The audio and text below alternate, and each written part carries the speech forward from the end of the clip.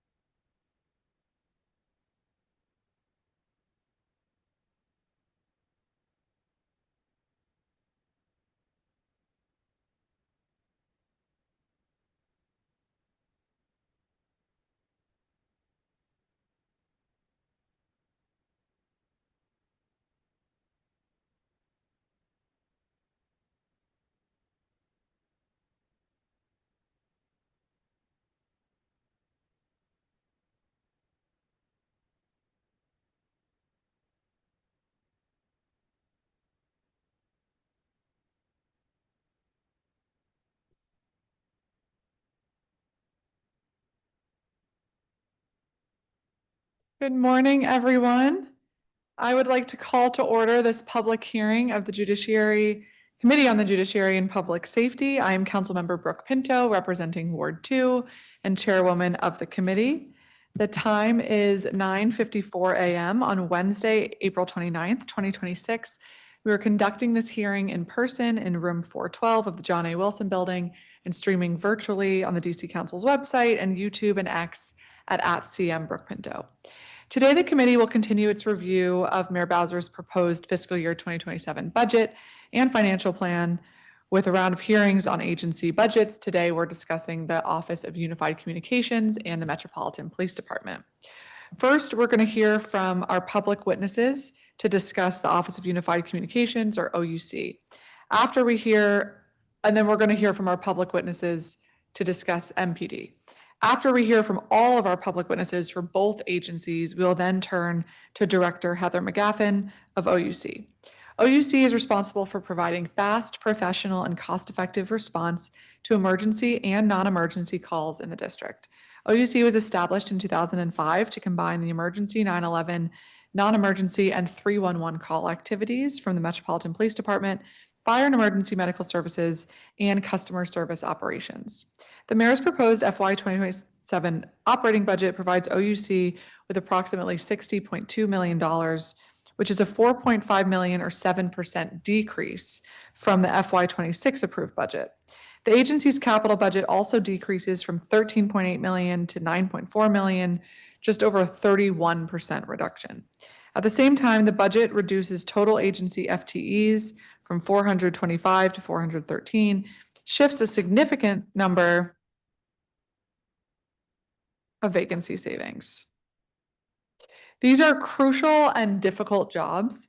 OUC's call takers and dispatchers, supervisors, and technical staff are responsible for maintaining the district's emergency and non-emergency communication system every hour of every day.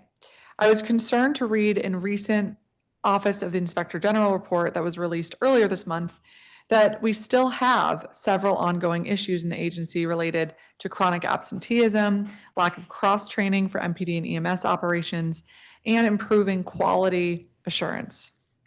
Since some of these concerns also have a budget nexus, I'll be curious today to learn about whether the agency is equipped to meet and improve these ongoing concerns. I look forward to discussing with Director McGaffen how this budget will give the agency what it needs to maintain service levels, continue filling vacancies, support retention, and ensure that the 911 call center is fully and reliably staffed to address some of the outlining issues identified in the OIG report. I also want to discuss the proposed reductions and shifting within 911 and 311 operations, including what impact, if any, those changes will have on call wait times, dispatch capacity, overtime, and staff workload.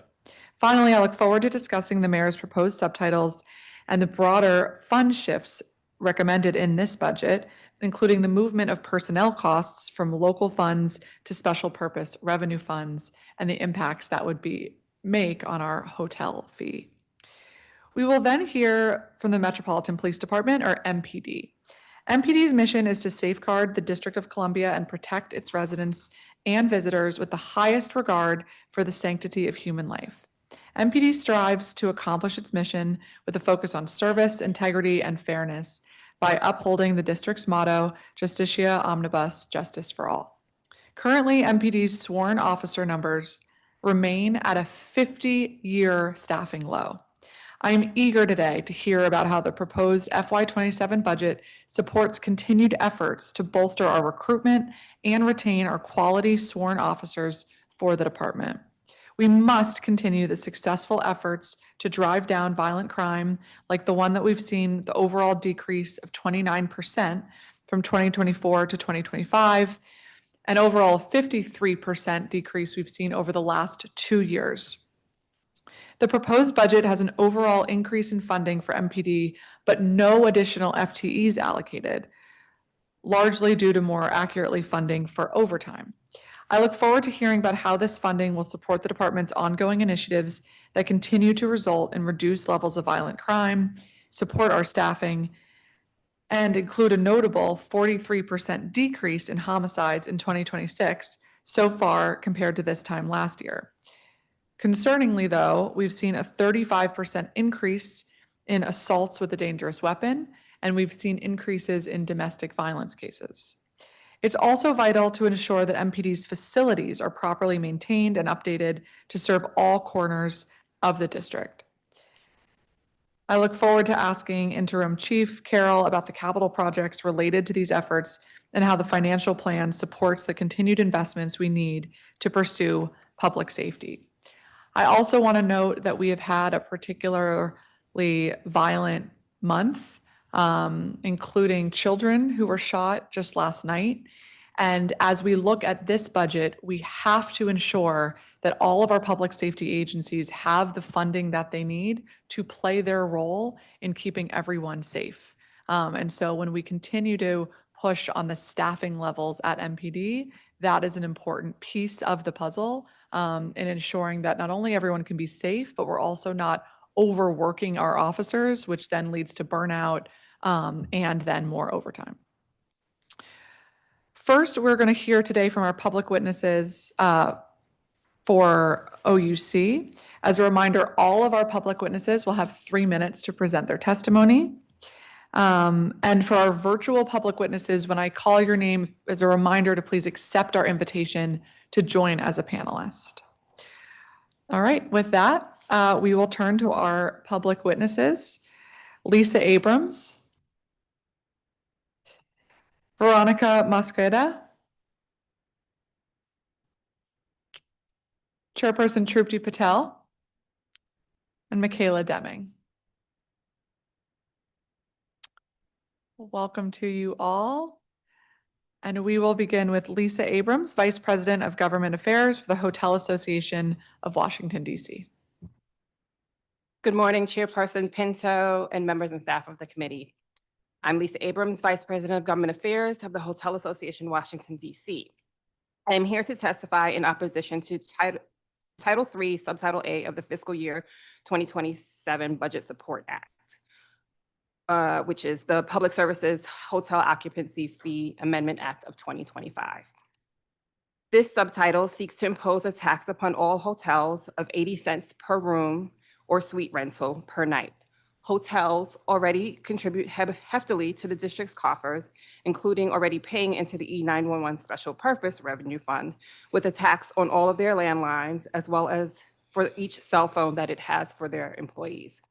This is the 5th time that the mayor has proposed this tax on our industry, first in 2017, again in 2019, 2024, and 2025, and now this year. Our opposition to this tax remains unchanged. As we have continuously stated, it is not clear why the hotel industry has been repeatedly targeted to impose this tax. The correlation between the proposed bed tax and our industry continues to be murky.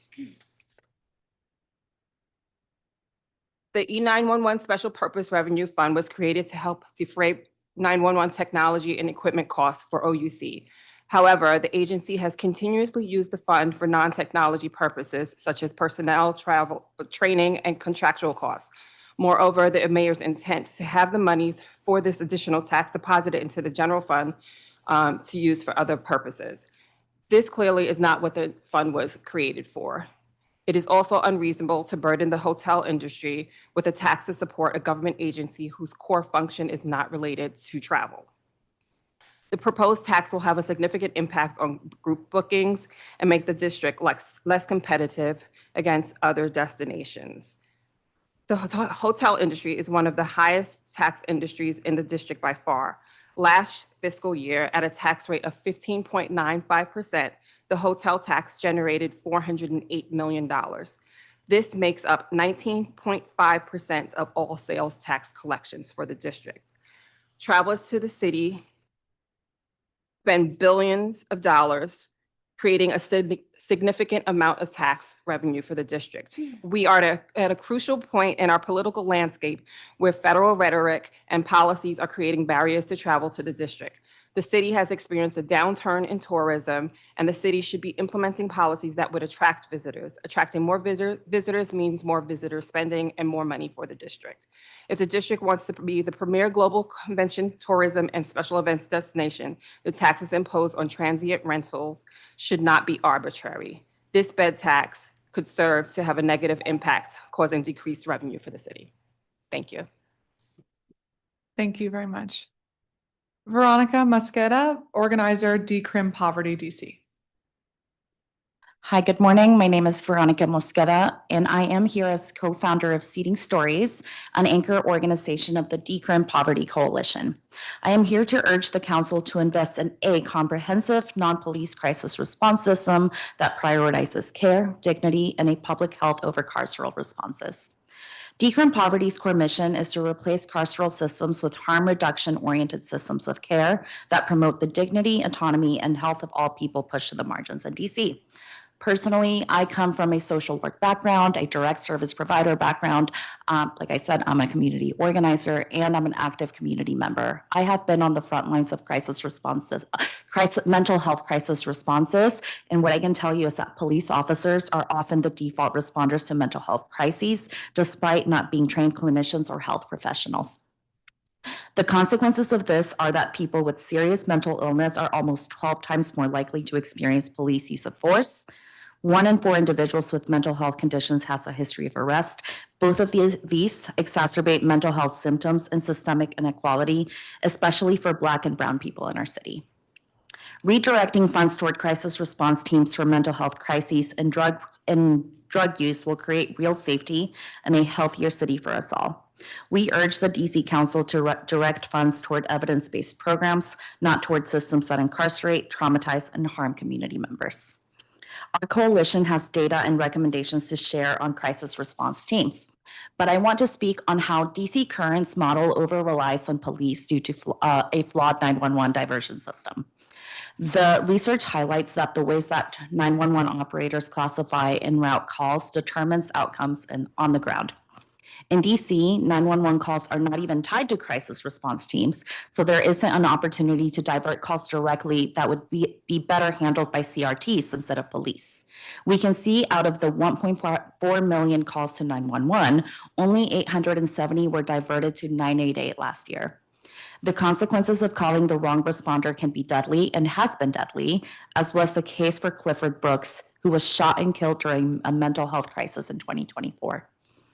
Interactions with the police perpetuate trauma, and what people experiencing mental health crises and their loved ones need is agency, professional support, and responsive and well-funded programs in their care. Additionally, we need to follow the evidence and authorize 24/7 harm reduction centers that include safe consumption and drug checking programming. This would offer people a safe place to receive life-saving services that are evidence to help people access life-changing services while avoiding preventable overdose death. When allocating resources, we need to invest in community-based, responsive, comprehensive, and harm reduction-centered models that give people agency over their bodies and their care plan. In DC, several nonprofit organizations are well-positioned to lead or partner in this work. Grassroots organizations are connected to the community that will also support, and these groups already have trusted relationships and cultural competence that government systems lack. DC has an opportunity to lead the nation in building a crisis response and harm reduction system that reflects our values: care over punishment, health over enforcement, and community over coercion. Thank you very much. Chairperson Trupti Patel, Commissioner from ANC 2A. Good morning, Chair Pinto, members of the Committee on Judiciary and Public Safety. Thank you for holding this performance oversight hearing and for the opportunity to enter my testimony into the official record. My name is Trupti Patel, and I'm a 4th-term Advisory Neighborhood Commissioner representing Single-Member District 2A03 in the historic Foggy Bottom, and I serve as the chair of ANC 2A. I am testifying regarding the performance of the Metropolitan Police Department during 2025 and into 2026. I want to be clear at the onset. Effective policing depends not only on enforcement, but on public trust, data, integrity, and accountability. Over the past year, all 3 have been seriously tested. A police department cannot function effectively when integrity is subordinated to optics. As MPD moves forward under new leadership, this committee must assess whether reforms are structural or merely cosmetic. These concerns are especially urgent given the scale of public investment. Under the mayor's FY 2027 proposed budget, MPD is slated to receive approximately $688.5 million in gross funds, including roughly $674.5 million in local funds, representing a significant increase over prior years. Let me be clear, Councilwoman, the slogan you hear in the streets, no justice, no peace. The venerable monk Bhikkhu Banakara broke it down. He said that we wouldn't have to say that if communities actually felt a sense of peace. Communities don't feel a sense of police with police there because they're not protecting them, they're agitating them, they're harming them. So to increase the funding to an instrument using my tax dollars where communities are harmed is not acceptable. I call for a reallocation of services. Critical core agencies at OUC, such as OUC and MPD, have not been effective. And it's been a real disappointment to see my tax dollars being used that way. We already are occupied by the National Guard. Once again, taxpayers are paying over $1 million a day to feel safe. We don't feel safer in our city. If anything, we're just made to feel more unwanted in the place we call home. And so I want to end that public safety is strongest when communities view police as legitimate partners, not unaccountable institutions. Rebuilding trust will require honest data, independent verification, transparent discipline processes, and transparent and sustained engagement, especially in communities most impacted by both crime and policing.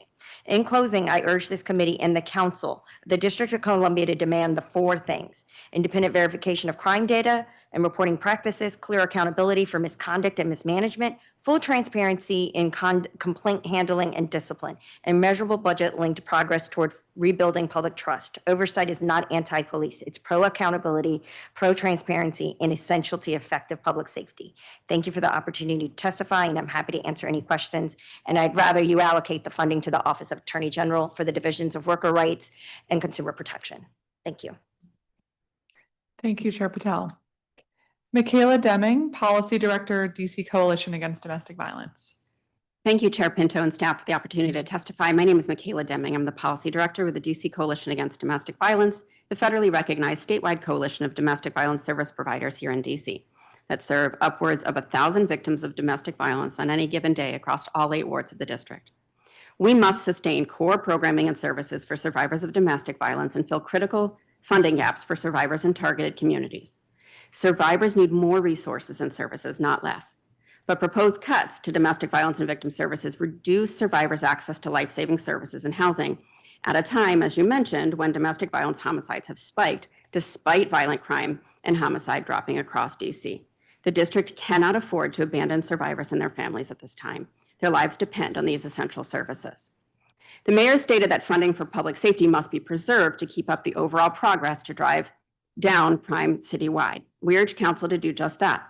Restore the $6.3 million in cuts to domestic violence and victim services in OVSJG and DHS, and provide an additional $4.4 million over FY26 levels to sustain current services and fill critical gaps for survivors in targeted communities. As federal policies continue to create concern for many and threaten the safety and stability of our most vulnerable communities, adequate local funding is necessary to fill critical gaps for our marginalized neighbors, including immigrants, people of color, LGBTQ+ individuals, unhoused individuals, those reentering from periods of incarceration and their families. The broader social safety net is also a lifeline for survivors in crisis. Yet the budget includes devastating cuts to child care subsidies and workers' pay, paid family leave and medical leave, SNAP and TANF benefits, legal representation, and emergency rental assistance, removing the very resources necessary for domestic violence survivors and their families to become independent from their abusers, puts lives at risk, and undermines broader community safety. In contrast, MPD sees a 15% larger budget in the mayor's proposal, an increase of over $89 million. We could achieve greater community safety by preserving and investing that $89 million into $10 million for OVSJG victim services, $1.9 million to fill critical gaps for domestic violence services, $27.3 million for access to justice, $685,000 to restore cuts to the DHS line for domestic violence, and we'd still have nearly $40 million left over to fund more essential services, like restoring all of the cuts to DHS's economic security programs, or restoring all the cuts to family services and homeless services in DHS. We join the request to fund victim services at $59.6 million and protect the entire OVSJG portfolio, and stand in solidarity with the Fair Budget Coalition, LGBTQ+ Budget Coalition, the DC Justice Lab, and their platforms. Despite the recent press conference calling attention to increasing lethal domestic violence, no movement has been made to ensure all survivors have equal access to law enforcement. DC Code Section 24-211.07 must be amended to protect victim and witness information from immigration enforcement threats. Until that happens, immigrant and immigrant-looking survivors will continue to feel unsafe calling MPD or benefiting from any of the over $500 million their budget includes. Thank you for the opportunity to testify, and I'm happy to answer questions. Great. Thank you very much, Ms. Deming. Thank you all for your testimony. Appreciate it. We're going to call our next panel, Gregory Pemberton, Joey Ferguson, Gregory Sakas, Ashley Anderson,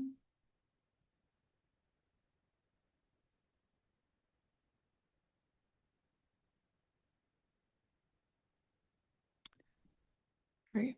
Welcome to you all. Thank you. We'll begin with Gregory Pemberton, President of the DC Police Union. Thank you, Chairwoman. Good afternoon, members of the committee. Thank you for this opportunity to testify. As president of the DC Police Union, I speak on behalf of approximately 2,800 sworn police officers, detectives, and sergeants who serve this community as members of the Metropolitan Police Department. I've been providing testimony in these hearings for years, highlighting the alarming decrease in staffing year over year and the exponential increases in overtime usage to make up for these shortages. My testimony today is that the MPD remains in dire condition. The mandatory overtime usage is beyond abusive. Members' days off are regularly canceled with little or no notice, and unexpected holdovers have become the norm.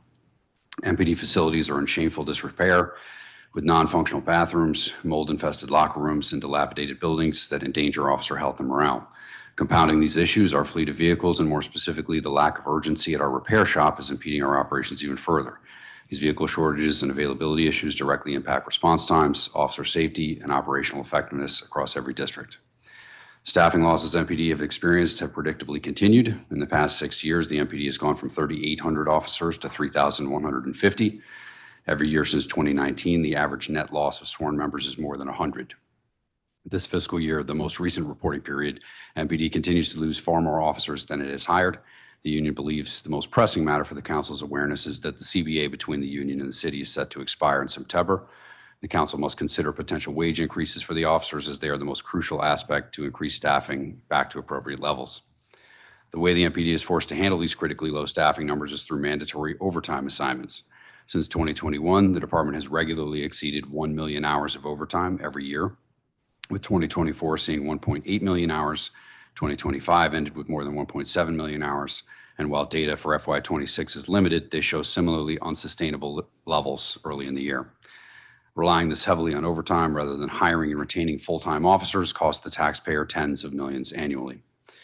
DC Police Union strongly supports the mayor's proposed FY27 MPD budget. The significant enhancements for personnel services, overtime alignment, contractual services, fleet maintenance, and facility-related investments represent a critical and overdue step towards stabilizing our workforce, improving retention, and addressing deplorable conditions in our members face every day.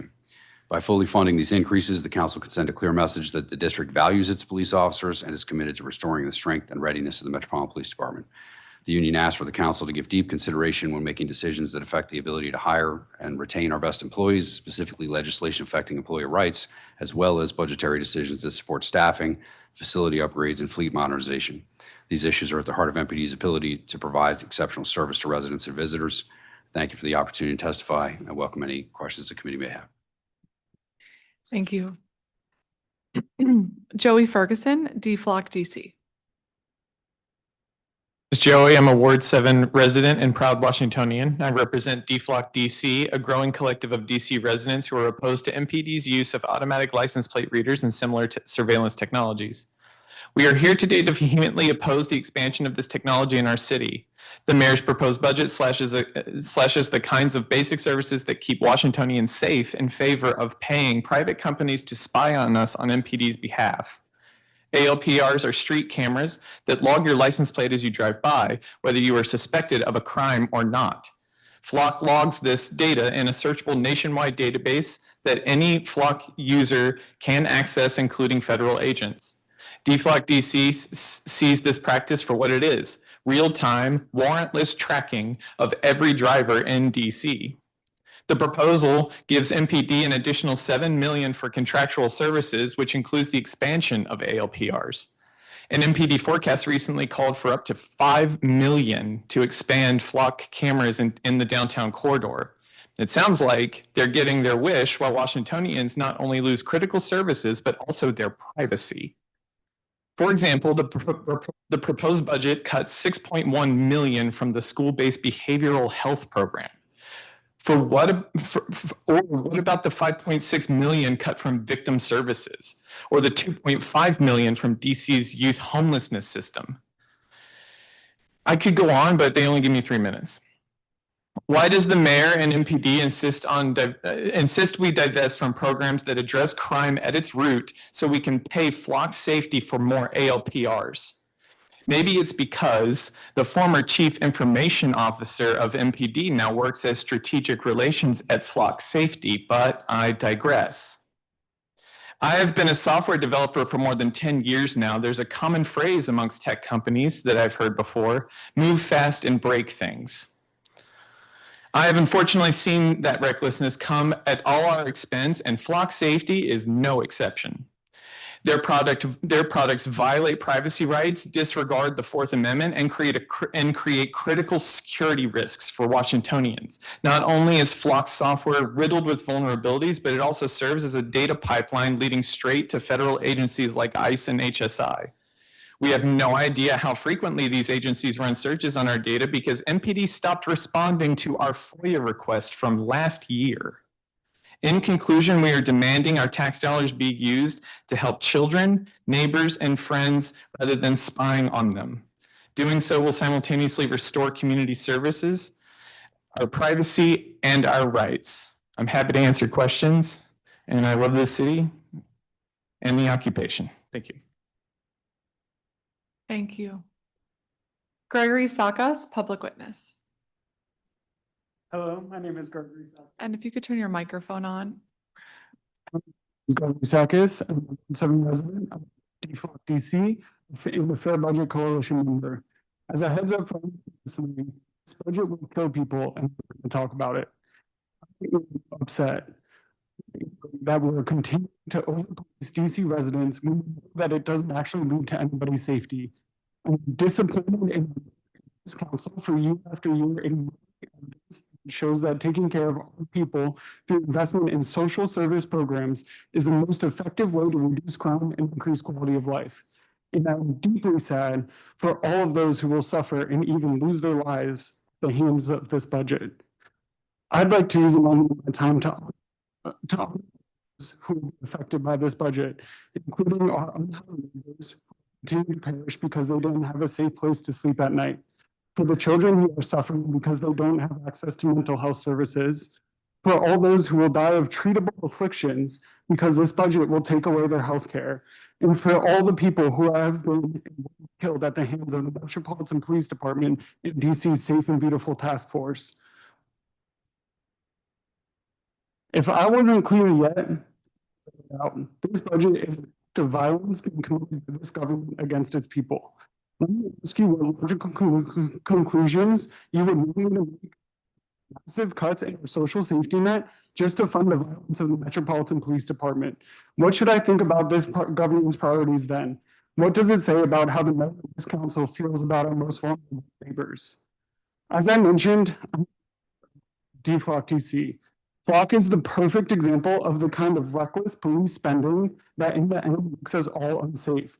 This kind of dragnet surveillance is nothing but dangerous. If DC continues to fund companies like Flock, it is only time before there is direct violence as a result of this technology in DC. There have already been cases of hacking, stalking, and other abuses of these cameras across the country. Why are we allowing DC to suffer at the hands of this technology as well? Surely we can find a better use for the $5 million that is forecasted to be spent on Flock cameras. Sources for everything that I'm saying are testimony, including recommendations from Fair Budget, equally appropriate these funds, like using $100 from MPD overtime funds to fund ELAB. Pinto, I highly recommend you read the full thing, especially if you still do not understand that funding schools and housing, increased policing is how we keep our children safe.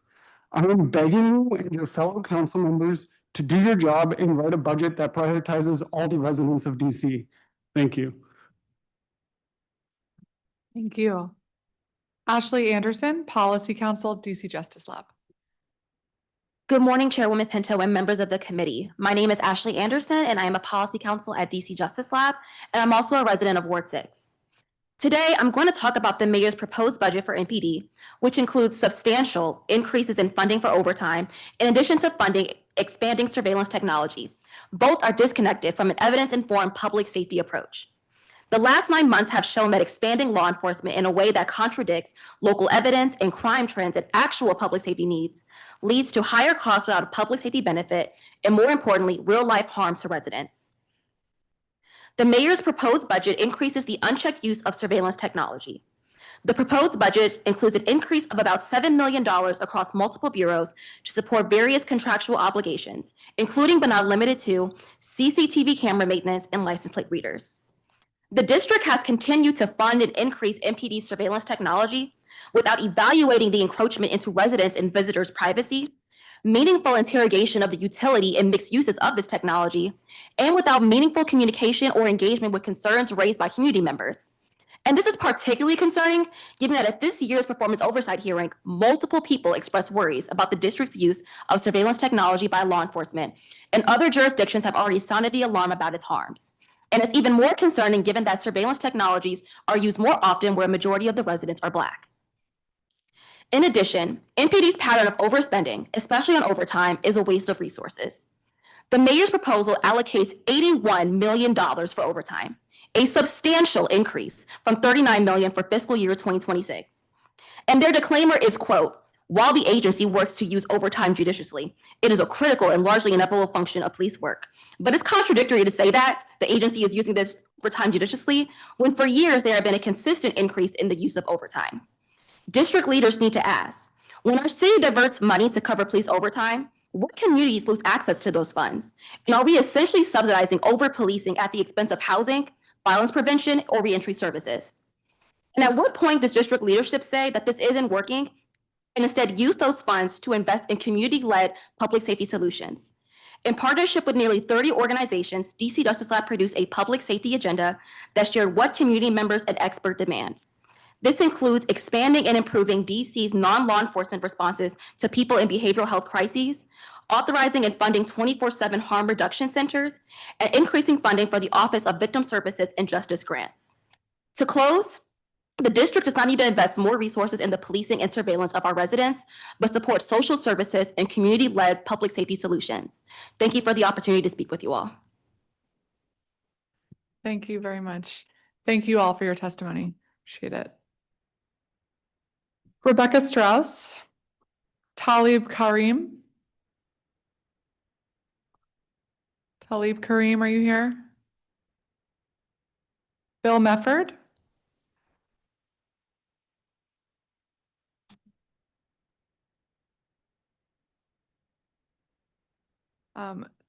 Sequenly Gray. Frankie Sbron.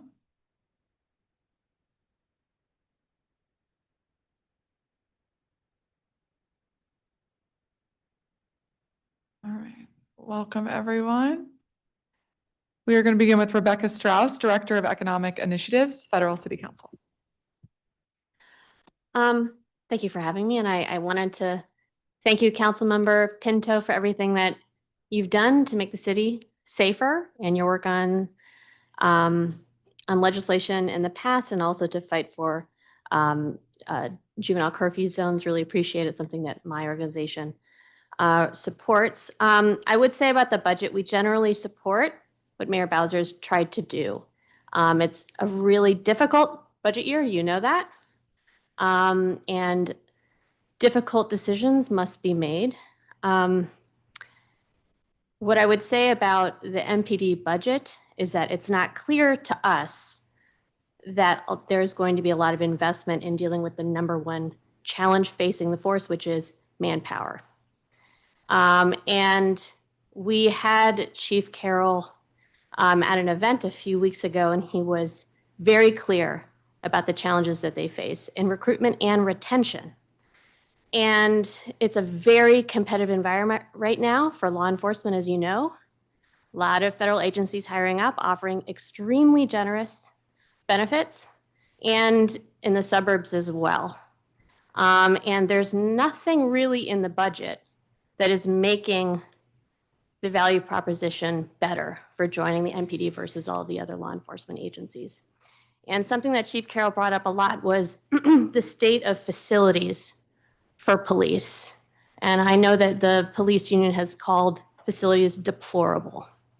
Now, the mayor's budget does have money for public safety facilities, and that's important, but to my knowledge, there's no new money for actual police facilities.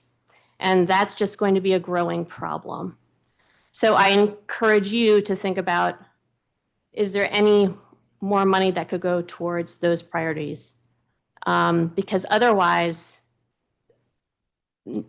it's going to get worse. Thank you. Thank you. Bill Mefford, Executive Director of the Festival Center. Good morning. Thanks for allowing me to testify. Preparing for today, I reflected on where we are at this moment in time. In the 36 years I've spent in full-time Christian ministry, I have never had a more challenging year than this one. Central reason for this is simple. It's the constant threat of terror from the continued collaboration between MPD and ICE, and the continued refusal of our elected leaders to hold either accountable. So, but yet, we continue not just to fund them, but to spend even more money. Just seems like madness. At the Festival Center, our primary concern is safety, and we know that safety comes from investment over enforcement. So what does safety look like when we consider the budget before us?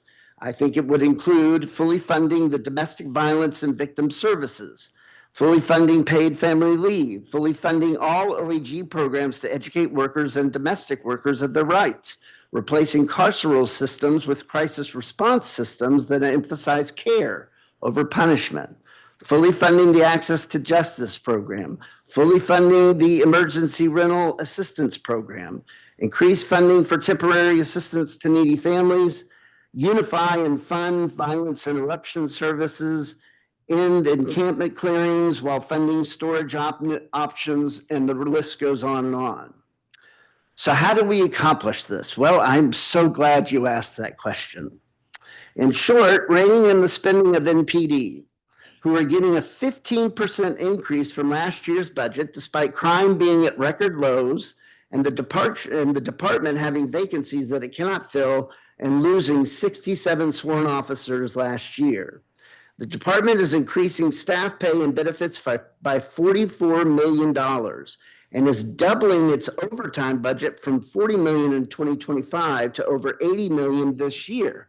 That's the whole ball game.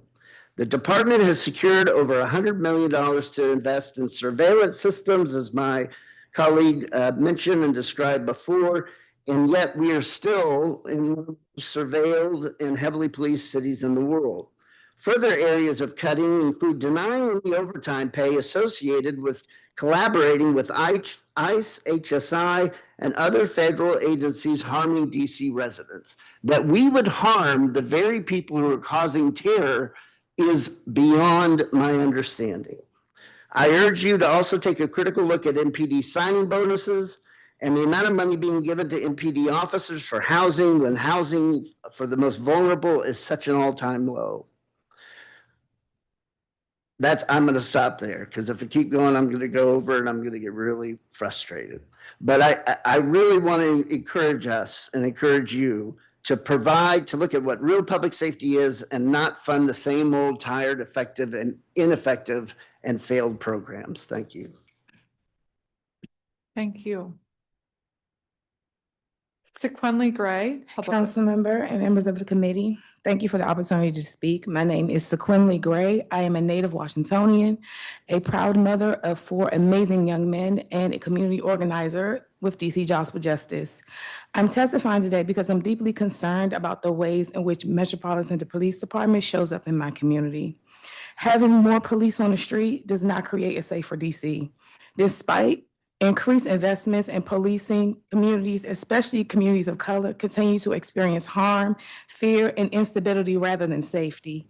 There is a lack of transparency when incidents occur in our communities of color.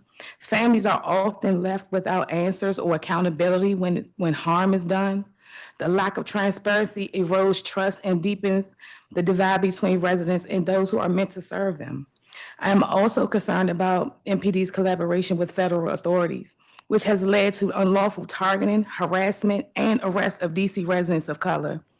This only adds to over-policing and criminalization already experienced in our neighborhoods. Recently, the approval of the youth curfew allows police to threaten and arrest young children as young as 12 years old. At the same time, there has been a narrative that places blame solely on parents for what has been labeled teen takeovers, which, while crucial social programs their families rely on, continue to be cut. The approach criminalizes our youth instead of investing in them. We should be asking deeper questions. Why are young people not going home after school? Could it be due to unstable housing or housing conditions in under-resourced communities? Why are they outside at night? Are they avoiding circumstances at home that are beyond their control? Why are they gathering in large numbers? Could it be because their need for safe spaces, programming, and support has continuously been underfunded? The youth are the future of our city. They deserve to feel supported, valued, and safe, not surveillance and criminalized. In our communities of color, we know when police called or show up, situations often escalate rather than resolved.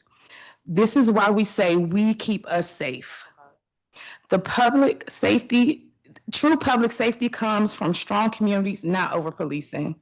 At the same time, MPD continues to receive increased funding year after year. Crucial programs that actually support safety and stability are being cut. The Access to Justice program, which helps residents facing eviction and unsafe housing conditions, is being gutted. Without it, families are at greater risk of displacement and exploitation by landlords. The Office of Attorney General Workers' Rights Outreach Program is being defunded. The program plays a crucial role in educating workers about their rights and connecting them to legal support when they experience wage theft or workplace abuse. Without it, many workers will not file complaints, leading to deeper financial instability, potential housing loss, and increased reliance on already strained social services. There are programs that truly keep our communities safe and stable. Yet they are being cut while MPD continues to operate with over a $500 million budget. We have the resources to invest in real safety. The question is if we have the will to prioritize people over policing. I urge the council to consider these budget priorities, invest in youth programs, housing stability, worker protections, and community-based solutions that address the root causes of harm, reduce over surveillance on policing, and ensure accountability and transparency for MPD. The committee specifically has the opportunity to fund programs like Access to Justice and the Workers' Rights Program by taking very little funding from MPD's budget. Thank you for the opportunity to speak, and I look forward to answering any questions. Thank you. Frankie Sbron, Free DC, and Harriet's Wildest Dreams. My name is Frankie Sbron. I'm a third-generation Washingtonian, a mother of 2 children who attend DCPS. Today, I'm here representing Free DC and Harriet's Dreams. In a year of quote-unquote tough choices and supposedly unavoidable cuts, the mayor is requesting $89 million more of our tax dollars for MPD. If I do my job poorly, I don't get rewarded. It seems that whether police do a good job or a bad job, the response is always give them more money.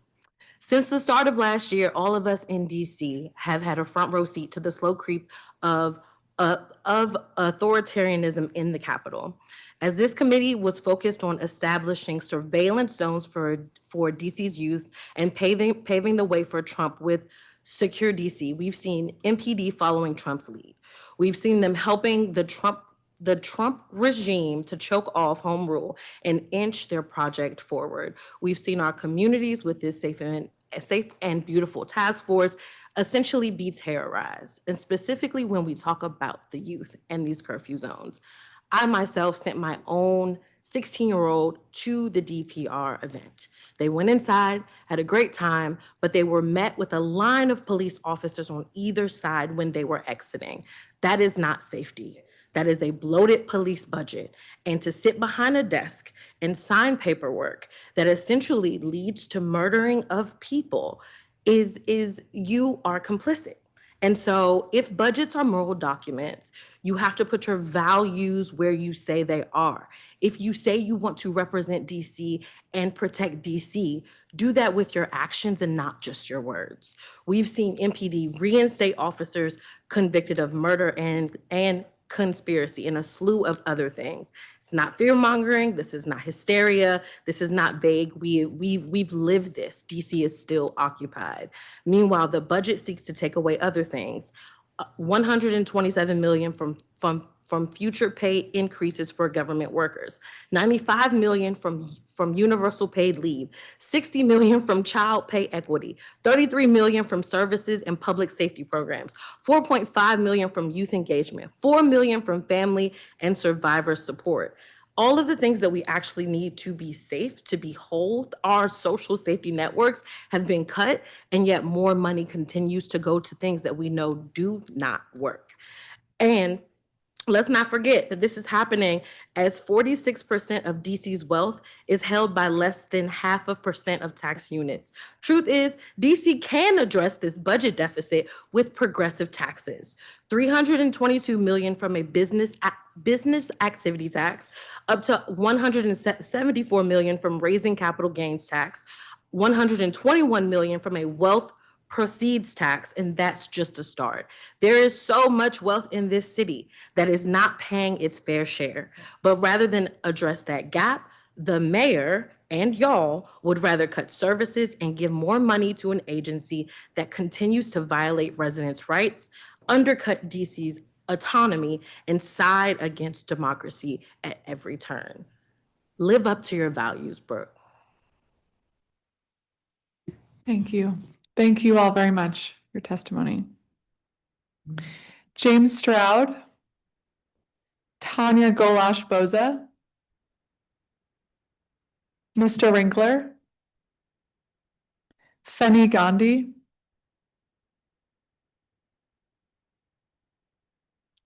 and then Jataya Foster. We're going to add a 5th chair to this panel.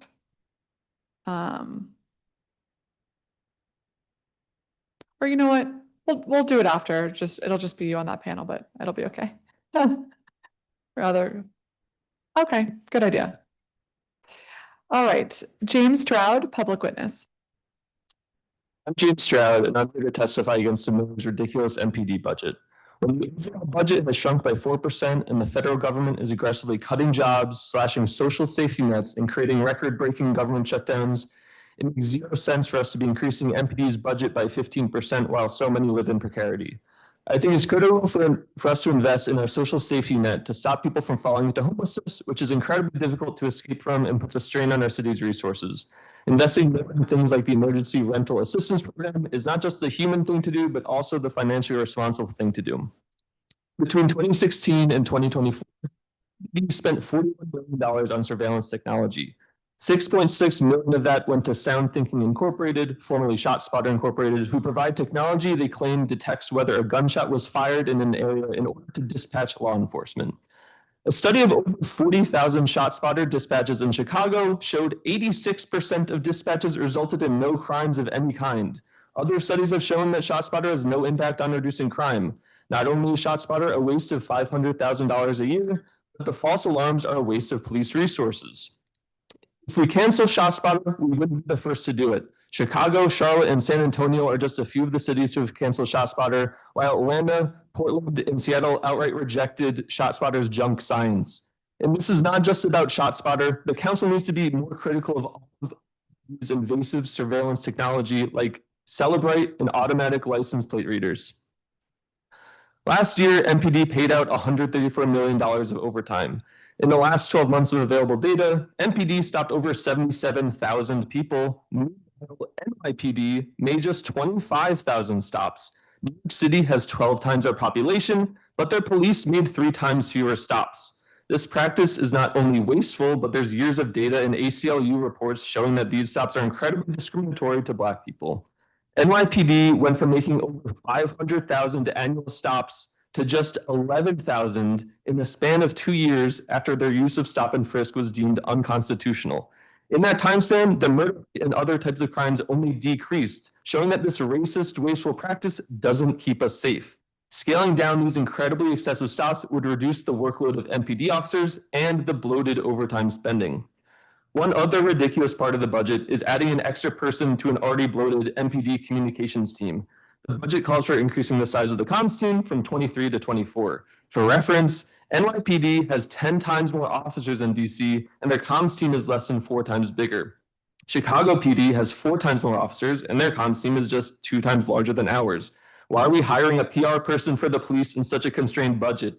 How are PR people keeping us safe at all? If anything, we should be cutting from here. Invest in programs that support people through these rough times instead of institutions that lock people up and put them in vicious cycles of poverty and homelessness. Thank you. Thank you. Tanya Golash Boza, public witness. Good morning, Chair Pinto. My name is Dr. Tanya Golash Boza. I was born and raised in Ward 4. I'm a professor of sociology and the executive director of the University of California, Washington Center. I'm here to urge you not to increase the budget of the Metropolitan Police Department. We do not need additional police officers. We do not need to pay police officers overtime to patrol the streets. I say this based on what I see every day in wards 1 and 4, where I spend time walking on Kennedy Street, 14th Street, and Georgia Avenue. What I see is nuisance policing, quality of life policing, police officers and federal agents harassing Black and Latino residents over expired tags, temporary plates, tinted windows, open containers, and marijuana. Not long ago, I saw a young Black man get pulled over. He had just bought an Infiniti from the dealership.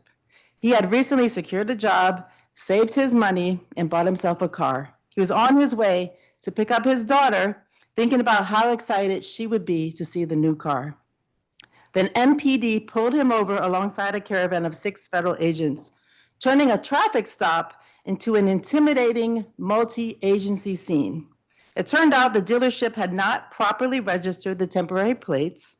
That may have been the dealership's fault, but this young man paid the price. His car was taken. He had to go to the police station. He had to navigate the costs, paperwork, lost time, and stress of getting his car back, and he had to figure out who was going to pick up his daughter. That is not public safety. That is punishment. I have seen multiple car impoundments in my neighborhood. These are not responses to violence. They are armed operations over registration issues. They create fear, trauma, and financial strain. They can mean losing the ability to get to work, take children to school, care for elders, and pay rent. The people who have been targeted that I've witnessed on the street are exclusively Black and Latino.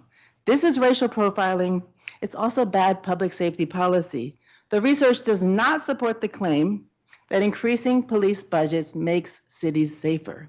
A recent study of 61 large US cities found no significant association between police spendings and community firearm violence. The research also shows that aggressive order maintenance policing, the kind focused on low-level disorder and minor violations, does not reduce crime. We have to be honest about what we are funding. More money for MPD means more stops, more armed encounters, more opportunities for fatal encounters, and more chances for DC residents to be pulled into the criminal legal system because of poverty, race, or immigration status. This does not make us safe. Public safety is produced by housing, good jobs, strong schools, mental health care, violence interruption, youth programs, and stable families. I urge the council to not increase the budget, to end MPD participation in joint patrols, to require MPD to release stop data. I know you just passed the act, but they haven't released the data. And also invest in violence prevention, housing, youth employment, mental health care, and community-based safety. Thank you very much. Thank you. Mr. Wrinkler, public witness. Good morning, Ms. Pinto. Good morning. This MPD budget reflects money that we desperately need elsewhere. I'm just going to run through a quick list, echoing many of my colleagues. Sound thinking, $500,000, also formerly known as ShotSpotter. We've already spent $6.6 million on this. Houston Council last year decided to cancel a contract. Let's cancel it. Let's take that money back and spend it elsewhere. As folks have said, it doesn't make us safer and it wastes MPD's time. We're concerned about overtime. Great. Let's reduce what they're doing. Flock cameras, we have a $1 to $5 million contract pending. Let's cut it. It's invasive. It doesn't help us. Cellbrite and Pathfinder, more digital surveillance. It's also an Israeli company. These tools make everyone's data vulnerable. Given MPD's relationship with federal agents, you weren't able to get any straight answers from their oversight hearing. The best way to make sure that this data doesn't get in the hands of the federal government is to not collect it whatsoever. In addition, Israel's committing genocide and we should not be having contracts with Israeli companies. The communications department, the mayor's budget wildly calls for a 25th MPD communication staff member. In the time that we're cutting budgets for food, housing, and healthcare, I'm going to say we certainly need food, housing, and healthcare before they get number 25. In fact, let's cut 8 positions, go back to the 2024 rates where MPD had 16 staff members. And finally, overtime. Fewer MPD's officers equal MPD doing less. It does not mean fewer MPD's officers does not mean MPD gets to run up 20, 30, 40 million in overtime. We need to be serious. When there's fewer teachers, those teachers don't get unlimited checks. When there's fewer firefighters, those firefighters don't get unlimited checks. MPD needs to really hear from council. They don't have an infinite tap on money. In fact, they have to stop. And what's obscene is that you guys are saying they have infinite tap because they have 40 million now. You're saying they get 80 next year. It's wild that they get to spend that overtime up and then turn around and ask for more officers. What needs to happen to make that balanced is they do less. For example, stop and frisk, as my colleague just said. Stop stopping people. Great, you've just saved hundreds of hours of MPD time. Pull MPD out of schools. We had legislation about that. Great. Stop participating in federal task forces. How much are we paying for our MPD officers to collaborate with the feds? You have the power, Councilmember Pinto, to say, no, you will not get a single dollar to collaborate with the feds. And that's power that you have in your hands. And now what do we do with all that money? We just had a great list of all the things we are going to cut. One, we're going to fund emergency rental assistance program because guess what? If people are housed, there's fewer crimes happening. We're going to fund healthcare. So many of my friends lost Medicaid on January 1st because DC dropped their Medicaid rates from 200% above poverty level to about 180. That's obscene, and there's a gap. The council added some programs, some funding, but there's a set of people in that gap that no longer have healthcare. People, we need healthcare. Mental illness, we need non-MPD crisis response. Legal services, it's obscene that we're giving MPD more money to violate people's rights and we're taking away the very lawyers that help those people when MPD violates those rights. Programming for kids, on curfews, you're saying that kids need more resources and yet we're cutting DPR's budget. And finally, FOIA requests, we're supposed to have access to MPD's disciplinary records, but that bill has never been funded. Before we get a comms person, I want the legislation that we have saying that I should be able to FOIA MPD's officers to be funded. Thank you. Thank you. Thank you all very much. Fenny Gandhi and Jataya Foster.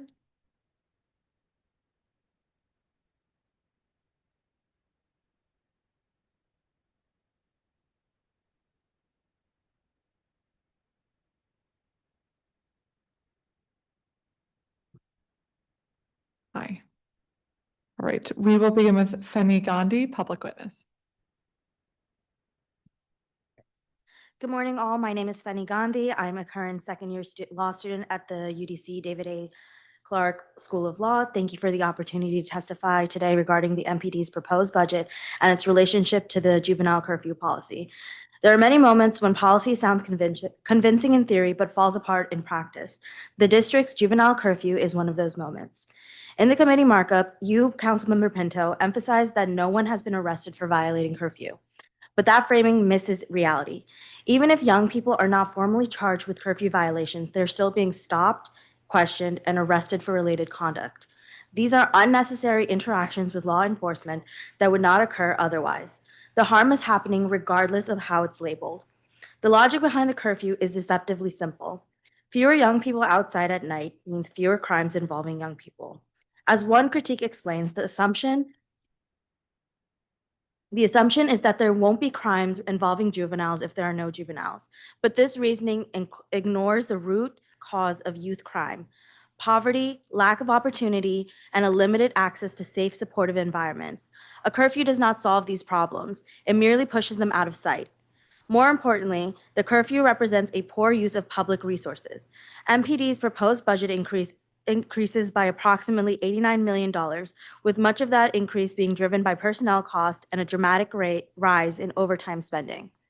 Enforcing curfew zones requires significant police presence at night, and the district is relying on overtime to sustain that presence. This is a reactive approach, not a preventative one. Rather than continuing to invest in strategy that has not produced meaningful results, the district should reconsider how these funds are allocated. Redirecting even a portion of these resources towards prevention would yield far greater benefits. What young people in the city consistently point to is a lack of safe, accessible spaces to gather. The problem is not simply that youth are outside, it's that they have nowhere else to go. DC should invest in third spaces, community-centered environments outside of homes and schools where young people can build relationships, access support, and spend time safely. The Department of Parks and Rec have already demonstrated the value of this approach through structured youth programming during school breaks. Expanding these efforts, particularly during evening hours, would address the underlying conditions that gave rise to the gatherings the curfew seeks to control. If the district is serious about reducing harm and improving public safety, it must move beyond policies that prioritize enforcement over investment. The question is not how to keep young people off the streets, but how to create a city where they have somewhere better to be. Thank you for your time and consideration. Thank you. Jataya Foster, Public Witness. Good morning, Chairperson Pinto and members of the committee. My name is Jataya Foster, and I am in my second year of law school at the University of the District of Columbia David A. Clark School of Law. And I'm here today to ask this committee a crucial question. Why are we protecting economic convenience by criminalizing our youth? Because that is exactly what the current juvenile curfew is doing when we implement curfew zones in Navy Yard, NOMA, and U Street corridor. The proposed increase in patrol funding is directly relevant to the juvenile curfew enforcement because patrol services are often the primary mechanism to enforce curfew policies. Increased patrol capacity means the district is responding to young people through enforcement rather than engagement. And this is why I urge the committee to reconsider the proposed $21.5 million increase for patrol services and instead direct those funds toward prevention by investing them in the Youth and Family Engagement Division, more commonly known as the YFED. If the council were to reallocate the proposed increase to the YFED, the district would be able to accomplish the outcomes we say we want, which is the reduce of violence, the promote of community safety. This allocation to YFED would strengthen relationships between young people and public safety systems. Rather than expanding patrol capacity, the district should strengthen the infrastructure that prevents harm before it even occurs. A $21.5 million investment in YFED could expand youth programming and increase violence prevention support and create a safe space and meaningful engagement opportunities for youth across the district. Public safety should not be solely defined by enforcement capacity, but should also include sustained investments in systems that make communities safer. So DC and this committee has a choice. Continue funding responses centered on over-policing and criminalization of the youth, or make deeper investments in prevention and youth development to ensure community safety. And I respectfully ask this committee to choose the former by redirecting the proposed $21.5 million increase in patrols and redirect them to the Youth and Family Engagement Division and demonstrate through this budget that prevention is a core public safety strategy. Thank you. Thank you. Thank you both. Thank you to all of our public witnesses who have joined us in person today. Appreciate you all being here. We are going to turn to our public witnesses who are joining us virtually. As a reminder, please accept your invitation to join as a panelist. Jonah Goodman, Dave Stadder, Paula Edwards, Commissioner Paula Edwards, Ty Hobson Powell, Oifa Anunnuku, Caroline Pryor, Scott Goldstein, Devon Montgomery, John Payne, L'Oreal Hawk,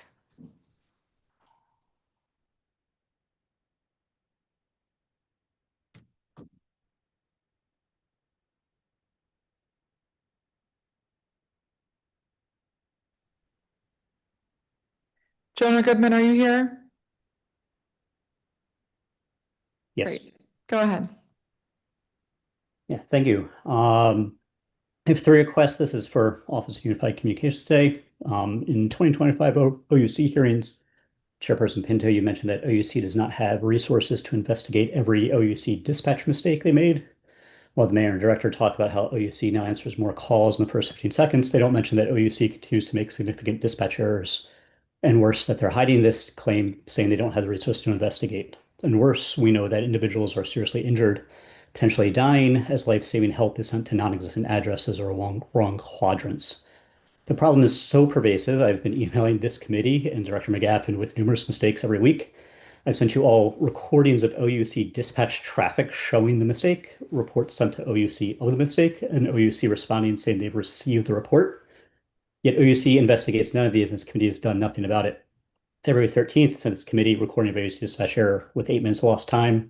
February 20, I sent the confirmation of dispatch error of cardiac arrest that sent to the wrong address. February 27th, I sent this committee recording of OUC dispatch error where they mishandled dispatch and lost 26 minutes every week. There is one of these going on. Chairperson Pinto, in your 2025 OUC oversight hearing, you admitted that, quote, it's a matter of time and resources to investigate these issues. And if they don't have the caller's phone number, even when you have a recording of the radio traffic from OUC making the mistake, the report with the time, the date, the location, and OUC has confirmed that they have these reports, this doesn't get investigated. So asking for budget to give OUC the ability to actually investigate all of these so we know how pervasive this issue is. It shouldn't take a citizen like me documenting these issues and send them over to the committee to review this. Director McGaffen in January 2026 OUC oversight hearing said, quote, everything we receive is reflected on that dashboard, but we know that's absolutely not true, given that Councilmember Pinto and Director McGaffen, you have emails with this documentation of these errors of the radio traffic and nothing gets put in. OUC's written response to this committee on April 14th are somewhat of a joke. When you ask about mistakes, they keep saying, after you hear from a concerned resident, OUC recommends the committee refer them back to the website to ensure details and allegations are provided for the review. But the director actually has all of these sitting in her inbox and is doing nothing about it. So recommendation here, get OUC resources or find resources outside of OUC to independently review the continuation of mistakes and what's happening so we can learn from them. Second, request funding for OUC to comply with laws around FOIA requests. We know, Councilmember Pinto, I've sent you multiple emails on this. OUC denies FOIA requests. The Mayor's Office of Legal Counsel comes back. OUC refuses to talk with them. MOLC sides with the people submitting the FOIA requests. OUC then denies it and says they won't report it. I asked for I FOIA'd Director McGaffen for records of her receiving a confirmation of an error and OUC's response saying they had it. We have that documentation, Councilman Pinto. I sent it to you. You have it. I have it. And Director McGaffen said they cannot find it and they're not going to comply with FOIA requests. So looking for independent resources so that OUC can comply with FOIA requests.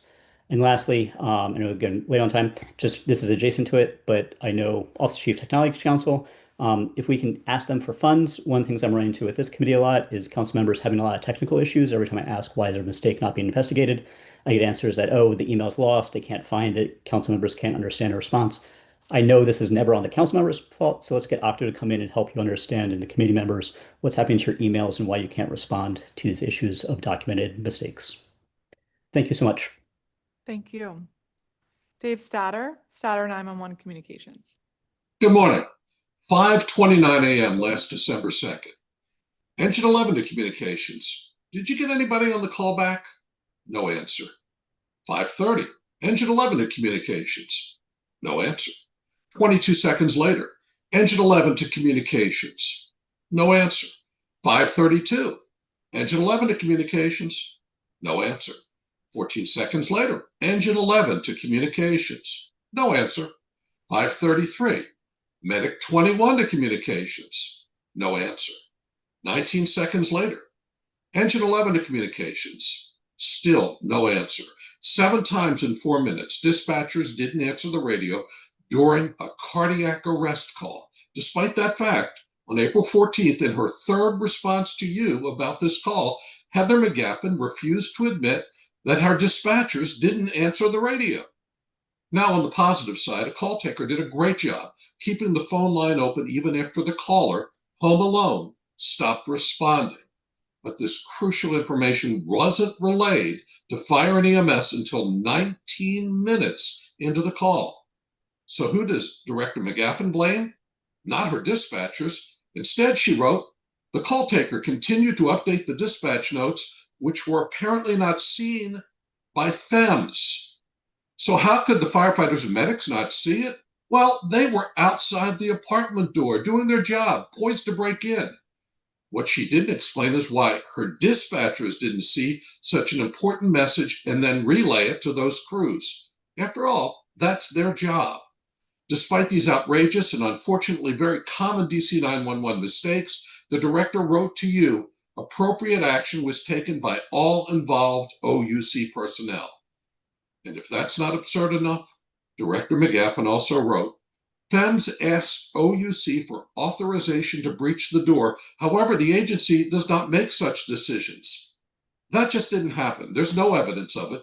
It's fantasy. If Miss McGaffen had listened to the radio traffic, she would have heard the officer of Engine 11 say, and I quote, I'm prepared to force entry. I'm ready to force entry. We just want to make sure we're forcing entry into the correct apartment.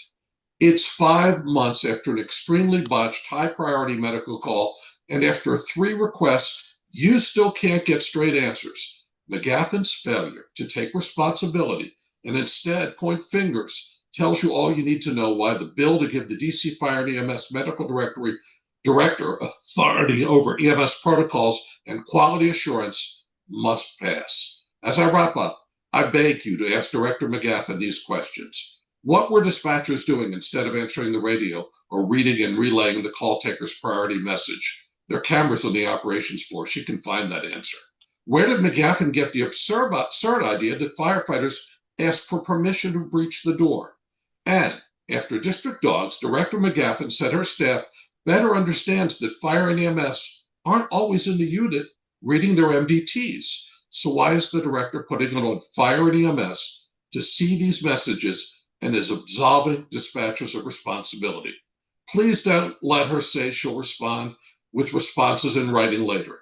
3 chances in 5 months. Time's up. It's her job to know these answers. If she doesn't, she should resign. Thank you. Thank you. Commissioner Paula Edwards. Hello, Chair Pinto. Thank you for allowing me to testify today. I'm the ANC Chair for Commission 4A and the Commissioner for ANC 4A01. I would like to testify in opposition to any cuts to the OUC budget based on my constituents' feedback. I do not have experience with the 911 system that other witnesses have, but I hardly think it would be improved by a budget cut. My experience has mostly been with the 311 system. My constituents seem to be satisfied with the 311 system overall, but are very critical of the way agencies use the system, specifically the way requests are closed without action. Oops, sorry. Or explanation.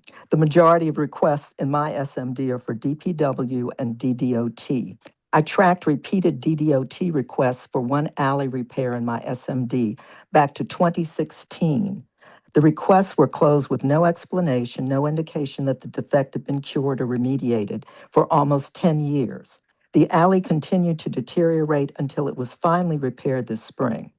Director McGaffen and the OUC community outreach team have been very helpful to me in understanding the limitations and stresses on the system. Similarly, DPW requests often involve the same addresses that are closed without correction or show repeated incidences of defect. This methodology ensures that the system is overtaxed and hastens its deterioration and failure. I hope we can invest more in improving agency responses and transparency in use of the 311 system and in helping constituents to understand how it works so that we do not destroy it. Thank you, and I'm available for questions. Thank you, Commissioner. Ty Hobson Powell.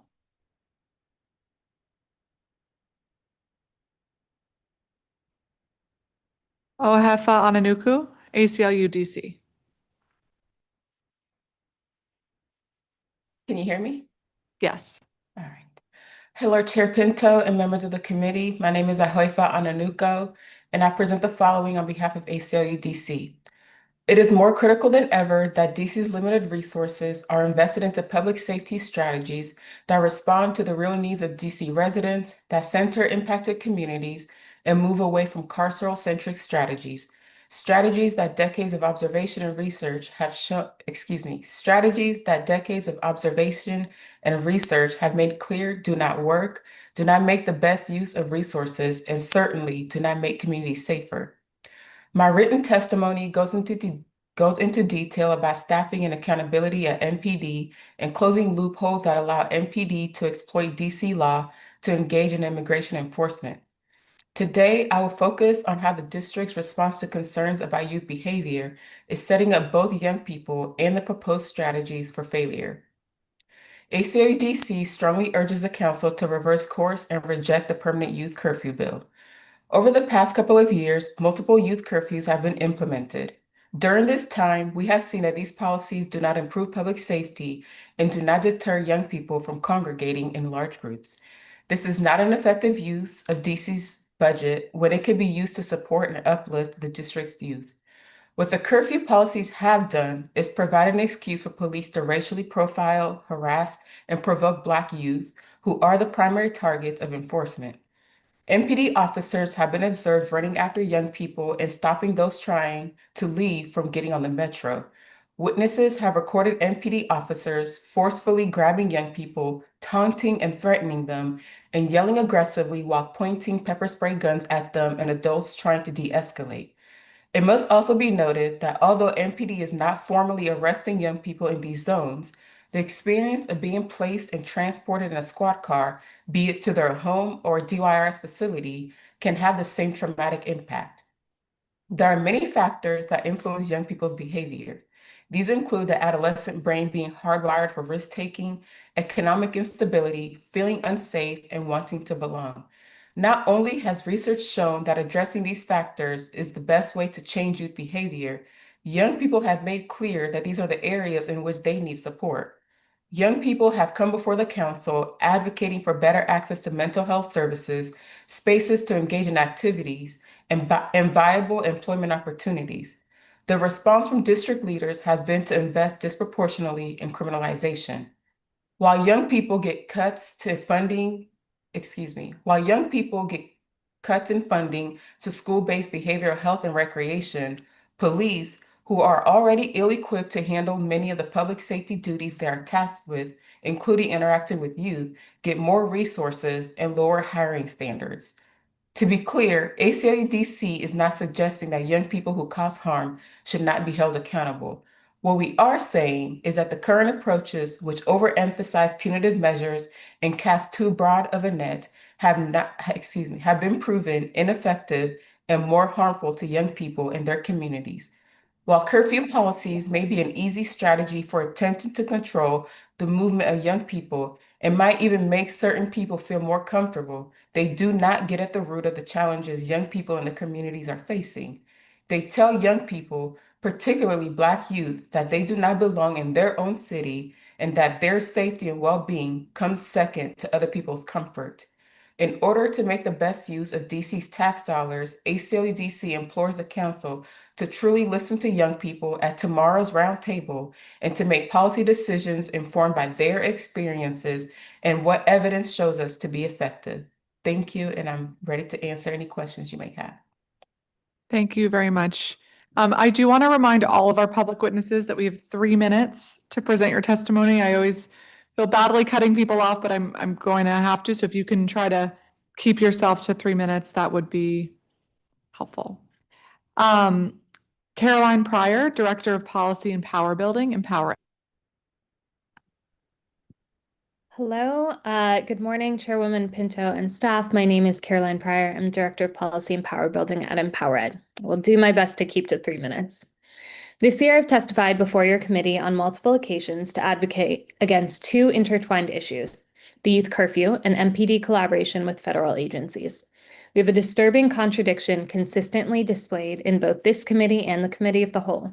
MPD says that they uphold certain guardrails, such as that they are not over-complying with federal law enforcement, that they are not collaborating with ICE, that they are not assaulting our young people with pepper spray or use of force, claiming that they are not arresting any children due to curfew violations, while community members affirm through eyewitness testimony that this is patently false. On occasion, when video evidence goes viral, council members pay lip service, but on the whole, and although we are grateful for your recent attempts to force transparency in federal law enforcement interactions, we are not seeing adequate attention to community voices. In many cases, what we're seeing is council protecting systems that perpetuate law enforcement harm despite direct evidence from young people and their families that it places them at greater risk. I won't extensively rehash my comments from the performance oversight hearing, which pointed out the vastly disparate impact of MPD's current policies on Black youth, 94% of reported stops and searches, and the removal of 127 young people from curfew zones to throw into YSC since calendar year 2025. We can look at testimony from school community members throughout the council session, documenting terrifying cases of immigration enforcement near schools. And I urge you to tune in tomorrow to Councilmember Parker's Youth Roundtable to hear students echo in his committee what they have said here, that youth curfew creates rather than prevents danger, and that we must invest in systems that empower them and their families instead, not in addition. Today, I also want to urge your committee to probe into the Juvenile Investigative Response Unit, which I suspect is the MPD unit, quote, investigating teen takeovers. Of deep concern is their collaboration with LEAs and individual schools mentioned several times in pre-hearing comments. In what capacity is this unit working with schools? What student records are they accessing? What meaningful oversight is council enforcing over this unit to prevent overreach? Each disclosure about this unit seems different from the last. Their vague promotional literature seems at odds with Deputy Mayor Apia's description of their work. Are they creating, quote, success plans for young people, as the Deputy Mayor testified? In what ways are schools expected to comply with this work or the unit's directives? Many of our schools exist in neighborhoods where students are violently over-policed and racially profiled, and where community members understand what's at stake. Many of those that did trust law enforcement after the past year have reevaluated that mindset. Students and teachers of history have already made connections in this committee between policies like the juvenile curfew and slave codes, between immigration raids and fascist nationalism. In your committee, you control enormous quantities of funding. Meanwhile, CHAMPS has been eliminated, school-based behavioral health has been slashed, DPR has lost millions, community schools has been zeroed out. We've lost the child tax credit and millions of dollars from TANF. But will council greenlight MPD's budget? While social services languish, we cannot pump more and more funding into MPD without accountability for the harm it funds, not just for us adults, but for future generations too. Thank you.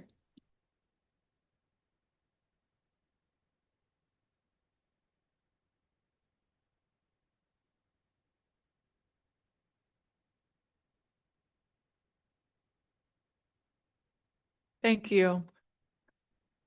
Scott Goldstein, Executive Director, Empower Ed. Good morning. I do the work I do because I feel a deep injustice and unfairness between the way I was able to experience childhood compared to the way young people have been treated in my adopted city where I've now lived most of my life. Washington, D.C. is full of amazing young people. I had the incredible privilege to teach so many of them for a decade and maintain relationships with them since. In the past year, especially, it has made me incredibly upset to hear the way young people are talked about, faced with efforts to control them rather than empower them, to hold them accountable without ever having provided them what they need to thrive. I'm a history teacher by training, so I hope you'll indulge me a little bit. The word curfew originates from the French words couvre-feu, which literally means cover fire. It comes from a time before artificial light when people still used campfires to stay up and talk before bedtime. At the time when it was time to cover the fire, all would retreat home for their first sleep. They would wake after 4 hours or so for their period of 1 to 3 hours of being awake before their second sleep. But the relevant part here is what they did before the sleep, which is to be together. Research finds that at this time, 80% of conversation during the day was about work, but 81% of conversation by the fire was about fun and brought deeper connection. There's probably no time in life where we long for connection more than adolescence. And we've jammed the lives of young people with long hours of school, followed by activities, followed by homework, and for many young people in DC, the need to care for younger siblings. They see entire neighborhoods built up of restaurants that they could never afford, yoga studios, dozens of adult gyms, kayak rentals, wineries, and breweries. The neighborhoods many of them live in have none of this, but they also don't have the things that they want most. A mall just to roam around and hang with friends, laser tag, teen dance clubs that are safe, fast casual spots like Chipotle, and on and on. They want to be in connection with each other and have fun. They want to do it safely. Our kids are not looking to cause harm. So when they jump on a bike share and ride through Navy Yard only to have police grab them and rip them off their bike for the crime of being Black while riding a bike through town and then openly taunt them, what message does this send to them? We owe the residents of DC real safety and justice. We do not have real safety when our plan for creating safety is banning people from a space. We do not have safety if, instead of creating the conditions for peace, working with parents, creating the needed programming, and working with community institutions with real trust with young people, we simply make it illegal to be in a group at a reasonable hour like 8 p.m. This is a budget hearing, so this is what should happen with the MPD budget. We should move funding from MPD signing bonuses, which have been ineffective budget policy, and prioritize pay for proactive justice staff from safe passage workers to educators and paraprofessionals, and reinvest much of that in CBOs that can actually have relationships with young people and give them a sense of identity and togetherness they need to be safe and joyful in our city. Working with the education cluster to prioritize deep investment in conflict resolution. 2 years ago, we brought a budget proposal for $250,000 in incredibly effective conflict resolution curriculum and teacher training to the council. There wasn't money for that, but there's plenty of money for police signing bonuses and overtime. We should transfer safe passage out of DMPSJ so it's not associated with MPD. We should work with the executive to increase the safe passage budget so safe passage workers can integrate into the school day full time. We should fund the mentorship bill authored by Councilmember Robert White that passed and never received funding, and work with DPR to dramatically expand programming both after school, late night, and weekends. Our vision for public safety and justice can't be the absence of children in our streets. It must be the presence of real peace, opportunity, and joy. Children deserve their campfire. You can budget to make it so. Thank you. Thank you.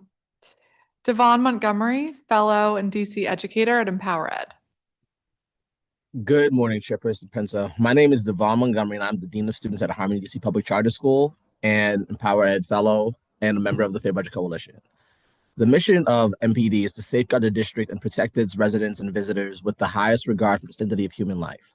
I challenge the council and this committee to help make this a reality by redirecting proposed funding from an already bloated MPD budget to protecting social safety nets that truly ensure justice for all. I'm here today to ask this committee to fund proactive safety measures that invest in our communities rather than in the police department. Safe passage, DPR youth programming, youth mentorship, and school-based behavioral health services are far more effective ways to approach public safety than implementing a juvenile curfew. Social safety nets serve to reduce poverty, protect people from economic instability, improve health, improve employment outcomes, and increase overall well-being of all DC residents, ensuring a basic standard of living for those who cannot support themselves. The proposed budget increases MPD funding from $599 million in FY26 to $688 million in FY27. This increase of almost $90 million includes about $86 million in local funds and nearly $4 million in federal funds. I would ask that MPD reach out for federal funding to secure the desired $86 million increase for overtime. I believe that administration would be more than happy to foot the bill to secure the nation's capital as it celebrates its 250th anniversary. We can all agree that every community is safer when residents are housing secure, food secure, economically stable, both physically and mentally healthy, well-educated, and have safe spaces to congregate. That $86 million in local funds dedicated to overtime could then be used to strengthen DC's social safety net in a variety of ways. $2 million in FY27 for the Youth Mentorship through Community Engagement Act, passed without funding.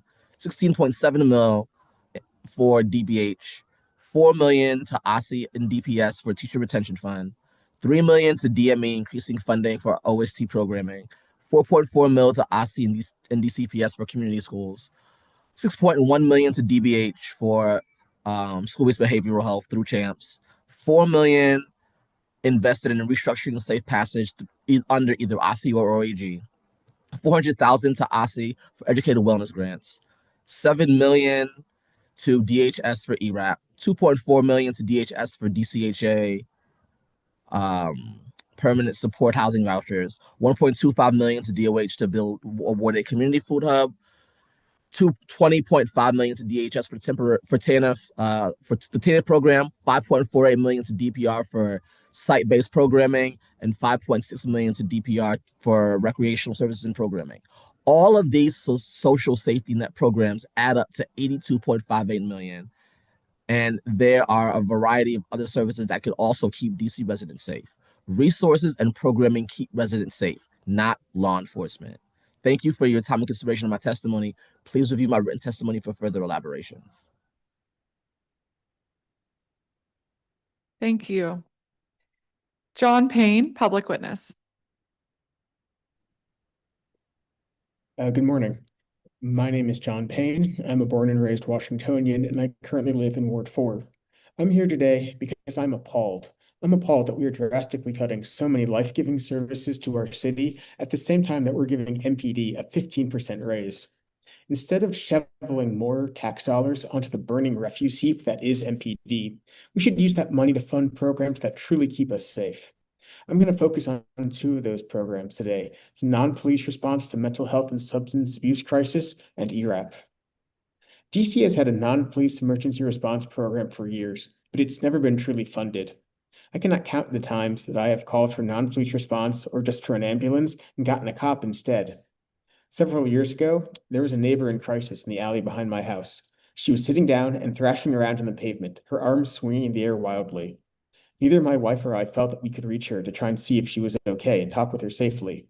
I called to get an ambulance, but before EMS could arrive, multiple MPD cars showed up instead. I don't know what the officer said to her, but she ran away before the ambulance could get there. There are sadly many more examples of this because we have not funded non-police response team to fully meet our city's needs. And there are some obvious things that we can cut from MPD's bloated budget.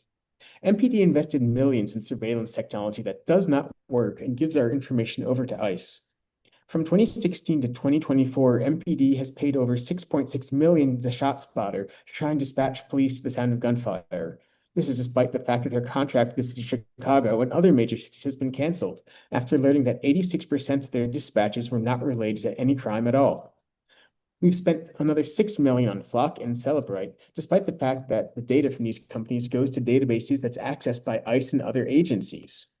These tools do not make us safe. They make our data vulnerable, and given MPD's relationship with federal agencies, the only way we guarantee that our data does not end up in the hands of ICE or the Big Beautiful Task Force is to not gather it in the first place. Non-police emergency response and an emergency rental assistance program are the perfect places for this money. The city is already investing in Narcan training and distribution sites, as well as public health vending machines. These types of non-police programs have helped significantly lower DC's overdose numbers. We need to keep investing in non-police responses to mental health and substance abuse so that anyone in crisis can get the assistance they need without interacting with law enforcement, without being harmed by a police officer, or being put into the carceral system. Similarly, investments in the ERAP program will keep many of our neighbors from becoming unhoused. Staying in their homes and apartments is what will keep people safe, not more police. And this is especially true given that our unhoused neighbors are now being harassed and assaulted by MPD and the federal task force. To close, the past year has shown in agonizing detail the problems that come with just shoveling money at MPD and expecting them to solve all of our problems. Instead of rewarding violent thugs who want nothing more than to keep their jack boots on our neck, let's use this moment as an opportunity to spend our city's resources and our tax dollars on the things that truly matter. Thank you. Thank you. L'Oreal Hawk. Bianca Palmisano.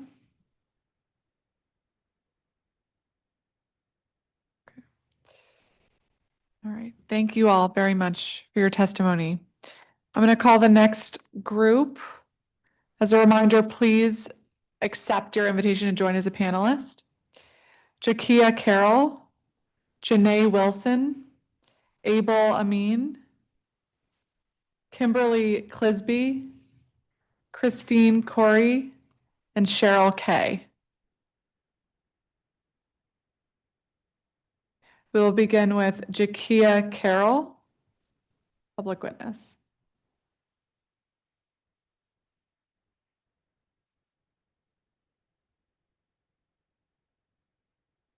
Okay. Janae Wilson, Crisis Response Team Director from DC Safe.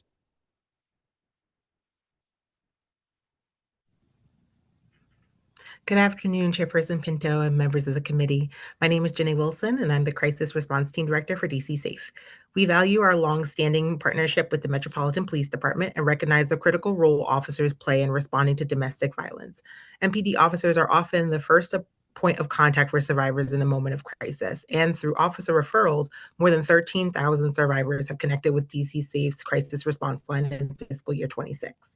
Their participation in initiatives like the Lethality Assessment Project has strengthened coordination and improved safety outcomes.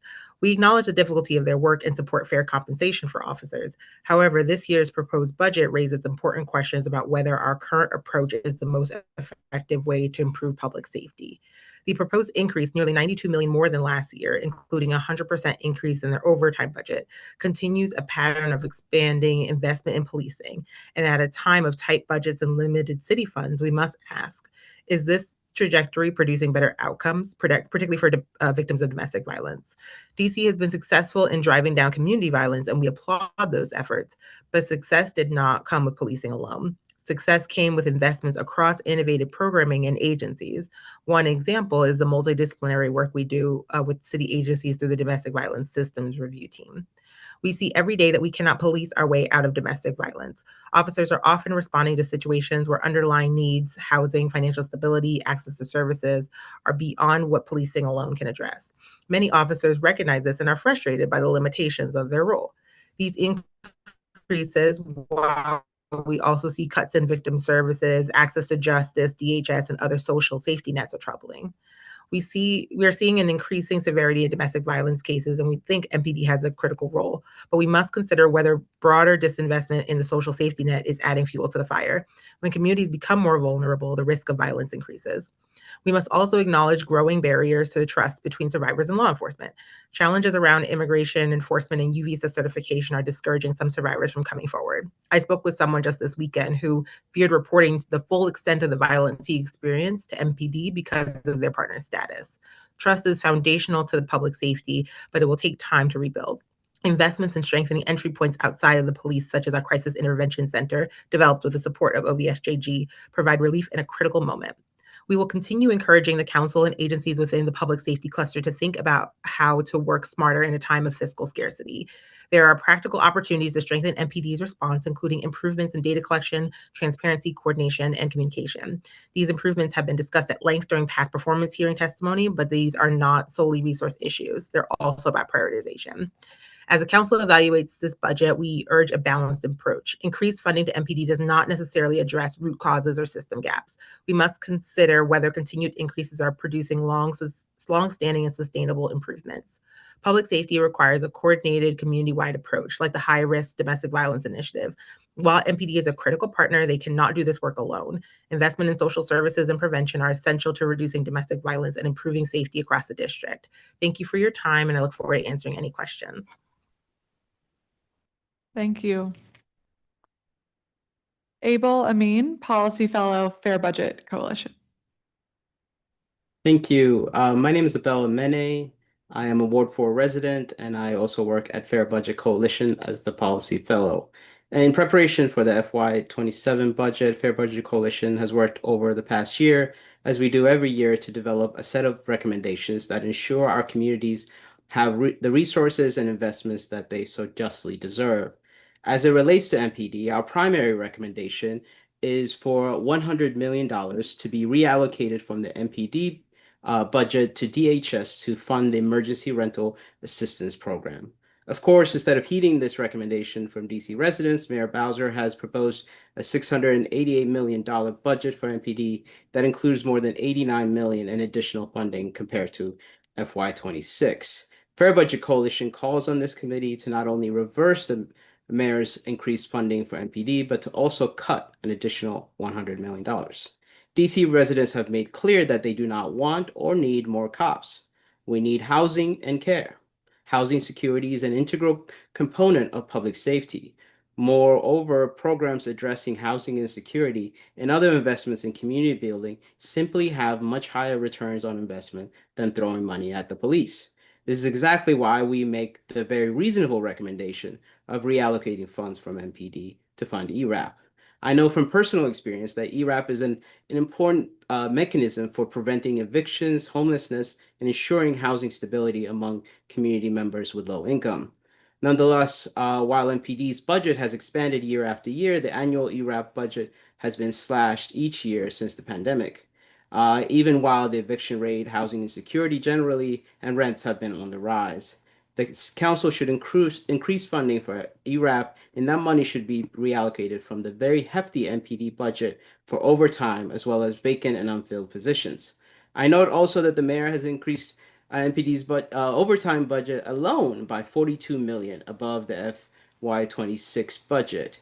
Like Trump, the mayor is disconnected from reality since this is an arbitrary and capricious increase in police overtime spending, which the council should reverse with no debate. Investment in safety net programs like ERAP have a better chance at reducing harm and violence in our communities by providing DC residents with housing, real safety, and care. Because true community safety comes from investing in the people. Thank you very much. Thank you. Talib Karim, Executive Director of STEM for us.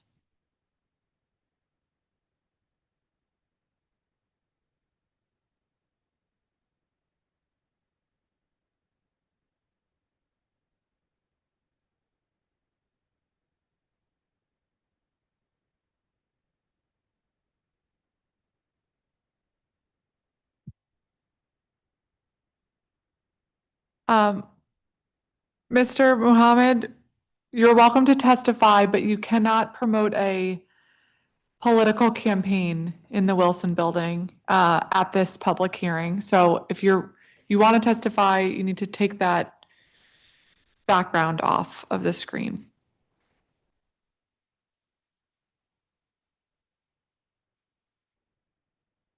With all due respect, I am a candidate for mayor. I am, going to try to remove my my background, but you are promoting your political campaign every time you speak at this dais.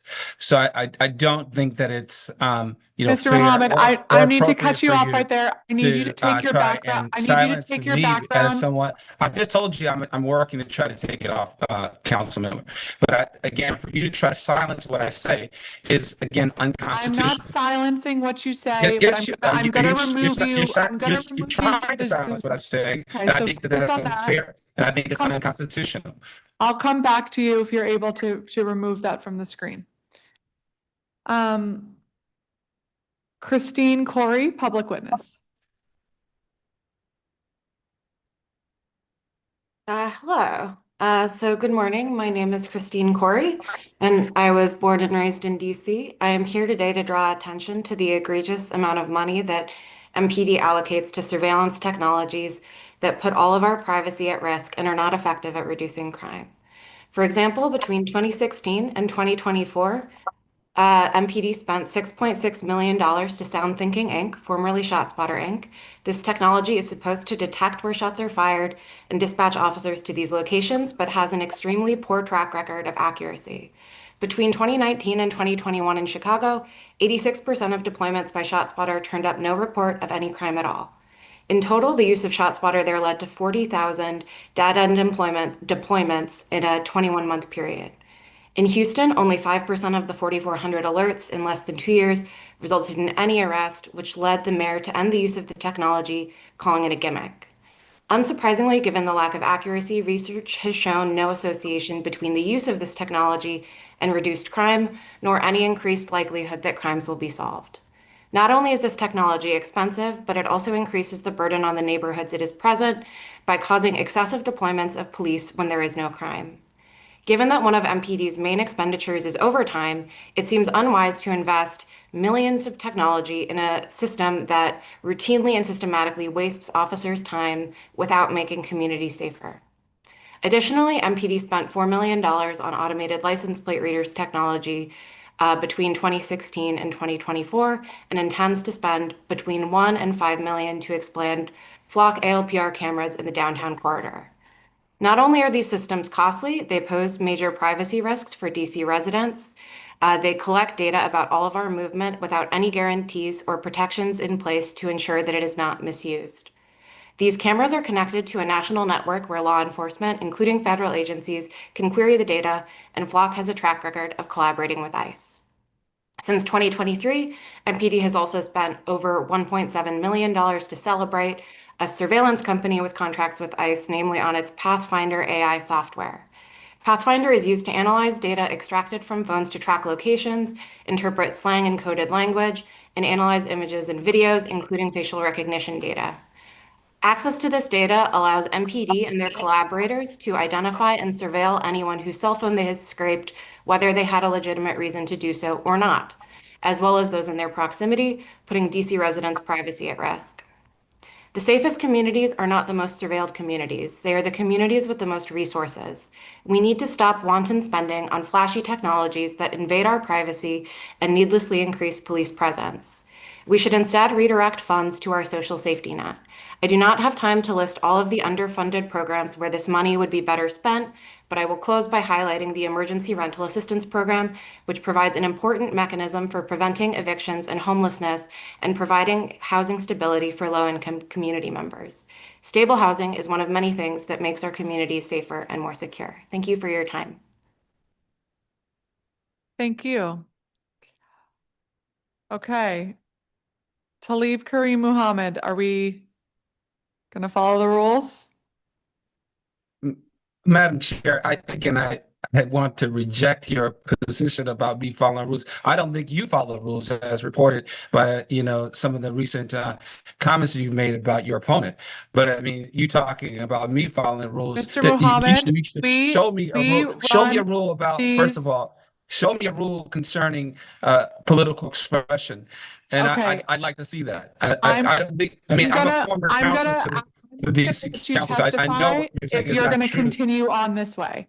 We treat every person with respect in this committee. You are not allowed to promote a campaign. We would welcome to hear your testimony on OUC or MPD, which are the topics of today's hearing. I'd like to give you your time to do that now, if that's what you're here to talk about. Well, I am here to talk about it, but I reject your position. I reject your attempting to, stifle my expression. And if you're going to allow me to testify, I'm happy to do so. But I will not allow you to basically characterize what I'm doing as being against the rules. And if there are rules that, again, suggest that a person can have a particular background, then I'd like for you to show that to me. I've never heard, again, I've worked for the council, I've served as counsel to the mayor, and I know what you're saying is patently not true. But I'm happy to, again, be corrected if you have such rules. Your time is moving down. Do you have any testimony you'd like to share? Oh, hold on. Excuse me. I would like to reclaim my full amount of time because we were talking about the rules. And I told you a minute ago we were starting your testimony. Please go ahead with your testimony. Okay. Can I be given a full amount of time because I have my testimony that I'd like to give. We were talking about the rules concerning my background, and I think that it would be, again, a disservice if the committee did not allow me the full amount of time to discuss my recommendations for MPD, as opposed to discussing. Please stop continuing this conversation. Please go ahead with your testimony. So will I be allowed to give my full testimony? That's my question.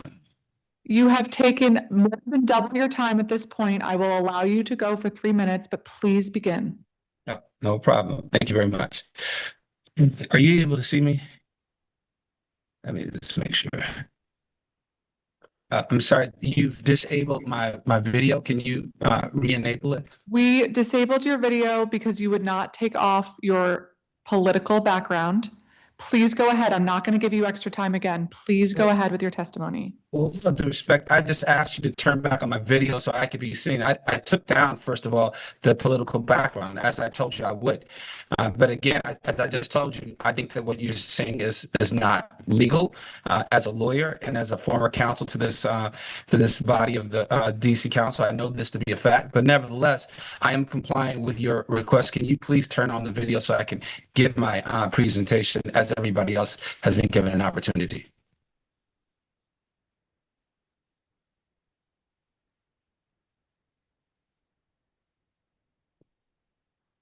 I'm still not able to do so. Your video is on our screen. We can see it. All right. This is great. Thank you. So, as was stated, my name is Talib Kareem Muhammad. I'm the executive director for STEM for Us. I am a former counsel to the DC Council, former special counsel to the past mayor, former chief of staff to the largest DC government agency, and a former chief counsel for a member of the House Judiciary Committee, which oversees both the Department of Justice as well as the district's application for statehood. STEM for Us is an organization that's dedicated to empowering our communities, particularly our youth, through providing quality relationships with mentors and increasing funding or advocating for increased funding for such, particularly in the DC government. We are here to discuss the mayor's fiscal year 2027 growth DC budget, specifically the $674.5 million allocation for MPD. At STEM for Us, we deeply believe that the district should be a safe, affordable, and free place to live. We understand that our residents, our seniors, our small businesses demand safety. However, when we analyze the data in the $21.2 billion budget, we see critical misalignment. We're investing heavily in a reactive system that closing cases, for example, after the trauma has already occurred, while simultaneously gutting the preventive systems that stop violence before it starts. This is not a blueprint for long-term safety. It's a blueprint for managing failure. The data, specifically in fiscal year 2027, the budget proposes massive funding for recruitment and capital upgrades, but it slashes violence intervention, and also victim support is basically gutted. The budget proposes a $5.5 million cut to victim services grants. From a STEM for Us perspective, you cannot police your way out of violence, but you can invest in the types of preventative measures such as strengthening parenting and addressing some of the underlying causes of violence within the home to prevent that violence from being spread outside the house. We would recommend reallocating funds to restore victim services, restore access to tech prevention grants. And we believe that STEM for Us would be a partner, particularly in exciting our young people, particularly about ways that they can prevent violence through using technology.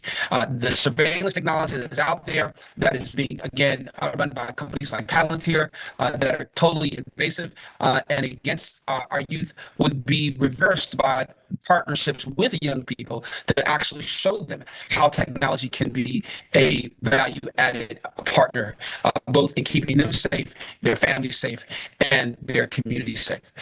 Without any further ado, I'd like to, again, make myself available for any questions that this committee might have. Thank you. Thank you for your testimony. That concludes our public testimony for today. Thank you to everybody for your time and your insights on these very important budgets. We are going to turn now to our government witnesses. We'll be beginning with the Office of Unified Communications, where we'll hear from Director Heather McGaffen and anyone on her team who will be joining.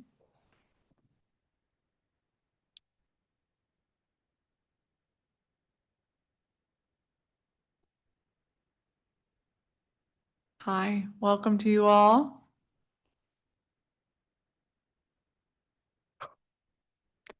I can ask that everybody turn your microphone on and state your name and your position for the record, please. Heather McGaffen, Director, Office of Unified Communications. Gavin Suarez, Chief Information Officer. Kipling Ross, Program Manager. Douglas Kemp, Agency Fiscal Officer. Wonderful. Well, welcome. I'm going to swear everybody in who will be testifying. Do you swear or affirm under penalty of law that the testimony you're about to provide before this committee and the Council of the District of Columbia is the truth, the whole truth, and nothing but the truth? I do. Yes. Thank you. Director McGaffen, I'd now like to invite you to make any opening statement you have.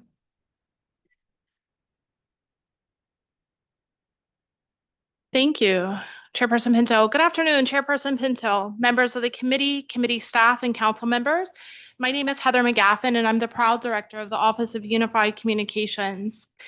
Mayor Bowser's proposed FY27 budget, Grow DC, was formulated with three key considerations in mind: how to drive growth in our economy, to fund the services and programs residents count on, how to keep families in DC and attract new residents, and how to create a business environment that draws new investment and creates new jobs. We are navigating a pivotal moment that demands a more deliberate approach to growth. The federal dollars that once expanded our programs in unprecedented ways have been exhausted, and the federal workforce reductions have introduced new pressures on our economy and commercial corridors. That being said, it is important to be clear, DC is still growing. Revenues have slowed, but the city maintains a strong financial foundation on which we can build by making the kinds of strategic and targeted decisions that will allow DC to continue to grow while delivering the high-quality services our residents depend on. Grow DC acknowledges the economic realities we face by prioritizing the most critical investments needed to ensure that our city continues to be a place where people want to call home, visit, and do business in. I'm immensely grateful to Mayor Bowser for providing OUC with the resources needed to execute its role at the highest level in providing efficient emergency and non-emergency communications and reliable access to city services and information. I want to take a moment, like I always do, and recognize the employees of OUC who demonstrate their dedication to serving the public by answering the calls. To put this commitment in perspective, last year, our 911 call takers and dispatchers managed 1.4 million 911 calls and dispatched first responders from the Metropolitan Police Department and DC Fire and EMS approximately 90,000 times, making the DC 911 Center one of the busiest in the country. Historically, it continues to rank as one of the fourth busiest centers behind the large cities of New York, Chicago, and LA.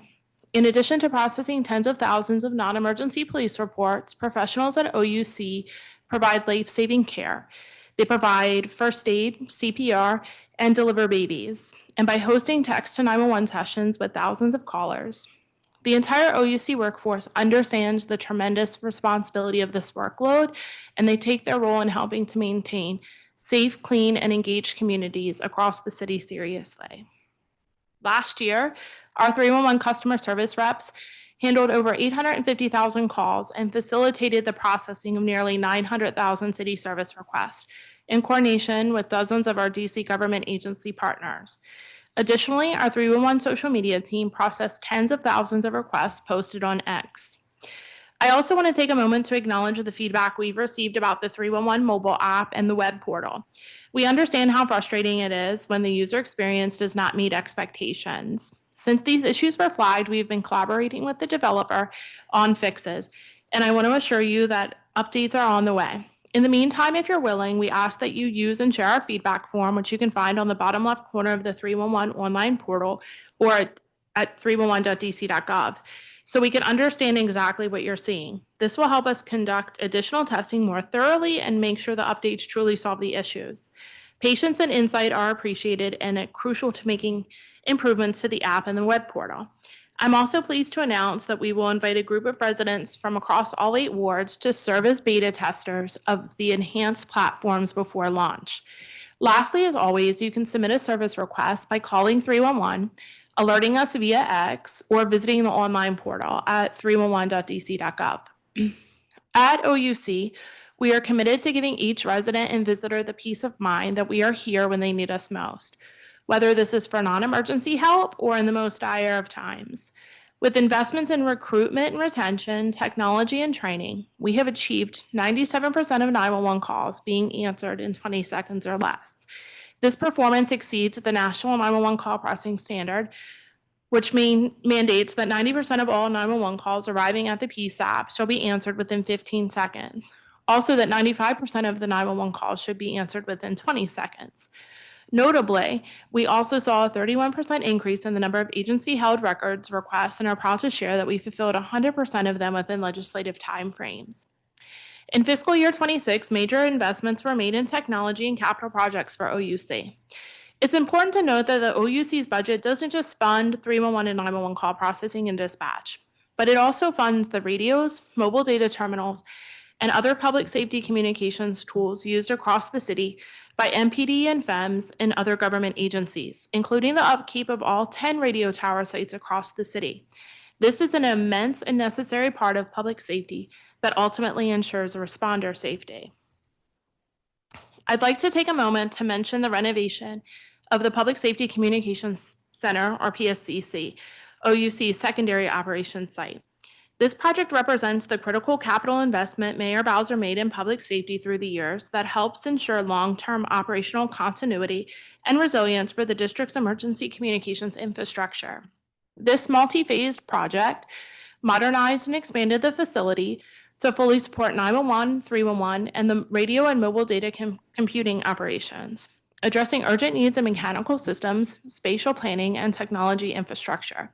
The project truly exemplifies the district's commitment to delivering resilient, modernized infrastructure for public safety operations by providing enhanced operational capacity, workforce flexibility, and technological infrastructure aligned with the evolving demands of first-in-class emergency communications.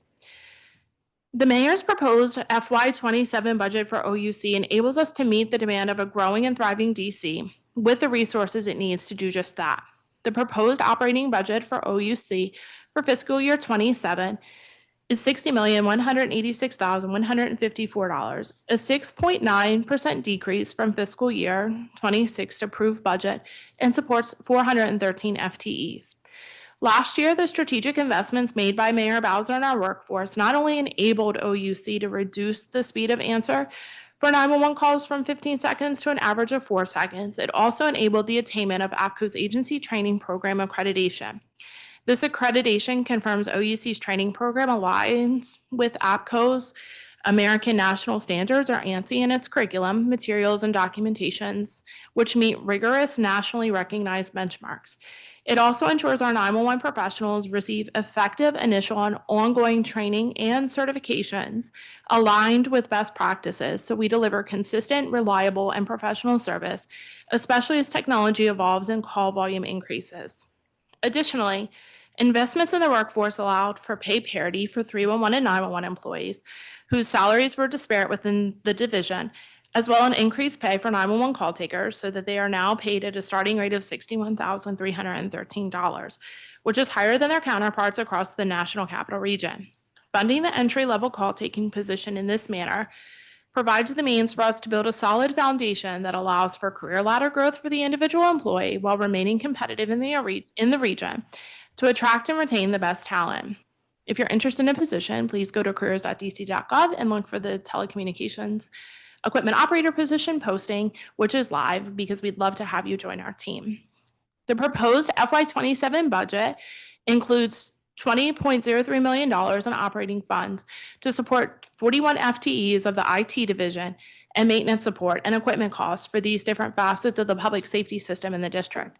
Additionally, in fiscal year 27, the $9.44 million capital budget will fund uninterrupted power supply replacements at the Unified Communications Center, upgrades to the 311 service platform, computer-aided dispatch enhancements, deployment of 160 emergency communications consulates, replacement of 500 portable radios for DC government agencies, upgrades to radio tower sites across the city, and the replacement of aging fleet vehicles. Additionally, the proposed $9.4 million in fiscal year 27 capital funding will be used to address several critical needs across our emergency communications and support infrastructure. This funding will go towards replacing aging radio and dispatch equipment, upgrading our CAD system, and our 311 system platforms, making needed improvements to the electrical and communication system that keeps services running reliably. It will also support the replacing fleet and system upgrades. Together, these investments help maintain reliable service and strengthen the systems we rely on each and every day. To support the ongoing operating costs of public safety, including personnel and administration of 911 and the technology and infrastructure and interoperability, enabling 911 call handling and dispatch, the Public Services Hotel Occupancy Fee Amendment Act of 2026 is also proposed in Grow DC. Annual costs have outpaced 911 fee revenue collections since 2016, causing the agency to rely on the fund balance and an infusion of revenue from Events DC to cover operating costs.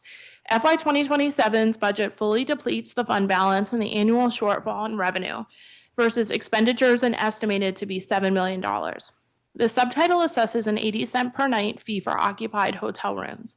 It recognizes visitors to our city use our emergency and non-emergency systems and will fully close the $7 million gap without imposing the full burden on the residents of the district.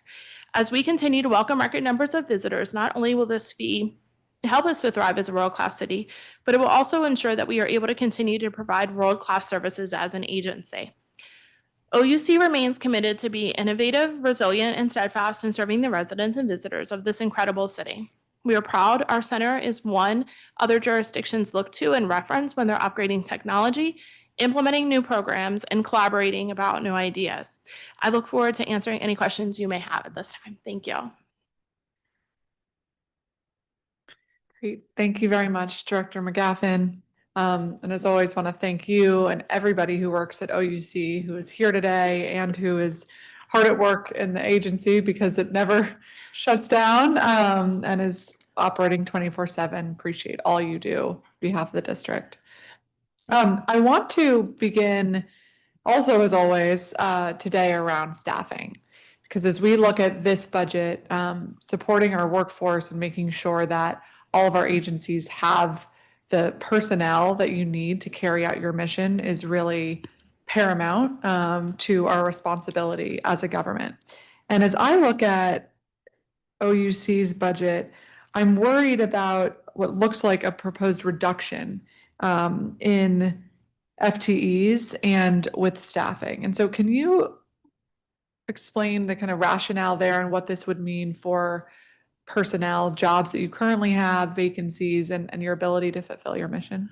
Sure. So currently we have 18 vacancies for customer service representatives on 311. 11 of those we're going to keep, and we are hiring into that. We are working through pay parity. A lot of our customer service representatives came to us through DOES programs. So we have been working with them over the last several weeks to do their resumes and things like that. They'll be competing for a full-time job for the first time as part of the pay parity. And then we will back pay them through October 5th, which was the first full pay period of this paycheck. They know about this. We've been educating them on that. And so we will be cutting 7 positions. We are doing that because folks are using the portal and the app more. And so we are going to— I'm sorry, when you say folks, you mean residents? Residents, I'm sorry, yes. Residents and visitors are using the portal more. They're not calling as much. So historically, we've had calls over 1 million to 311. We're seeing high call volume during snowstorms, after snowstorms, when trash needs to be picked up, or during slides. But on a day-to-day basis, most people are using the app. They're using the portal. They're talking to us on X. And we can take the 7 people. We've also introduced an element of AI with Octo into 311 that has had really positive feedback. So we are going to pilot with the residents that I talked about with the beta testing group, an overnight AI solution where you wouldn't talk to anybody between the hours of 11 p.m. and 6 a.m. Most government agencies are closed. If you do have an emergency situation, you're talking to a police non-emergency dispatcher anyway, which is on the 911 side. And so we are comfortable with those 7 positions. No one would be losing their job. They are vacant at this time. And we would still be hiring 11 people on, in addition to who we have. Okay, and for the 11 positions, when are you expecting those to be filled? We are working with DOES, LAHEAP, other programs throughout the city. We've always used 311 as a program for returning citizens and things like that, a program to give people a second chance at a career in district government. So we'll be working with our counterparts across the government to fill those 11 positions. So we don't have a timeline that we think. June. This June. June, yes. Okay. Thank you. And for the 7 positions that are proposed to be cut, just to make sure I understand this, these will all be from 311? Yes. Services so there will be no call takers or dispatch positions reduced? Correct. We are not proposing any cuts to 911 Okay. at all. Are there any technical support positions being reduced? No. The only other positions that are being reduced are in HR and the chief of 911 operations. And I will say about the chief of 911 operations, when I got here, there were shift supervisors, assistant shift supervisors, operations managers, a chief of 911 ops, a deputy director and director. And what we have found over time and through some outside analysis is we just had too many people in supervisory and leadership roles and things were getting lost. So what we have been able to do is take some of the funding that funded that chief of 911 operations role and make more of the assistant watch commander positions. So now we're just taking this position off of our role. So now we have on each shift 4 assistant watch commanders, 2 in call taking, 1 in police, 1 in fire, and a watch commander on each shift, 2 operations managers that report directly to the deputy director. It has really made things go more smoothly without a lot of layers of supervision. Can you say a little bit more about the AI advancements that you all are focused on? Sure. So we're using AI in a couple of different capacities. One on 311, we're asking you what's going on. You're telling us maybe it's parking. Overnight, it's mostly parking. It's putting in the call for service and it's sending it directly to DPW's rapid response team for a response out. If a person would like to talk to somebody, right now it's still transferring them over for a police dispatch. So the 311 customer service representatives on average overnight together, there's 2 of them typically, are taking about 7 calls between them. So they're not really doing a lot of work and they're really happy and willing to go to a daytime shift. So that's how we're using AI. Again, if somebody calls and needs to speak to somebody, they'll just push 1 and they'll go right over to the police non-emergency line, and the 911 call takers that are in the non-emergency role can help them and get them assistance. And then of course we're using AI for quality assurance on 311 and 911. Okay, great. And in the first example you used, how much cost savings are we anticipating over next fiscal year because of those developments? I'm gonna have to consult here. Yeah, go ahead. So in terms of cost savings, so it's the 7 CSRs that will be reduced. They start at a salary of, I believe, 47,000. So 7 by 47, approximately 300,000.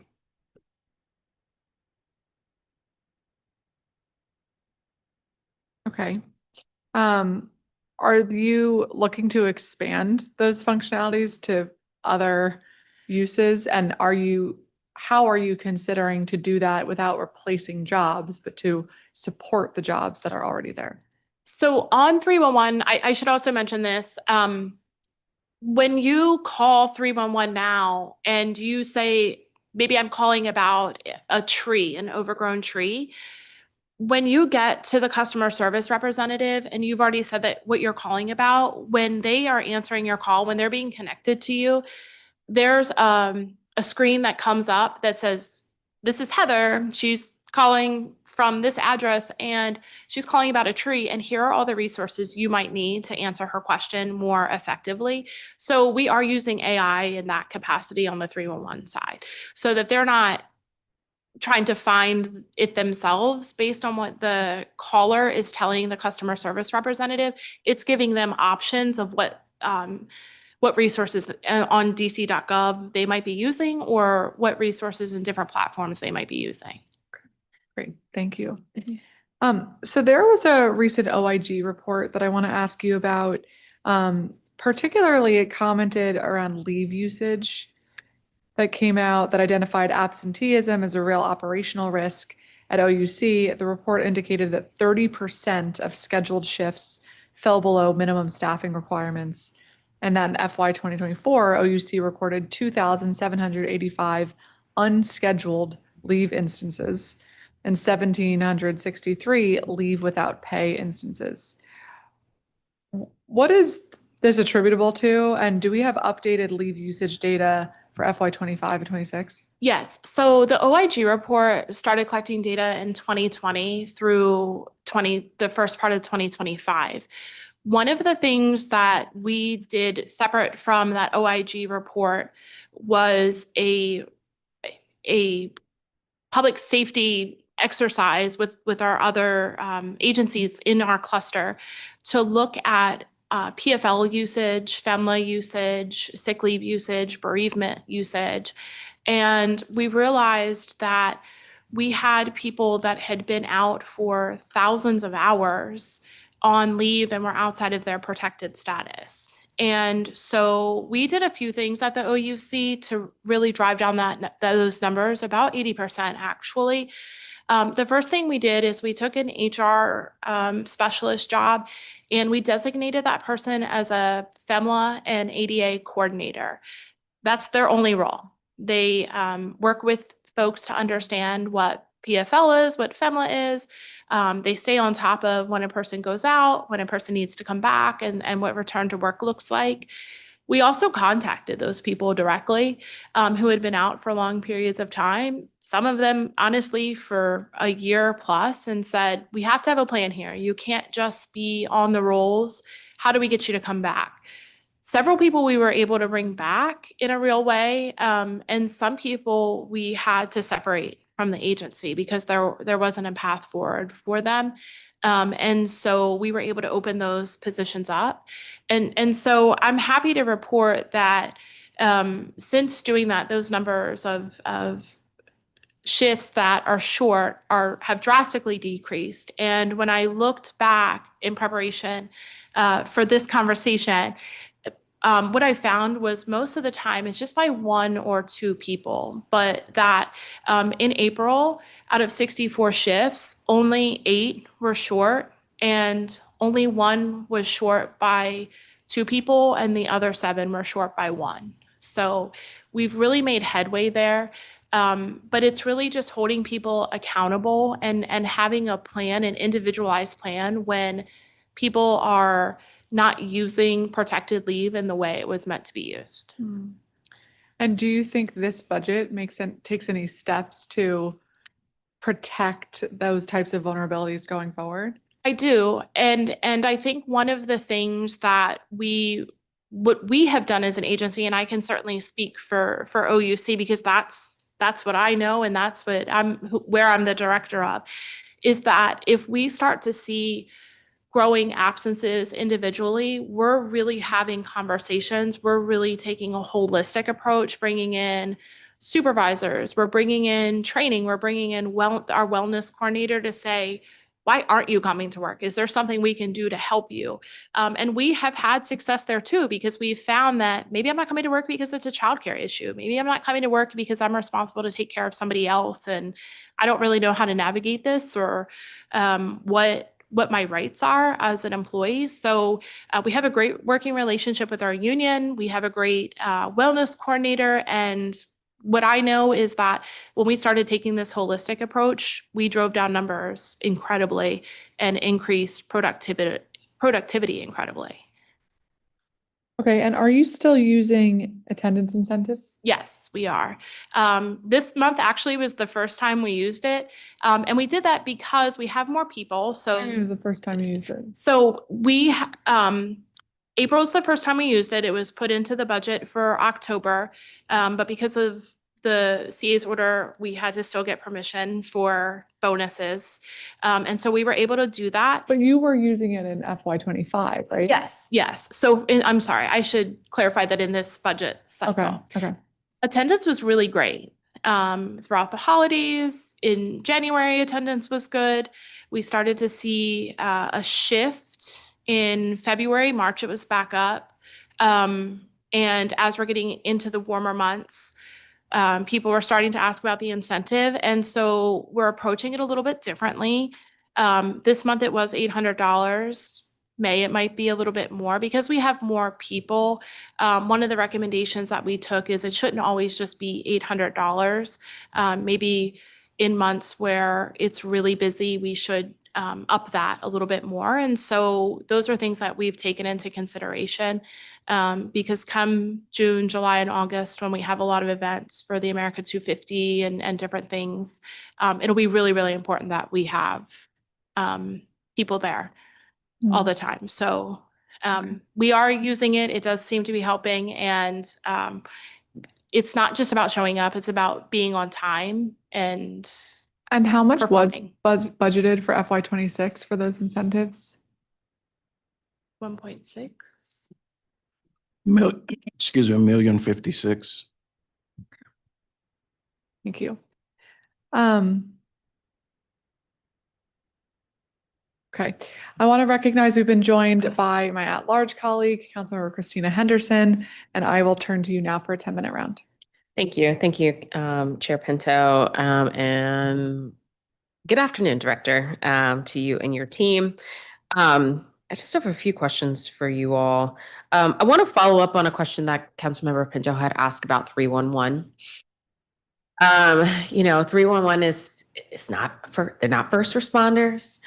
They're not necessarily part of the public safety apparatus, and yet 311 is super important. I was just talking to someone today who says they have to put in a request to 311 literally every week about a particular trash can that has not been picked up. So when I see your budget, knowing that people are now using the service more, or maybe not, I'm not sure, I'm going to ask that question, but eliminating 10 FTEs, I'm curious why you all are confident that you'll still be able to keep up with user demand and also timeliness of responses. Sure. Good afternoon. We've become really efficient on 311. When I started here, we had really long hold times. In fact, if you remember, we implemented the go-go music because people were complaining about the terrible hold music that they were sitting on forever, and now they barely hear that. Yeah. People are also using the app more. They're using the portal more, and they're using X more. And when they're using X, they're not just tagging us. We want you to, but they're also tagging DPW, DDOT, the responding agencies. And so I think the workflow, we've really perfected the workflow, and we've cut back on our overnight. People aren't calling at night like they were. Okay. They're just going to the app. I mean, honestly, I work there. I can't remember the last time I called 311, but I use that app a lot. Yep. So it's just a change in how people are interacting with us. That's allowing for us to cut those positions and still feel confident about the service. So what's the percentage breakdown in terms of method of how somebody reaches out to 311? don't have that offhand. We can Okay. certainly get that to you, but I'm what I can tell you curious. is about, when I started here, I think we took 1.5, 311 outpaced 911 on call volume. So it was about 1.5 million calls. And last year we took 800,000. So people are really using the app more than the phone calls. Yeah. I mean, look, I think that the app and also social, although the agencies don't always like when I do that, but because I can include a picture so I could be as specific as humanly possible about what I'm talking about, I think that helps a lot, as opposed to when I just make a phone call and you kind of feel like it's out sort of in the ether, if you will. But I know that some agencies have also made adjustments. So for instance, at DDOT, when we changed all of the street lighting over to LED smart lighting, now you shouldn't be receiving 311 requests around streetlights being out, because there's an automatic going back to DDOT around that needing to be to be fixed. But okay, I understand the change on there. In terms of other things within the budget, there's a 671,000 decrease in radio engineering. Now, the budget books don't provide an explanation. So I'm curious, are we decreasing on the operations side and that'll be made up on the capital side? Or was there an equipment refresh that we don't need in FY27? So that reduction reflects a redistribution of costs to our partner agencies that support the radio system maintenance contract. Oh, we are doling out to other people. Well, So which agencies are, is it FEMS MPD? So there's 21 agencies that are supported by the radio system. 21 agencies. Yes. Okay, so will it be executed via MOUs? Yes. Okay. It's a citywide MOU. Okay, and so what we're seeing remaining is just the portion that you all would be responsible for? That's correct. Okay. All right. Okay, I want to ask a question about overtime. There was a whole hearing on overtime with the city administrator a little bit ago. Okay, your OUC budget,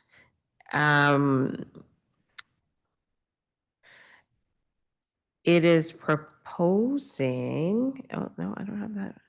Yep, okay, 3.6 million for overtime for FY27.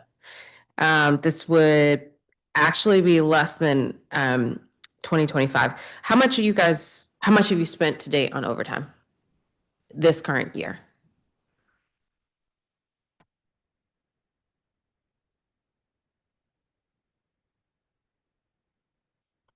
Year to date, overtime is 2.1 million. Okay.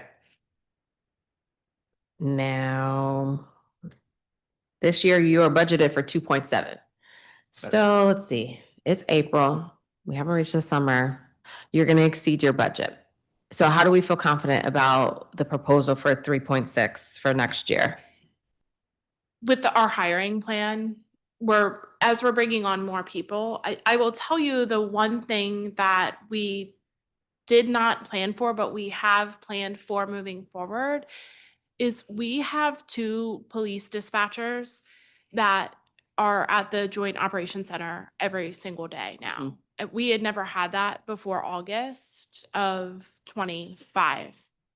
So we staff that 24/7. That's 4 people every day. At the beginning of that, it was overtime until we got more dispatchers in place. So as we have been able to bring staff in, get call takers, dispatchers, and more supervisors in place, our day-to-day overtime is decreasing. So special events overtime is really what we have budgeted for. And I think it'll start to level out, because we always will have overtime, like for July 4th. Yeah, no, I mean, those events. The number of demand things that are that. going on in the city over the summer, you're going to have overtime. That's right. But I'm just trying to ensure that the whole point is we just need to be a bit more realistic. Sure. Right? Obviously, I want everybody to hire more, because if you hired more, I wouldn't be paying all this overtime on all of these additional people in the absence of being able to do that. But if you feel very confident in your hiring plan, I mean, where are we at in vacancies this current year? So right now I have 24 TEO vacancies. I have 9 starting Oh, I'm sorry. 911 call taker. Thank you. I'm sorry. I have 9 starting on May 18th. I have a second 9 starting on June 15th. I have 6 dispatcher vacancies because they were all pretty much promoted, Okay. and 0 supervisor vacancies. So we have a hiring position out for the 6 dispatchers. And we also have a position out currently for 911 call takers. And we've worked with DCHR that we have more positions out than we know we'll need because we're going to promote people. And so it will just keep flowing. Like, Okay. But I also feel like the nature of your work, or the nature of the work that your both call takers and dispatchers are doing, some people might feel gung-ho about it. And then they spend like a month and they're like, this is not for me. And I would hate for you guys to have to essentially, I mean, you're gonna have to start from scratch, but to start the recruitment process all over again, it might just be helpful to continuously, for certain roles, just have continuous recruitment and hiring, because eventually someone is going to quit. Like, okay, yes, we want everybody to stay, but we just kind of know, historically speaking, that is just not the case. Okay, so this is good. I mean, in terms of making progress on the vacancy front. And I heard the back and forth that you had with Councilmember Pinto about the leave situation, so I'm not gonna ask about that. I am gonna ask though about the hotel fee subtitle has reappeared from the dead. Now, the SPR would essentially, in theory, would be allocated to OUC.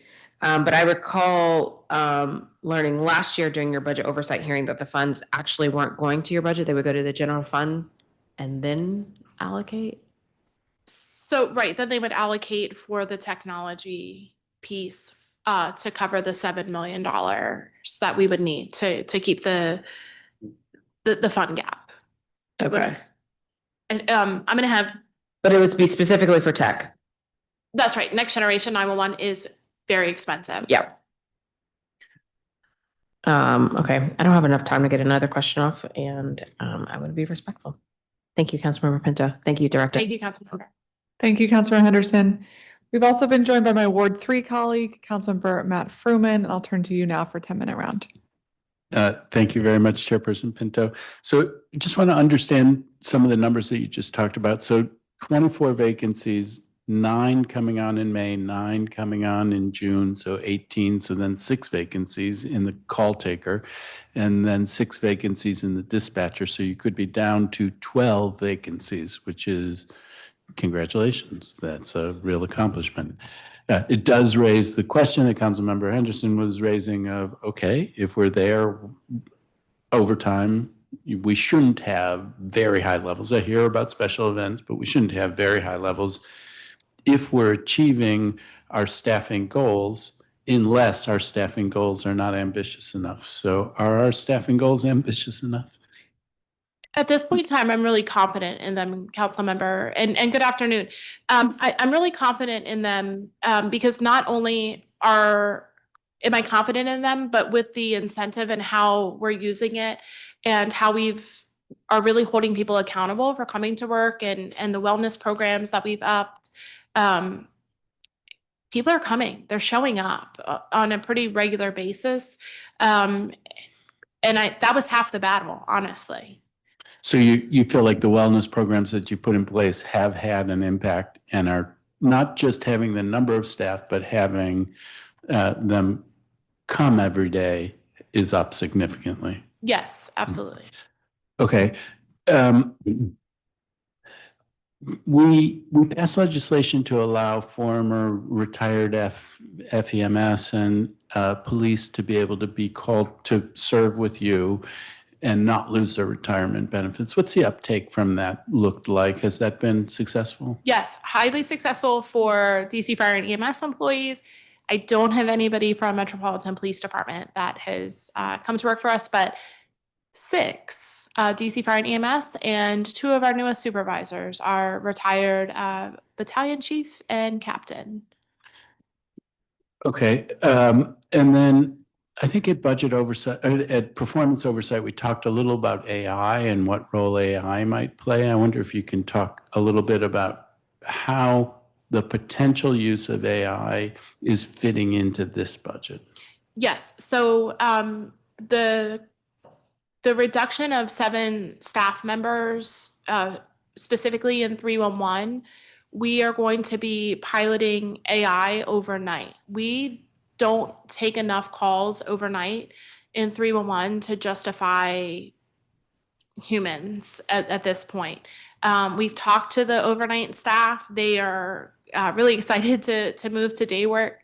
And so the calls that come in are for parking. That can be done through automation using the AI tools that we have in place. So we're going to test that out. And then we also are going to, there's always going to be an option if you need to talk to a person that you can certainly get to a police non-emergency and talk to a call taker. That's on the 911 side. And of course, there will always be people there to take emergencies 24/7. And so that's how this really plays into the budget. It also is allowing us to do things like 100% of quality assurance without having to ask for additional FTEs. It allows for us to use programming at half the cost of one FTE and get the results that literally are 50% more than what a person could do. So when you say that, you've looked at it, you've analyzed the data, and you're seeing that in fact that is happening, or is that an advertisement that this is what you could do? No, this is what we're doing. So I ran numbers this morning on the quality assurance just for 911. In all of 2025, we were able to evaluate 35,000 911 calls. We did quality assurance on 35,000 911 calls, which is not meeting the national standard of 2%. Since we've implemented AI from January 1st until today, when I ran these numbers about 2 hours ago, the system has analyzed 90,761 911 calls, and it's given objective scores. It doesn't know the person that took the call. It just knows, did they ask the question? Did they answer it? Yes or no? And provided them with feedback on how they did with the call. So 3 times as many calls already in 4 months than it did for the entire year last year with quality assurance staff. So it's proof. Okay, exciting. You saw a $1.3 million reduction in the supplemental, and it looks like it's related to FTEs. What is that about? Is that because there are vacancies that you've yet to fill, and so the dollars weren't necessary, or why a 1.3 reduction here? I'm gonna let Kip talk about that.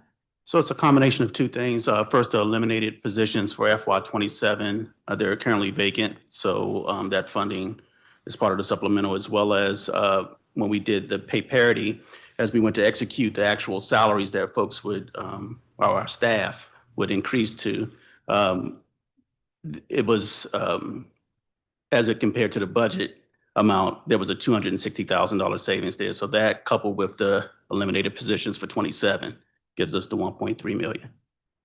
And leaves you in a place where you feel like your staffing is adequate, and perhaps the support from AI helps you keep your staffing down, but you're able to do things leaner and meaner?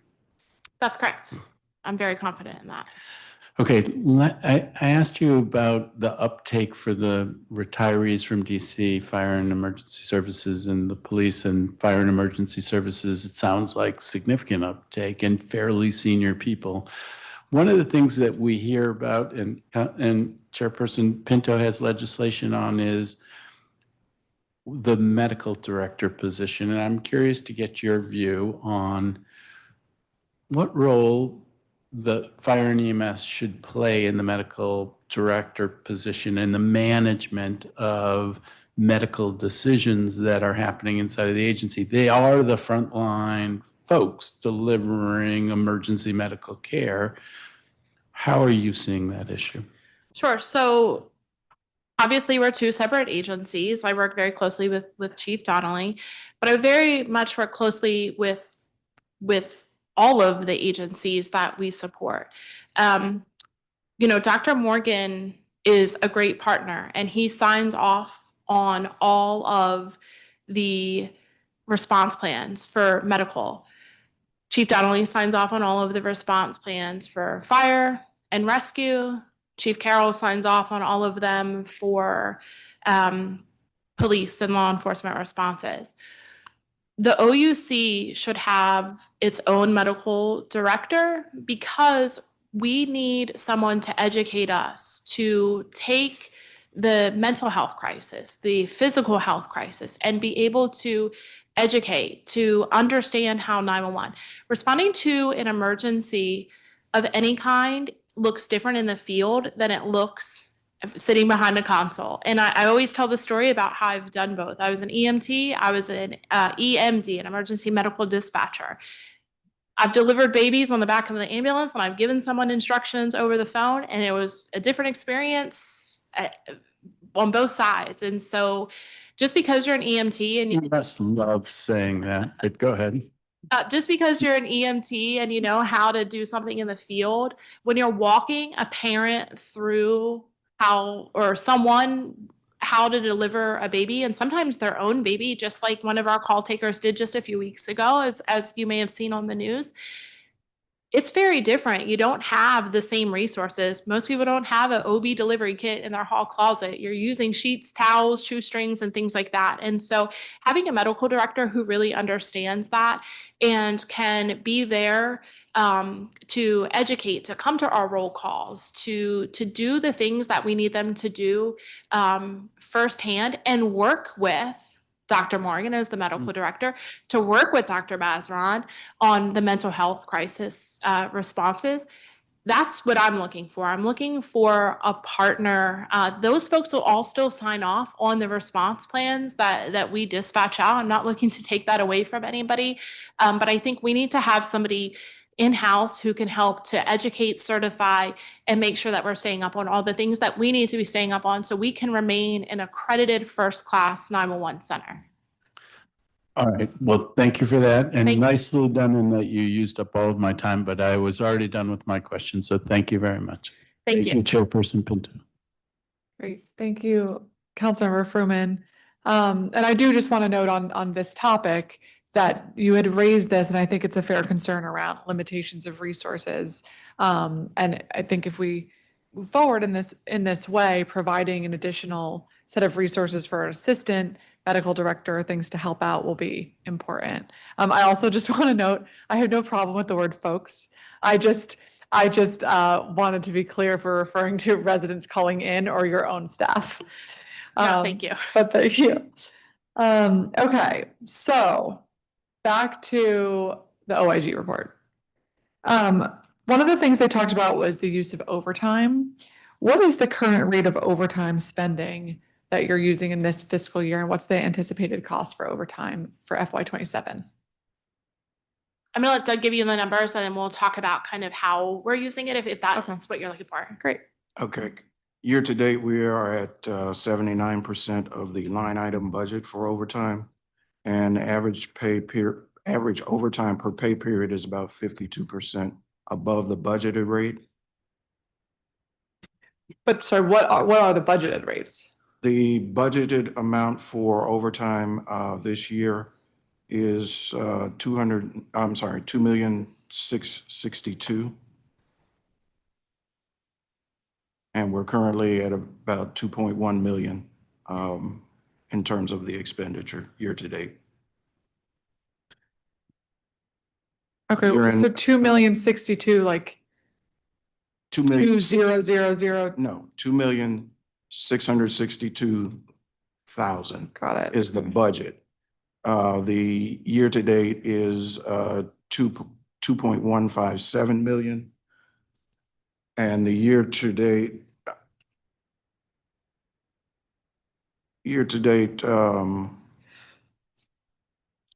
expenditure, no, that's, you want the projected year end. The projected year end, I believe, is about 3.1. 3.1.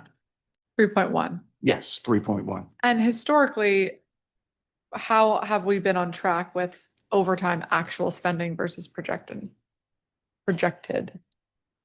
Again, as far as the pay period, we're averaging about 52% over the amount of the budgeted payroll per pay period for overtime. A little bit higher this year than we have historically. So, a lot of that is because of these special events or needing extra people because of those special events. If we have to, like I said, we have the two people that are at the jock every day. And so we've taken that into account now. And we have more police dispatchers that we've put through training, but also anytime there's a major event where we do the perimeter that we've kind of talked about, where we might do a perimeter around the National Mall, and FEMS has a special response that's just going to go there. We have to give them a dispatcher for that because that's an extra dispatcher. They're separate from the rest of FEMS dispatch. We give them special MPD dispatchers for that, separate from what's at the jock. They might go to the jock, but that's a third and fourth dispatcher. And so that's what's driving that up. But I'm sorry, just before we get to the why, so I understand these numbers, the 2.6 million projected for FY26, right? But you said, I'm sorry, 2.6 is the budget. 3.1 is the projected year end. okay, and then 2.1 is the actual Actual spend. year-to-date, Okay. yes. But that delta between the 2.1 and the 2.6, how do we reconcile that with the 52% overage for each pay period? As far as that is concerned, because of the number that we're over in terms of the monthly, I'm sorry, the pay period number, that is causing us to exceed the overtime, and at this point, it's driving the cost, Yeah, maybe let me ask this a ask a different way. different question. Okay, so we're 6 months into the fiscal year. Yes. We have $2.6 Yes. million budgeted, right, for overtime spending, but we've spent 2.1 million.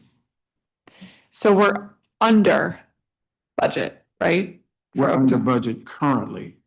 Yes. Okay, we're under budget by about $500,000. Right. Okay, For 50% of the year expended. but then at the same, separately, you're saying that within each pay period, we've been 50% over the amount of allocated budget. So how are we both $500,000 or $500,000 under the projected for the first half of the year and 52% over for each pay period? Okay. From that perspective, the 52% that we're over, if you extrapolate that for the year, okay, that would give us the projection of the 3.1 of overage. As we are at the current position, we've burned a lot of the overtime early, and it's based on the amount, and it's a little difficult to explain from that standpoint. But the overtime that we are experiencing, it's an average based on the pay periods. When you take the full number and extrapolate that over the number of pay periods.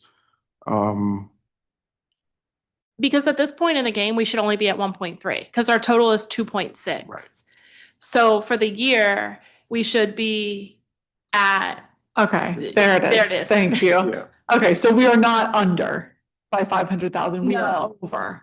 Over. Projected to be over by 500. The total for the whole year.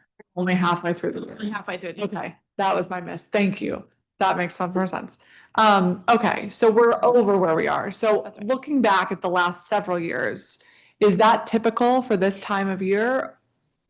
It's a little more than where we usually are. I think usually The we're actuals are more than where the actuals are a little more than what we usually are.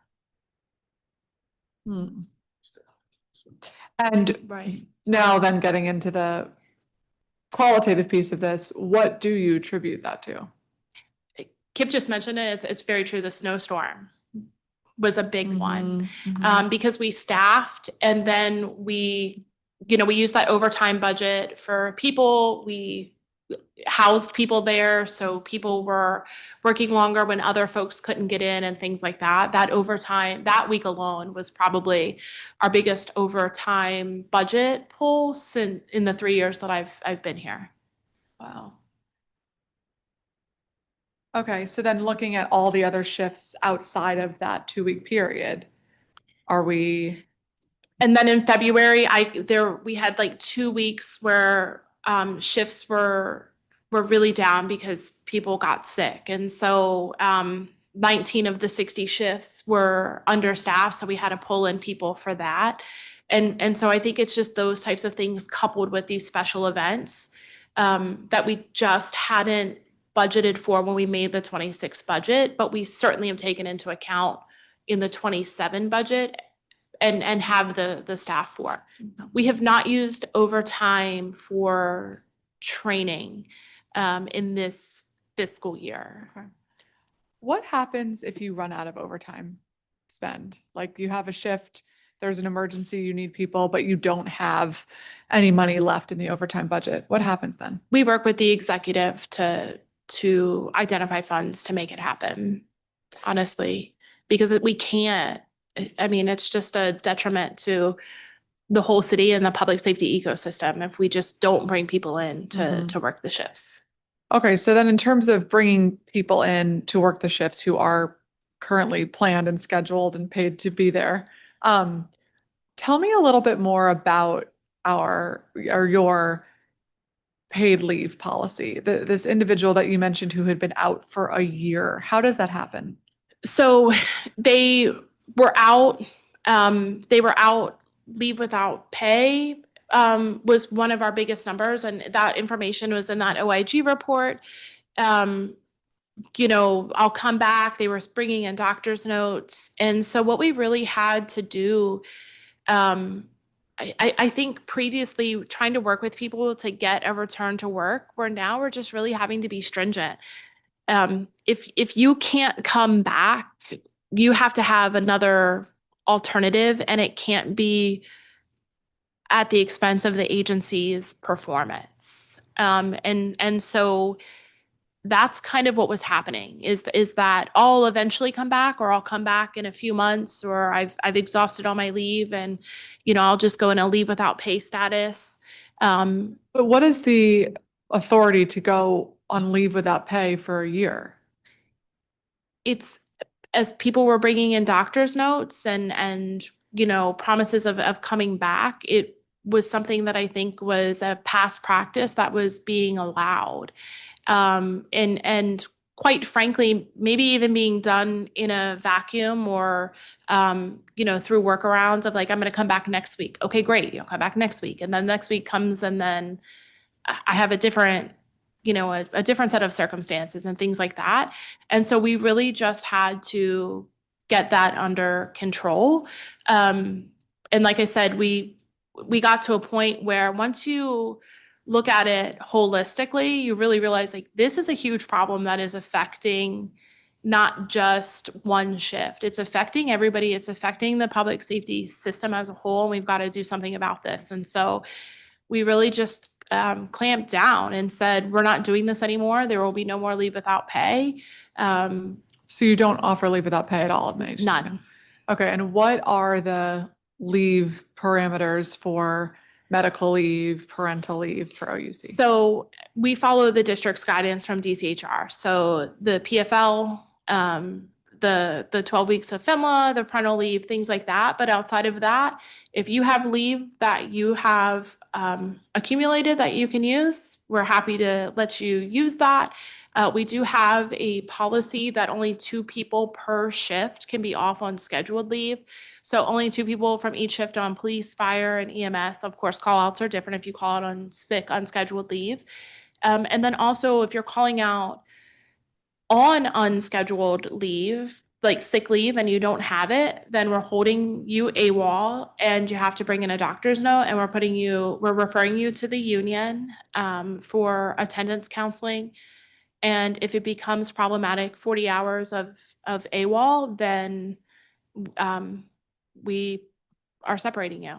Can you Because it's just not stack important. 12 weeks of paid leave for different purposes?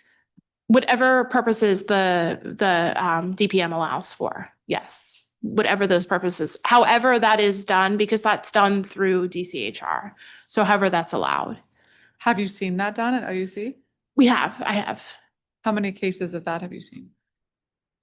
Numerous. Probably too many to tell you right off hand, but I mean, there were some people that had like 3 and 4 different leave packets. And so really just getting to the bottom of it about like what is actually allowable, or how did this get to be?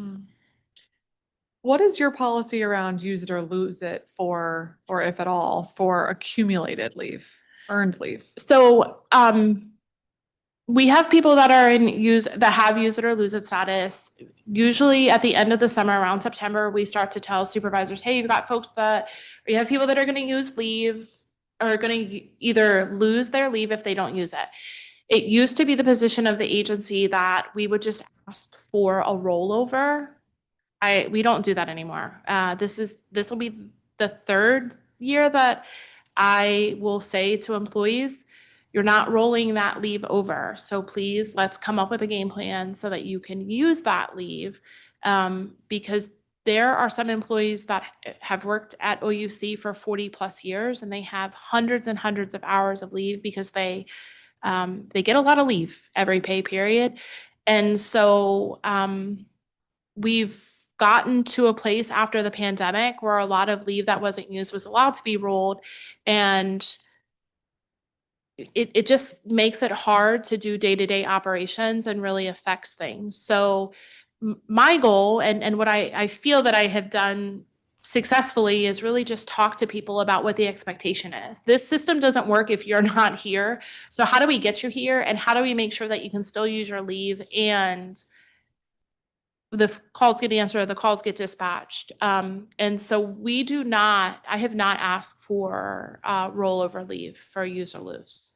What do you mean not have asked for? You can ask DCHR to give exemptions and let people roll over their leave. And I have not done that for the past 2 years. Every year it is use it or lose it. That's correct. And over the last 2 years that you've been implementing that new policy, have you seen staffing levels increase per shift as a result of that? Yes, because people, you've got to come to work. We can get creative. We can let people leave early. If you want to leave early or use a couple hours here, a couple hours there, when things aren't as busy on an overnight shift, we'll let people do that so that they don't lose it. They don't have to take the whole 12 hours in a chunk in an effort so that they don't lose it. But they know to use that leave first so that they don't lose it. Okay, so I'm glad you mentioned 12 hours. Has there been any efforts over the last year to move the optionality for 8-hour shifts? We've had the discussions, and people really like the 12 hours because it is the shift that offers them the every other weekend off. There's not another shift out there that allows every other weekend off. A lot of the shifts are sliding shifts, so they might get 1 full weekend every 3 to 4 months. So we continue to ask people, we continue to take the temperature on that. They see our conversations at these hearings, and when I get back, they'll be like, please, we love the 12 hours. I'm always open to the discussions of 8s and 10s. and am often reminded that the 10s didn't work previously when they had them, but certainly I'm always open to it. What about a combo pilot of some people with an 8-hour shift and some people with a 12-hour shift, or multiple shifts, so that if you're on an 8-hour, you still get, weekends off in time? We can look at that. The problem, I'll just be really transparent with you, is what happens is we have this workforce of everything is done by seniority at OUC. So we have a workforce that has this like big divide in the middle, people that have worked there for like 25 plus years and people that are newer, probably 5 or less years. The 5 or less years will always work Friday, Saturday, Sunday, Monday, Tuesday, and have like Wednesday and Thursday off because they're lowest in seniority. And they're the bigger group who doesn't want, they're the ones saying we don't want that because they want the weekends. They don't want the random Tuesday and Wednesday off. So, but I'm open to that. I can certainly take that back and work with our union leadership to see what that looks like. And again, I trust that you are having these conversations and that people are telling you that. I guess I would still say, one, I have heard from other members who work at OUC about a concern about this, but two, it is just such a long time period to be sitting and be attentive and be fully focused on what you and I are in agreement with is vital life or death work. And so I'm totally sensitive to the reality that people want a weekend off. That makes total sense. But is there another way then to reshift it so that it's alternating, maybe smaller cohorts doing each shift on a rotating basis so that there's still access to that time off? I just don't want to, I understand the weekend off concern, but it feels like there might be a resolution that still accommodates for that and recognizes that as human beings, we want people to be attentive and handling this really, really important work, that asking them to do it for 12 hours at a time might not be the most sustainable. I absolutely agree. And coming in at 5 o'clock in the morning or 5:30 in the morning also too. So absolutely. I get it. Okay.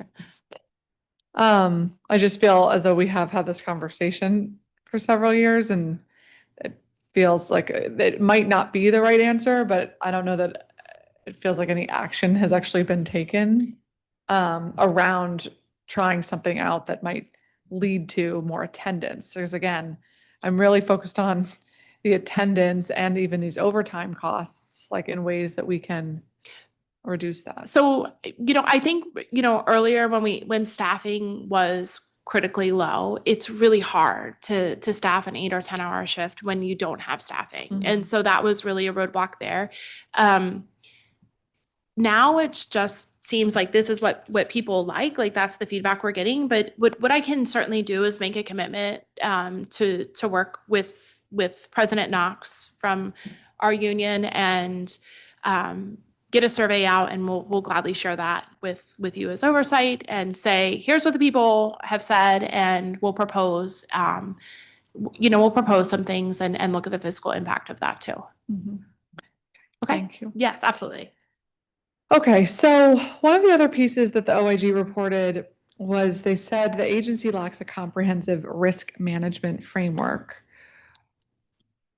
What is your response to that? And what are the costs of our current quality assurance and risk management? Yes. So we have a risk manager. I'm just gonna look here. Which number is that?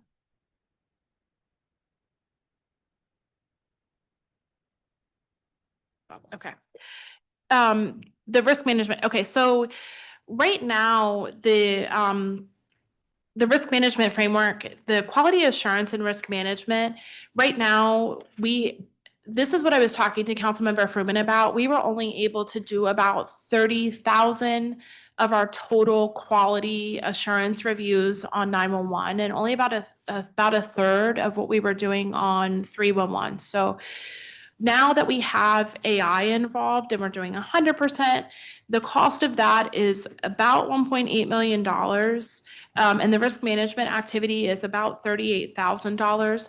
The framework was around like the physical risks. And now what we can do with the AI system that we're using, Comms Coach through GovWorks, is provide our risk manager a comprehensive report to show like what the risk is. So this morning I ran like a risk report based on all of the calls that we've taken, and the risk was less than 1%. That people are compliant, they're doing things, we've been able to flag individuals who are struggling. And those are things that we weren't able to do when OIG ran their report because we weren't evaluating all of our calls. So we've provided OIG with what we have now with the reporting from the AI tool that we're using. And so I think that we've helped to mitigate that and kind of build that framework out based on the feedback that we're getting from the tools that we have implemented. Thank you. And in terms of the technology and CAD reliability, how much does the capital budget for FY27 dedicate to replacing or upgrading the 911 and 311 hardware, software, radios, servers, other firewall needs for the infrastructure of the communications?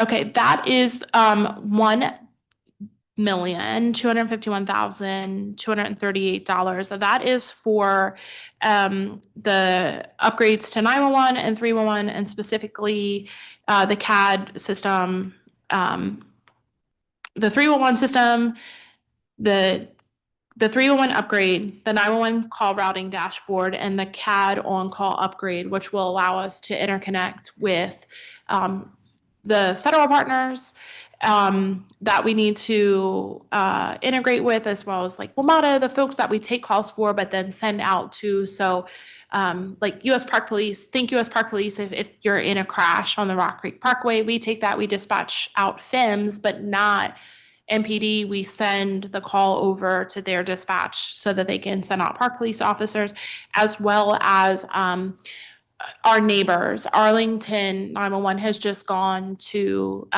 the CAD, the on-call. So we'll be able to see their calls and the dispatch, like as soon as we put it in or they put it in, it'll go instantaneously for the bridge responses. Okay, great. And when are you anticipating that upgrade to be complete? That is next year in 27. It's in 27. Right, but do we know when? So we actually have a meeting with our vendor next month to Okay. talk about roadmap for it. So we have to look at the framework, how CAD is set up. And so once we do that, so we have a meeting next month, and then we come up with a timeline to go with the upgrade. Okay, but all of the money you need to carry out that upgrade is included in this budget? Yes. Yes. Okay.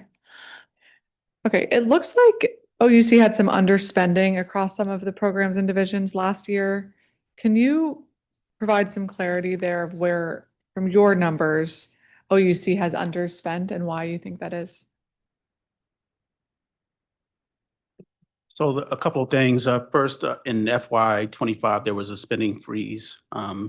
And also just the implementation of some contracts, technology contracts that are actually budgeted for FY26 that we're working on now. So those two items made up for most of the underspending in FY25. Okay, and which divisions were those in? In technology. Both in technology. Yes. Yeah. I think the other important thing too is we're still, as an industry, suffering a little bit from supply chain issues, and especially now with the tariffs and things happening around that.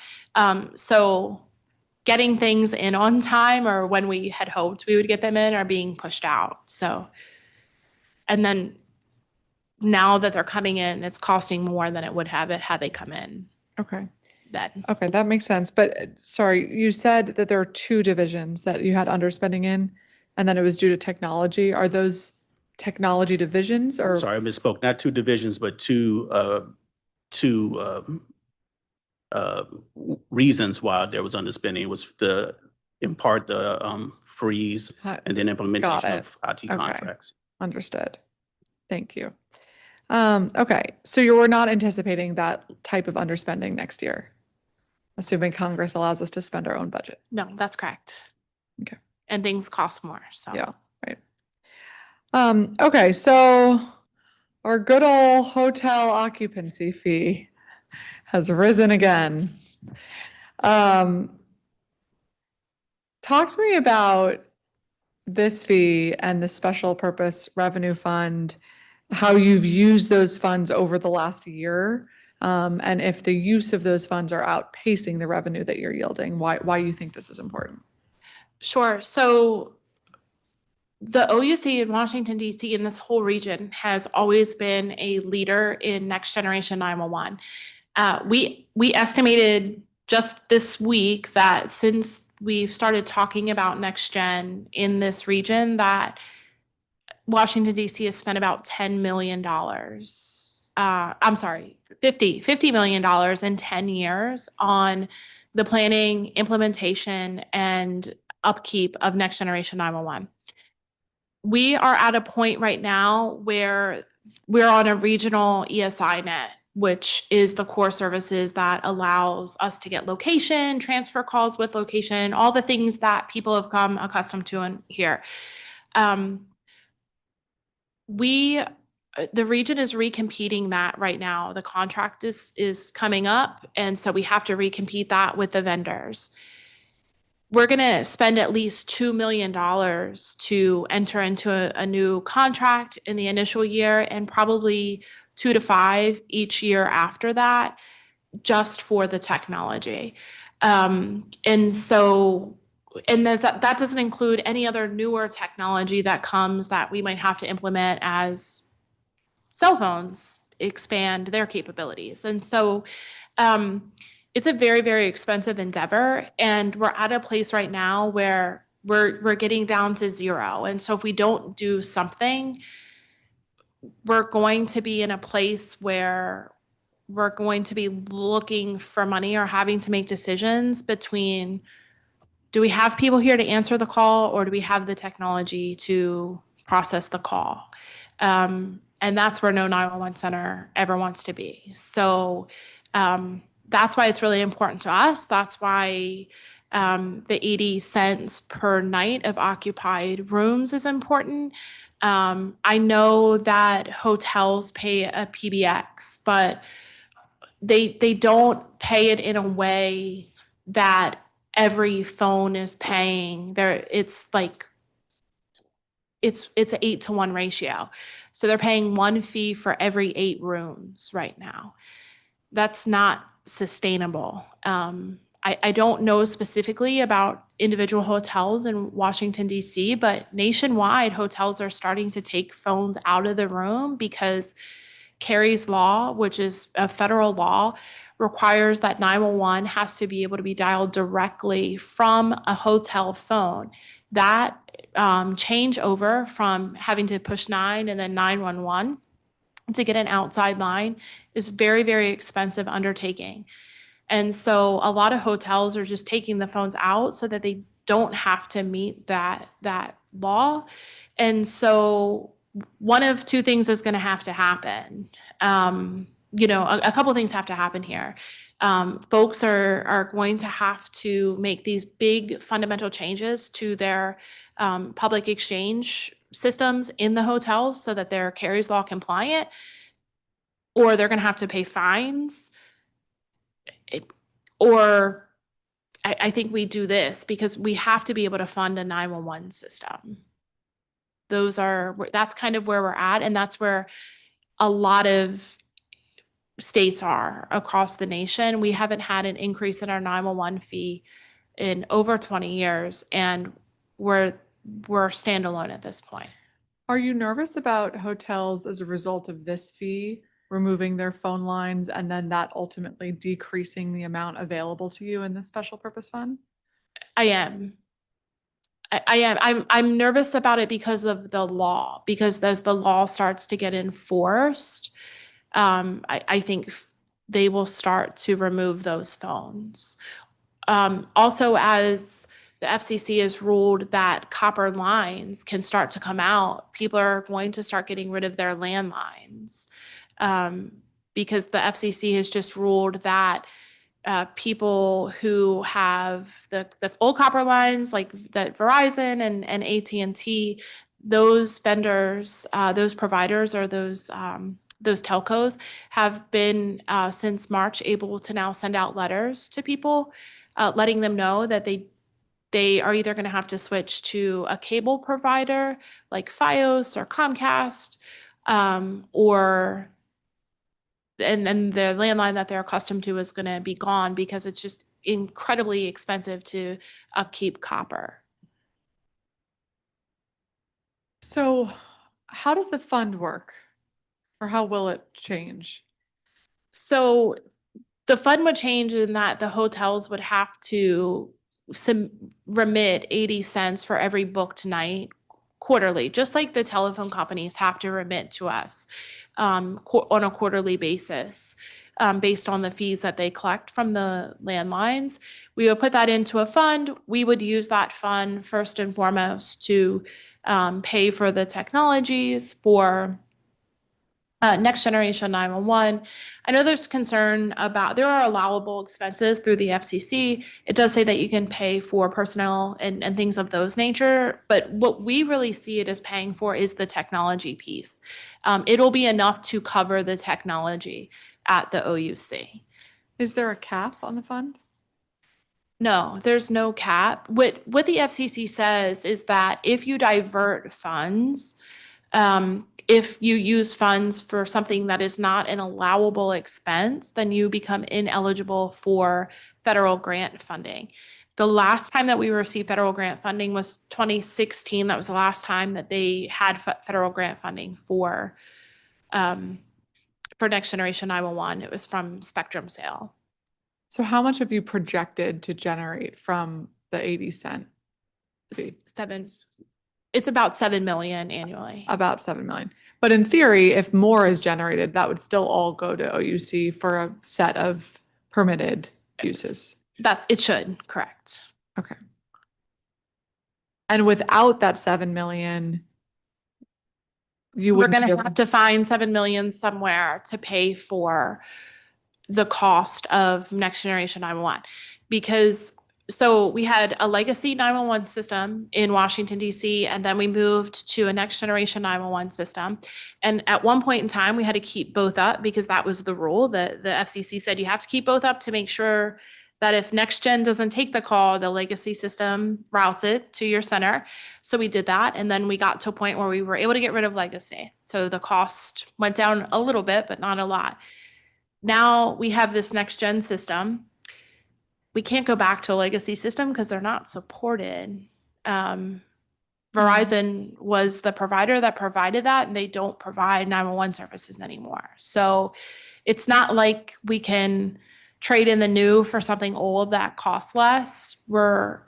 We have what we have, and this is what it costs. And so what happens if that fund does not reach 7 million? We'll have to find it from other sources.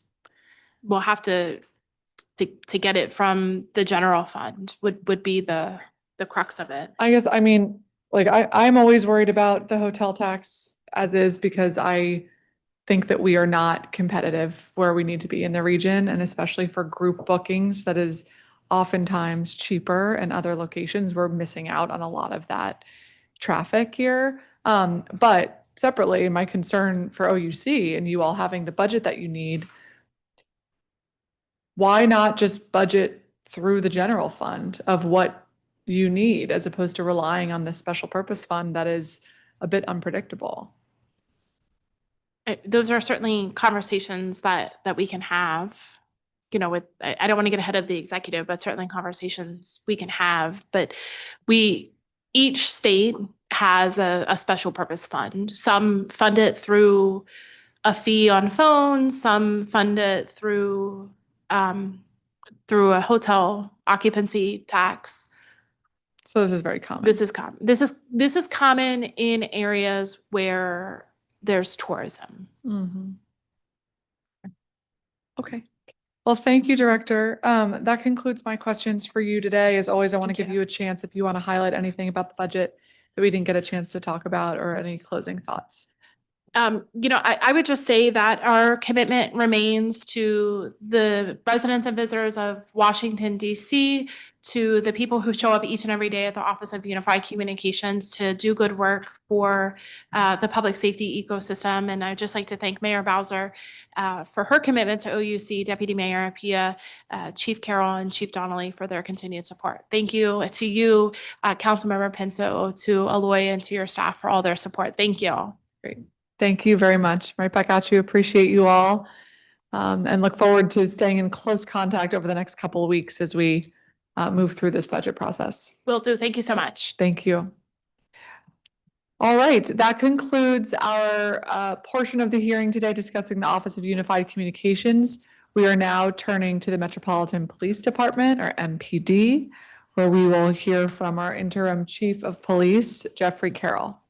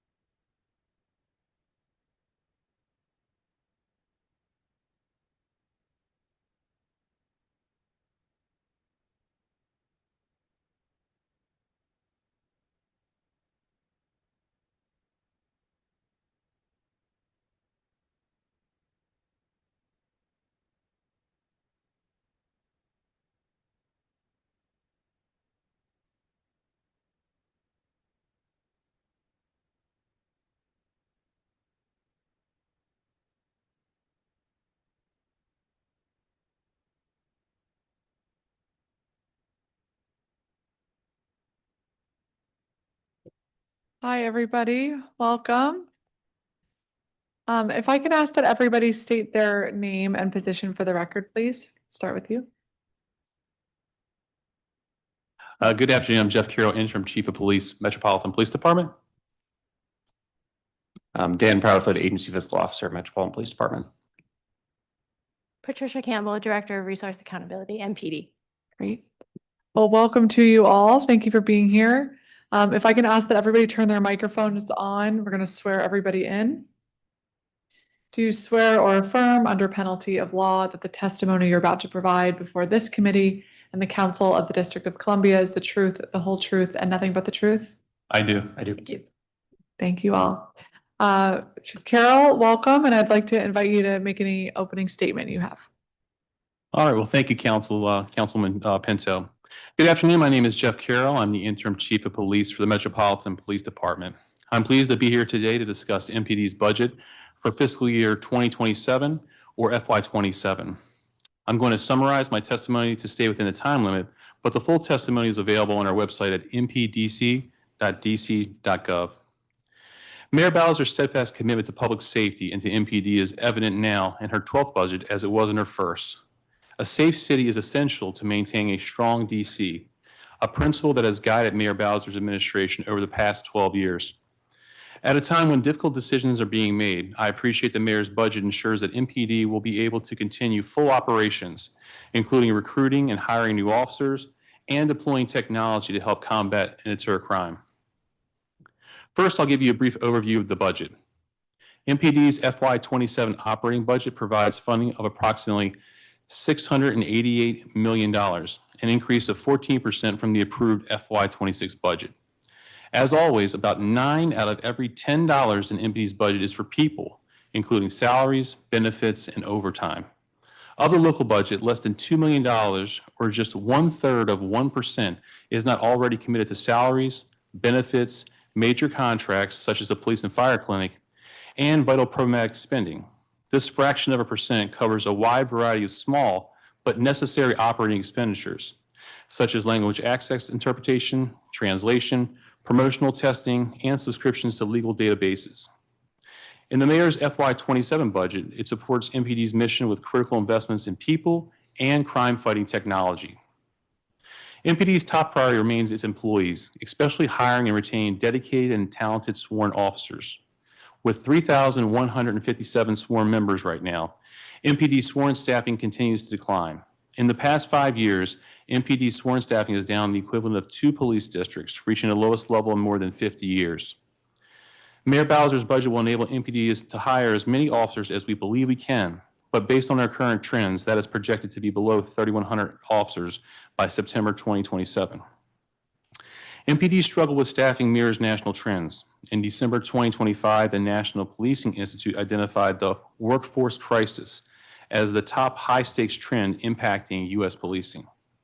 MPI also broadly outlined the solution. The winning strategy will shift from a singular focus on recruitment to a holistic one on retention, wellness, job satisfaction, and workforce modernization. MPD has focused on these issues for years, so there aren't many low-hanging fruit left to grab. We have a nationally recognized recruiting and hiring program, and we are one of the first local agencies to offering a hiring bonus. The FY27 budget continues to fund the hiring bonus, along with short-term housing assistance for recruits moving into the city. And Mayor Bowser's commitment to innovative technology helps keep pace with emerging crime trends and innovative criminals. So what else can we do? We know we can't outspend all the agencies that we're competing against. Given that, we looked at our top challenges and our competitive advantages to identify low or no-cost proposals to broaden our recruiting pool. The Budget Support Act, or BSA, includes proposals to support hiring and retention. First, I urge the council to reconsider the proposal from last year to allow new recruits to be hired with no college credits and earn the 60 college credits through an MPD partnership with an accredited college. Frederick Community College has evaluated the MPD recruit training program and agreed to grant 41 credits for successful completion of our coursework. Under the proposed program, FCC will provide 19 credits of classroom training at MPD for each cohort. This change is absolutely essential because in this region, only MPD and Arlington County Police still require college credits for new recruits. This leaves MPD at a significant disadvantage in recruiting new officers. Our proposal does not eliminate the college credit requirement, but it provides a different path for achieving it. We appreciate that last year the council approved compromise legislation by reducing the pre-hirement requirement from 60 to 40 credits. However, since then, we've not had any applicants applying under it. One key reason is likely that most college students who drop out of school do so in the first academic year. According to recent data, 22% of all first-time, full-time freshmen drop out of college. This is more likely to impact first-generation college students. This proposal will give more young adults a fair shot while helping MPD to begin to rebuild its sworn force. I urge the council to pass this amendment. If the 60 college credit requirement is one of the top hurdles in hiring, MPD's cadet program is one of our strengths. The cadet program allows MPD to bring in young adults to earn a good salary for part-time work while completing college coursework at UDC. The program provides not just a scholarship, but also life skills and lessons. It can help keep young people on a positive path to success so they'll still be eligible to be hired as a recruit by the time they reach the necessary age. The BSA expands MPD's cadet eligibility. While MPD may not be the only cadet program in the region, it is one of the most strongest and most established. We can use this competitive advantage to recruit young adults graduating from high school in the region who may also want to become a police officer. Our program harnesses that early interest in law enforcement and keeps them employed and engaged until they're eligible to apply to become recruits.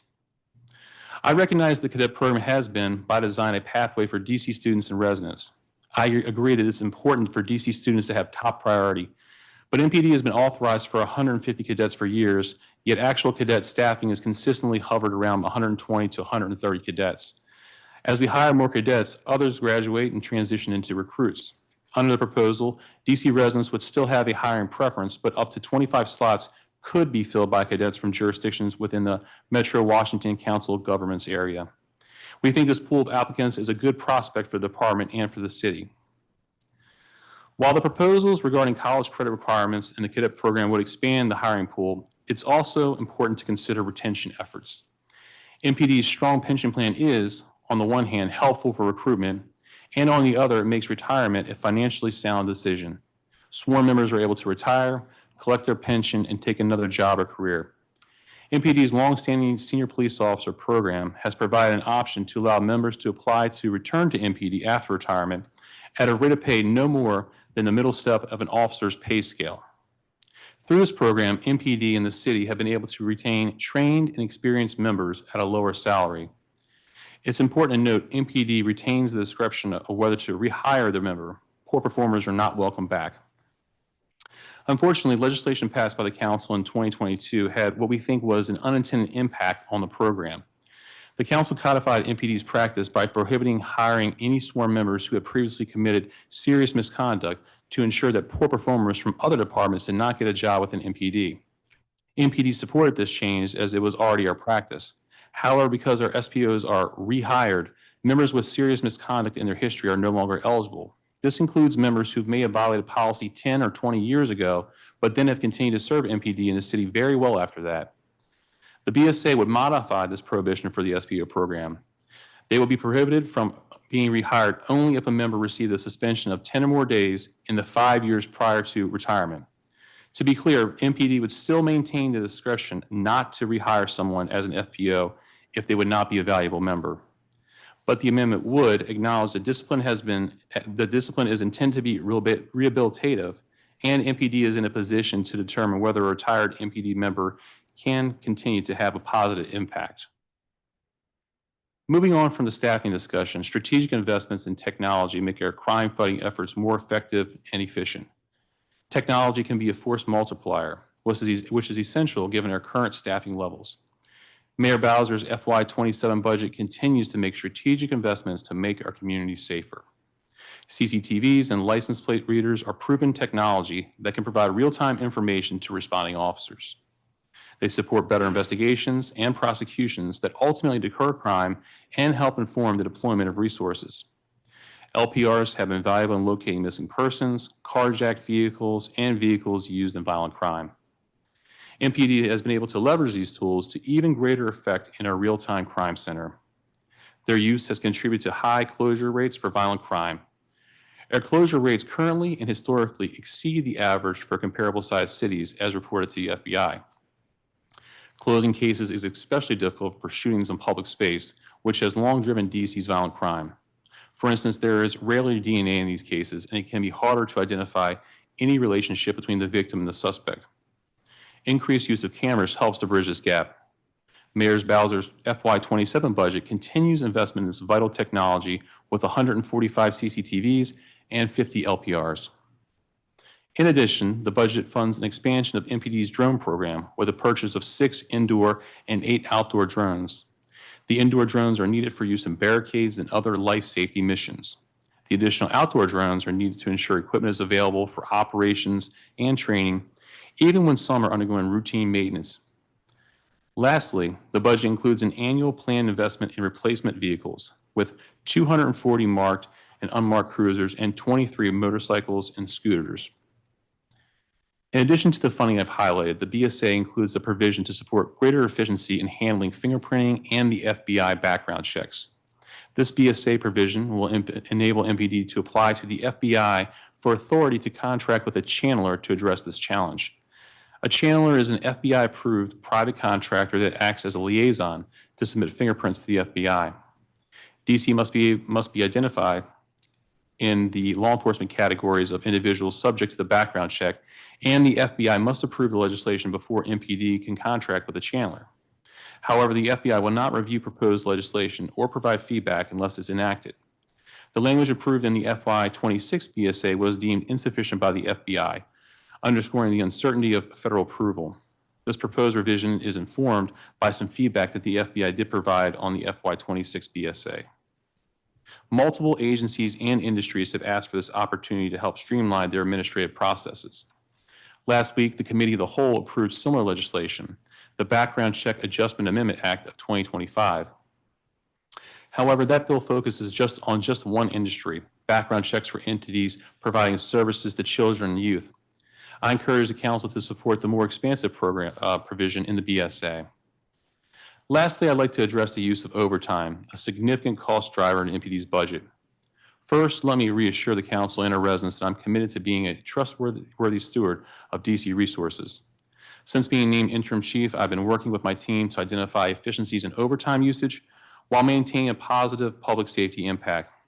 All overtime must be approved by a supervisor. In addition, overtime is reviewed each pay period across the agency and by managers in each bureau. There have been some initial successes with a 14% reduction, almost 50,000 hours in non-court local overtime hours when compared to the same periods last year. Drivers of local overtime correlate with historically low staffing. MPD must be able to respond to calls for service while continuing proactive crime deterrent efforts and meeting the unique needs of the nation's capital. Although the city has enjoyed a positive start to 2026 with historic lows in serious violent crime over the first 3 months, violence has ticked up in April. Combating this upturn may require local overtime. Other factors, such as the continued prevalence of teen takeovers, will also draw on limited local resources. In addition, as the country celebrates its 250th birthday, DC is expected to host numerous large-scale events, including a 2-week Great America State Fair, the Grand Prix race, and more. The district may be hosting record-breaking crowds throughout the summer. MPD will certainly need to use additional overtime to staff these events and maintain response to residents and a presence in our neighborhoods. While most of this overtime will likely be reimbursed by federal dollars, there may be some impact on local overtime. Lastly, even if overtime decreases, the cost will increase in FY26. This is the first year with a higher pay scale under a new collective bargaining agreement for sworn members. The new pay scale incorporates a cumulative raise of 13% for FY24 through FY26. In closing, I'd like to thank you for the opportunity to present Mayor Bowser's FY27 budget for MPD. Like several recent years, the FY27 budget will require difficult choices. This year started out very strong with levels of lower crime than DC has experienced since perhaps the 1960s. However, the violence the past month has been a stark reminder that we still have far to go to ensure that all of our neighborhoods and residents are safe. In short, we cannot take our foot off the gas. The funding for MPD in the mayor's budget is critical so that we can continue the significant progress we've made. A safe city makes all other progress possible. Therefore, I strongly urge this committee and the council to fully fund MPD's FY27 budget. Thank you. Great. Well, thank you very much, Chief Carol and team. And I want to thank everybody who works at MPD who's here today and patrolling our streets and handling every position in a very difficult year and environment, and appreciate all of your service to the district and in keeping everybody safe. Yes, ma'am. Thank you. So I want to start with a discussion around staffing. And I appreciate that there's been a recognition in this budget that we need to focus on hiring and building back up our force that is now facing, as you mentioned, a 50-year staffing low.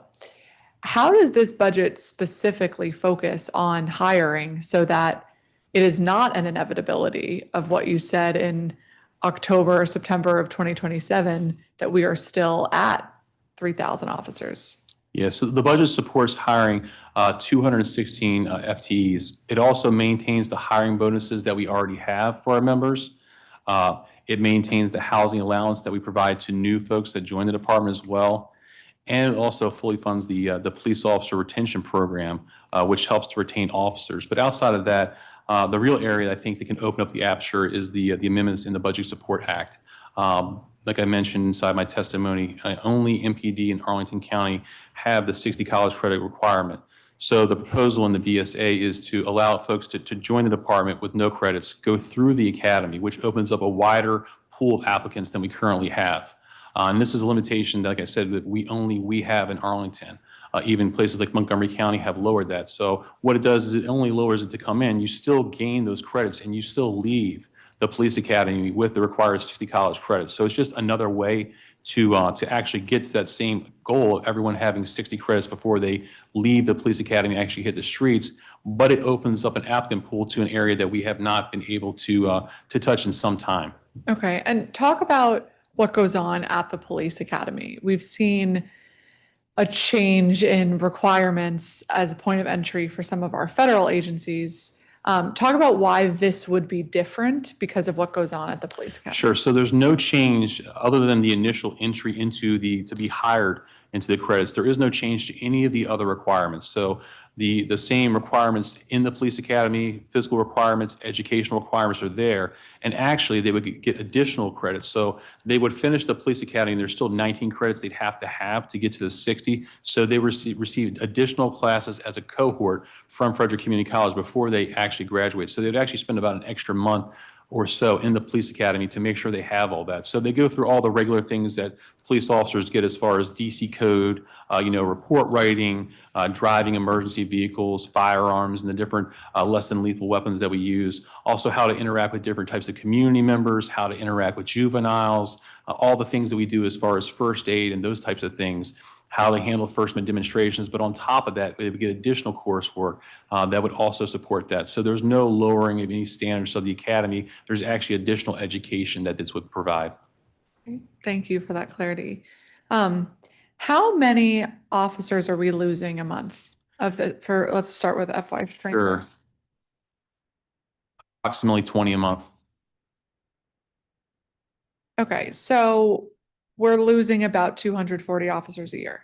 Yeah, we assume that we'll lose about 240, 245 in a year.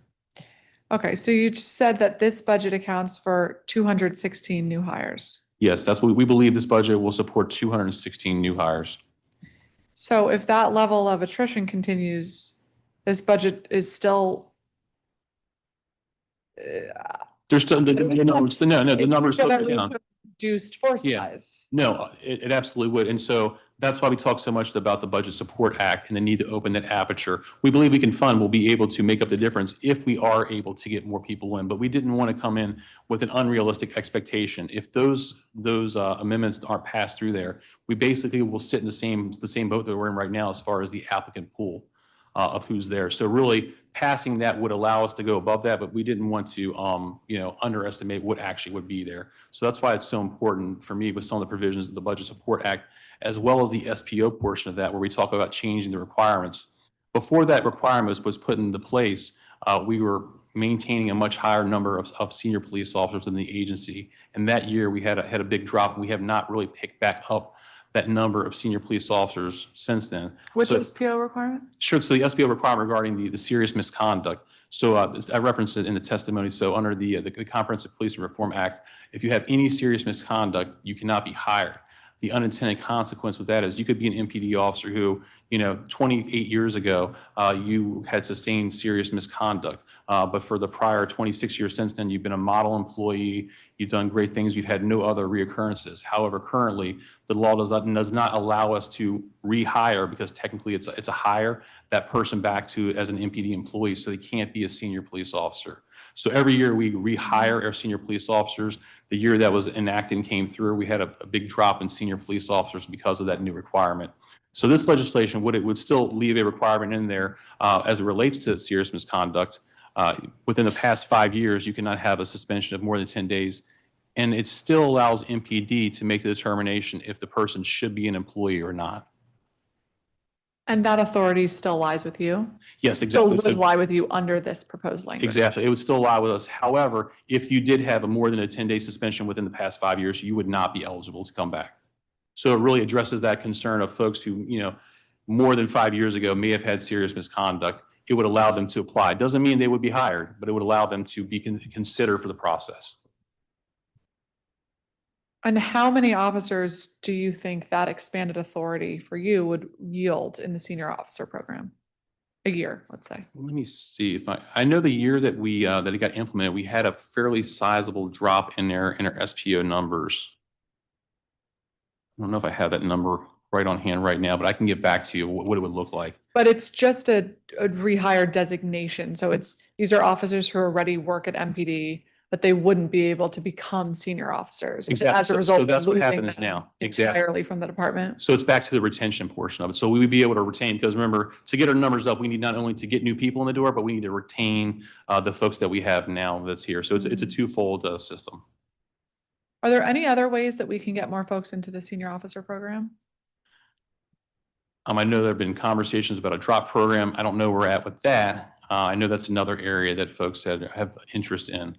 The things that we do right now as far as the police officer retention program, the educational incentives, both towards the end of their career and that period between 3 and 8 years, that's been successful as well. This budget does continue to fund that as well.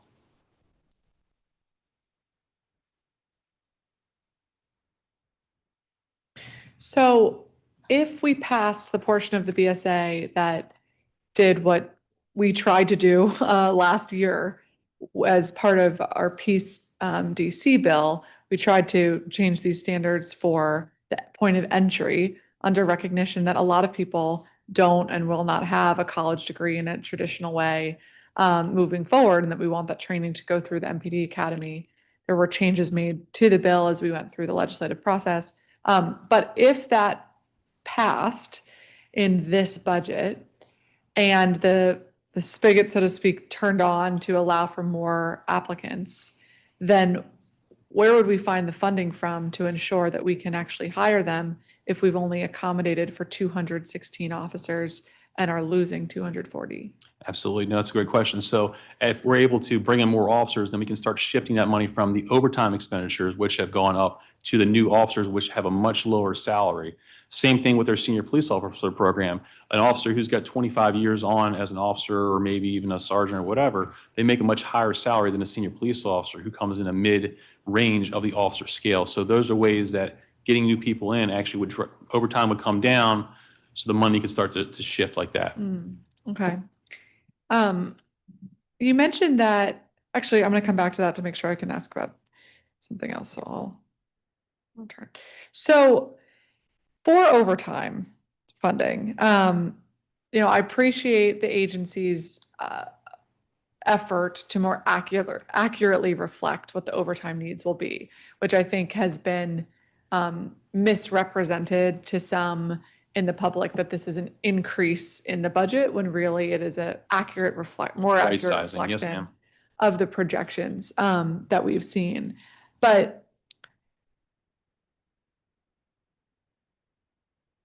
I guess tell me about how decisions are made with overtime. You mentioned that you found some efficiencies in overtime spending. What were those efficiencies, and what types of events warrant absolutely needed overtime versus events that may be able to be handled a different way without reliance on overtime? Yeah, so overtime is a very complicated issue. So there's certain things on overtime. We talk about special events, think about 5Ks, marathons, things like that. Those are in most cases, unless it's like a July 4th or something, those are funded by whatever entity is putting that on. So that's a reimbursable detail.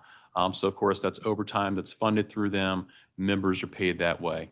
Then you have other overtime that we have to handle. Things like the President of the United States, when he moves, the Vice President moves every day.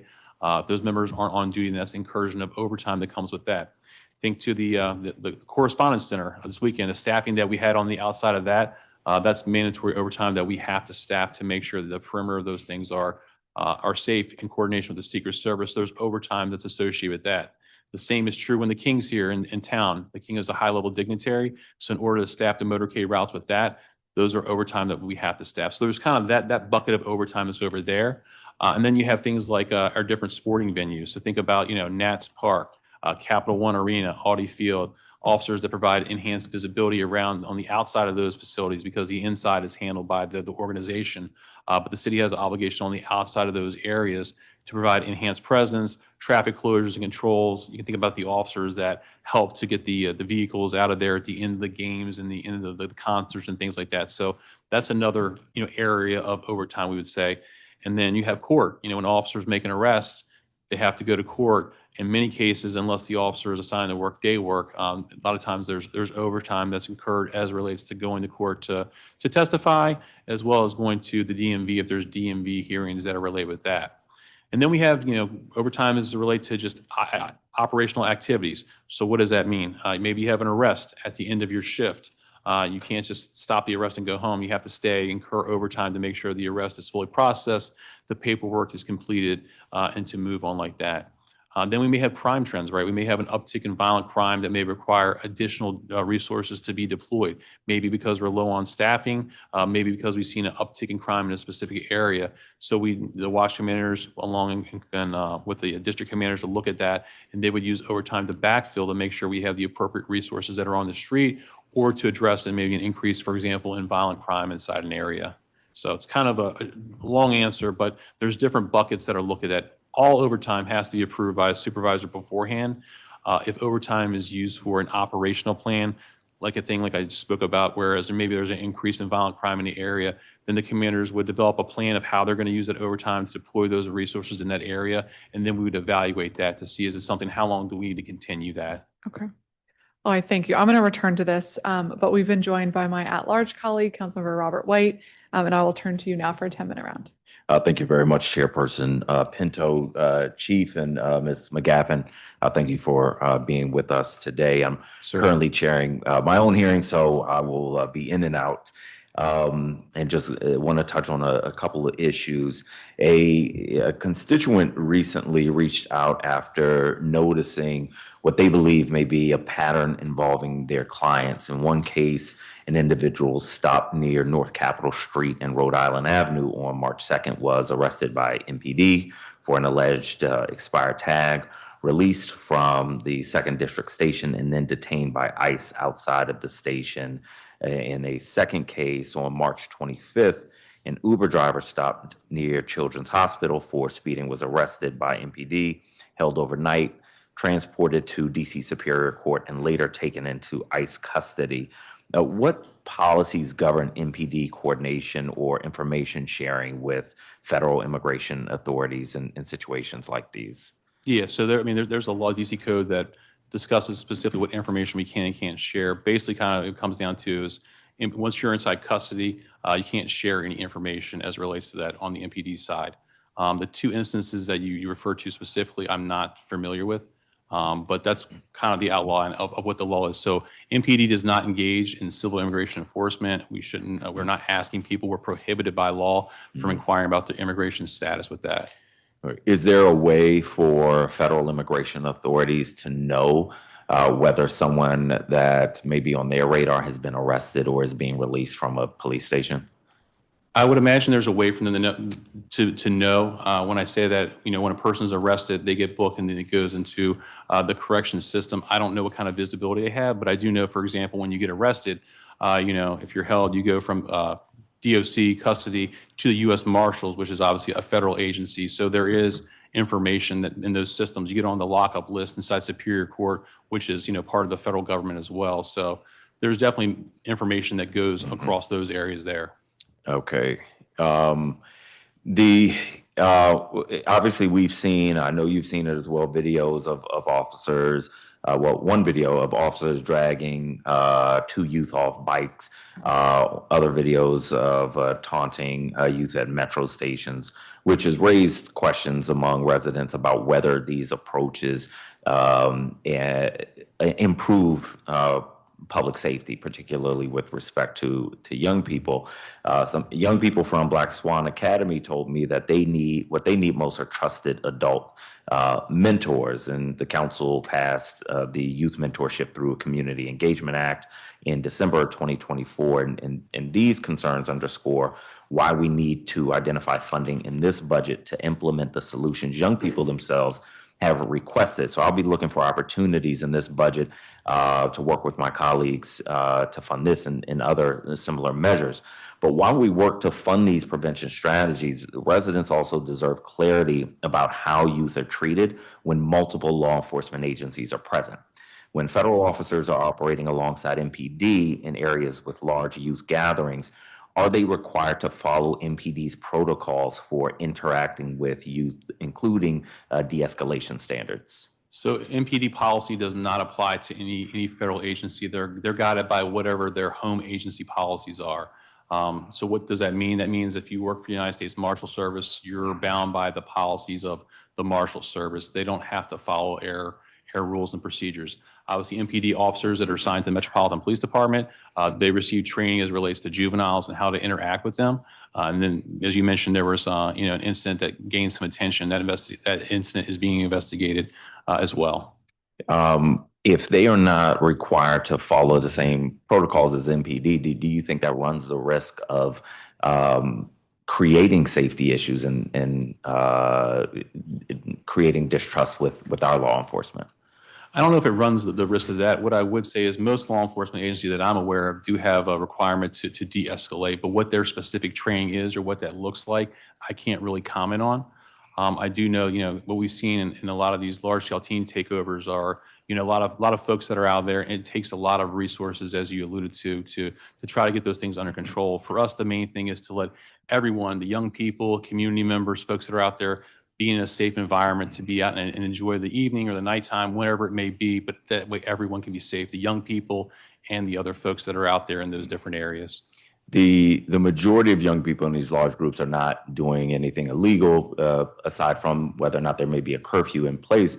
But when there are a couple that may do something, does that create a safety issue for the city?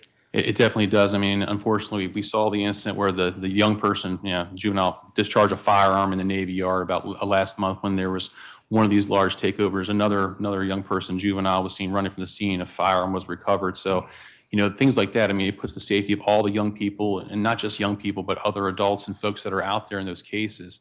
As you mentioned, there is usually, when there is issues, a small group of individuals that are there. So that's why, even, for example, with the emergency legislation and now the mayor's order as relates to curfew, there's so many things that are built into it as relates to the size of the group to be in violation, the information that we need to designate the area, as well as the warnings that we give, because the goal is not to bring someone as in a curfew violator. It's to try to break the groups up so they're not so large, to make it more manageable and to make sure it's safe for everyone. Now, obviously, if people are shooting guns off or carrying firearms or assaulting each other, then the appropriate police action needs to be taken. But we want to make sure that everyone's safe in those areas. Right. And so, so even if there are a lot of young people, the few people doing very wrong things are still wrong.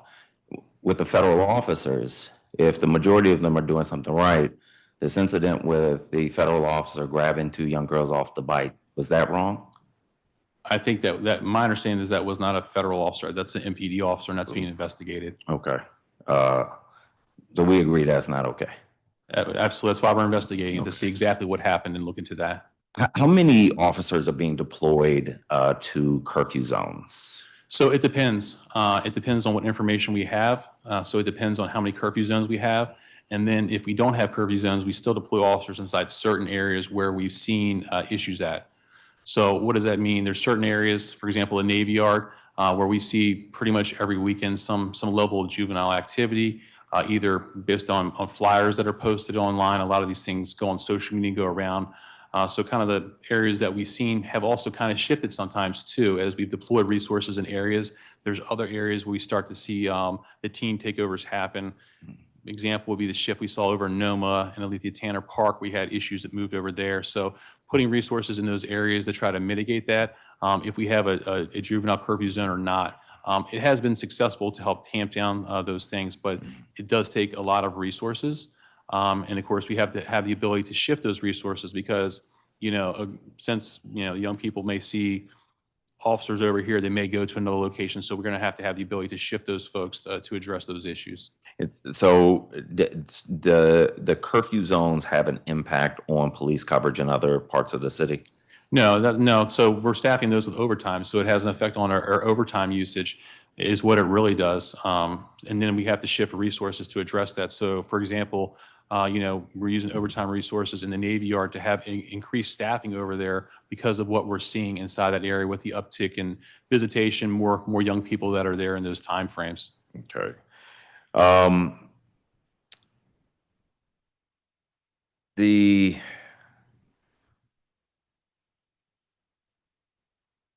There's one issue I want to make sure I have time to get to, so let me go there now.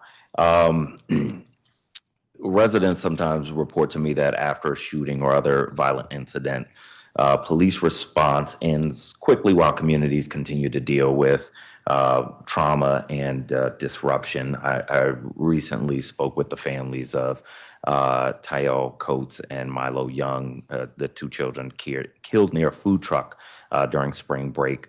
Their families and community members said that they had received no outreach or support after facing what is unimaginable loss. After a violent incident occurs, what role does MPD or partner agencies play in coordinating with violence interruption, trauma services, community, and family support? Yeah, so on that aspect, in those cases, especially in homicide cases, we have a victim support section within our homicide unit that does outreach and connects those families. So I'll follow up and look and see what that looks like there. Also, in those areas, we have put an increased presence over there working with the violence interrupters to try to get information. We continue to investigate those deaths intensely. It's one of the highest priorities that we have. So working with the community to get information with that, but also the deployment of resources and VIs in those areas is something that we work with the other agencies for, especially when we come to the juvenile area and pushing that out for awareness. Not only to our partner agencies, but to see what else they can do in those situations. Thank you. If we could work together on that and Yes, sir. with my colleague, Councilmember Felder, just, the impact on the other young people and the families there is tough to process. I know you and your team know about that. Yeah. Absolutely. Yes, sir. Thank you. Thank you very much. Thank you, Chairperson Pinto. Absolutely. And thank you so much for joining us. Good luck in your hearing. And I think what that conversation lends itself to another area of the budget that is concerning around the cut of family services out of the one's office. And so if we're reducing another agency's ability to provide those wraparound supports and grief counseling and funeral expenses, which is now cut across all of our agencies that were supportive in that way, a lot of people are going to be relying on MPD to do even more. We're working to resolve in the budget. I do want to just clarify something about the conversation you just had with Councilmember White as it relates to the juvenile curfew. Without this tool, can you speak about what that would mean for the staffing strains and overtime strains in order to respond to the large team takeovers if you weren't able to say in this specific area, we're going to use this as a preventative tool to have an earlier curfew? Yeah, so more likely than not, what we'd have to do is we'd have to deploy even more resources in the area, because then they would come to the area, and now we have the ability, if they're in those zones, to have them break into smaller groups, which are more manageable, or they can go outside the boundaries. It kind of thins out the crowd. But without that, we'd have more people. So just like when we have a large crowd anywhere, maybe downtown or wherever, we need more resources and more officers and more folks to be out there to ensure that they can monitor the crowd. And if there are any issues or if a fight breaks out, they can immediately intercede so it doesn't turn into a complete melee. Okay, so if we don't have the juvenile curfew in place, we can expect more strain on officer staffing and overtime? That's correct. Thank you. Okay, so just to make sure I have these numbers again for FY 2027, we're anticipating that we can bring on 216 new recruits. Based on our current requirements as far as the SPOs and with the college requirement, yes. Okay, and how about new cadets? So with that, we think there'll be about 20 cadet conversions into that. The cadet numbers really depend on how many roll over. As I mentioned in my testimony, as we talked about the provision about the cadets, we hover in that area about 120 and 130 with the cadet numbers. We're authorized up to 150. That's why we're interested in the expansion of it to the immediate area around the city to see if we can fill those additional 20 spots with other folks if we do not get to that level with folks from the city itself. But the reason why it's kind of nuanced is you have some cadets that are in high school in their last year and they roll out. You have some that are older that have joined the program but they don't have the credits, and then you have some that are kind of in that mid-range where they hit 21, they'll be able to become an officer. So depending on where they're at as it relates to age and college credits, that's where it kind of, because some of them could have started inside high school and be done earlier, and could theoretically be just about there to be 21. In some cases, you have folks that are over 21, so they're not waiting to get to 21. They're just waiting to get the appropriate college credits. So it comes back to the conversation about the college credits. Interesting. But it's been a very steady pipeline. Well, many roads lead to college credits, Yes. but it has been one of our best pipelines. The cadet program has been, as far as getting young people inside the door, giving them familiarity not only with the agency, but how things work, but letting them get their education and then rolling in. So it has been a very good pipeline for us. So those 20 recruits expected are part of the 217? Yes, they would roll over. 216. Yeah, so right now what we estimate is 148 new recruits, 20 cadet conversions, and potentially 48 senior officers. That's our estimate, of course. Things could change based on the BSA and what that would look like. Okay.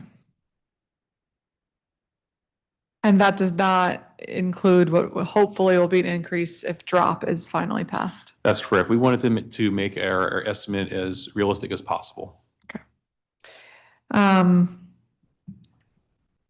right, so back to overtime. So last year, there was $39 million budgeted for overtime in FY26, the current year, but the actual amount spent on overtime in FY25 was $95 million. In the proposed FY27 budget, the mayor has allocated $81 million to overtime. But you spoke about earlier that this year is going to be even more reliant on overtime because of all of these federal events. And so while I appreciate this budget moves towards a more accurate reflection, is it an accurate reflection?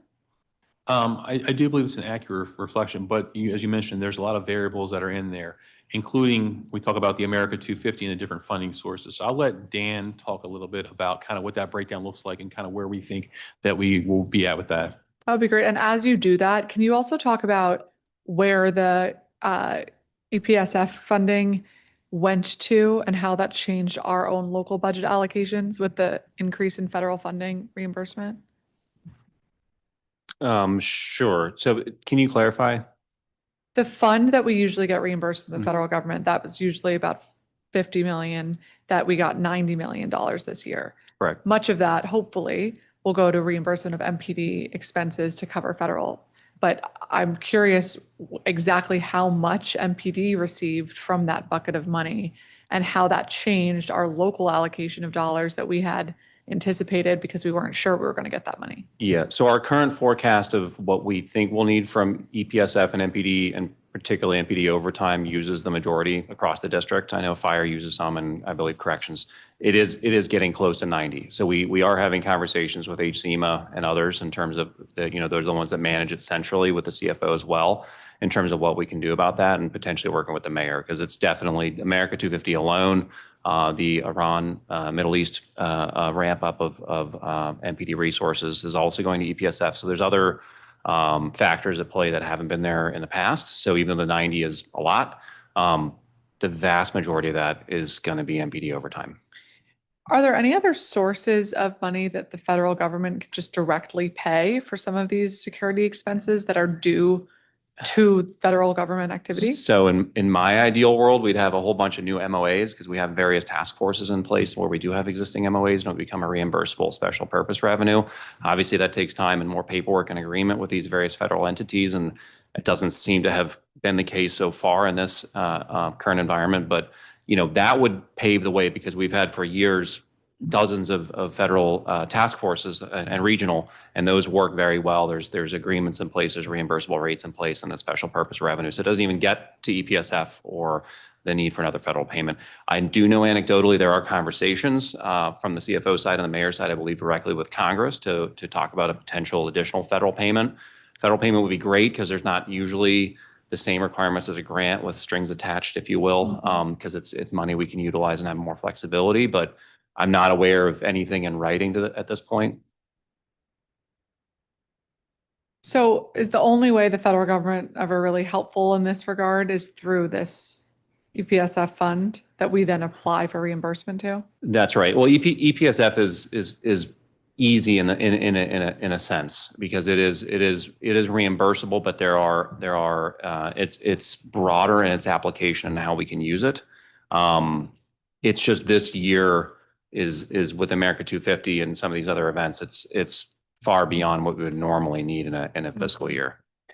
Well, it feels like America's 250 is a perfect example of something that is unique and that's not accounted for in our annual budgeting, that if there was ever a time for the federal government to directly pay for some of those security and personnel costs, it would be the programming around the To summer. me, it would be just like the inaugurations. Every 4 years, we get an additional federal payment for the inauguration. From my standpoint, Right. that would make sense. Similar size, similar scope.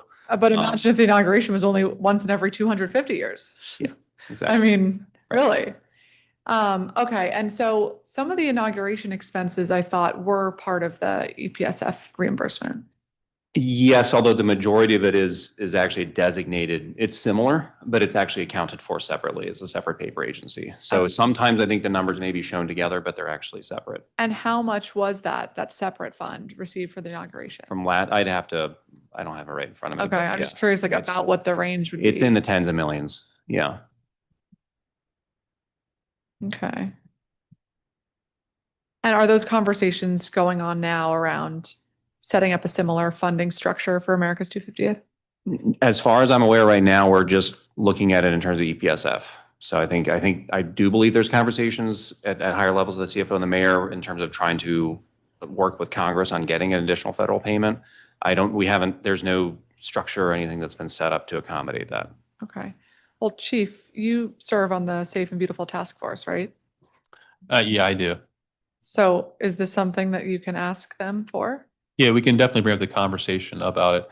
Just to kind of give a little context, though, about task force and things like that. The task force don't usually pay for all the officers. They usually pay for task force expenses that are associated with that. So think about officers, for example, that we have that serve on the Joint Terrorism Task Force. The FBI doesn't pay for their salaries. They pay for overtime that's associated with their duties with the FBI. They may provide a vehicle, but they don't pay their salary. So it's just want to provide clarity. It's not like it would pay for everything.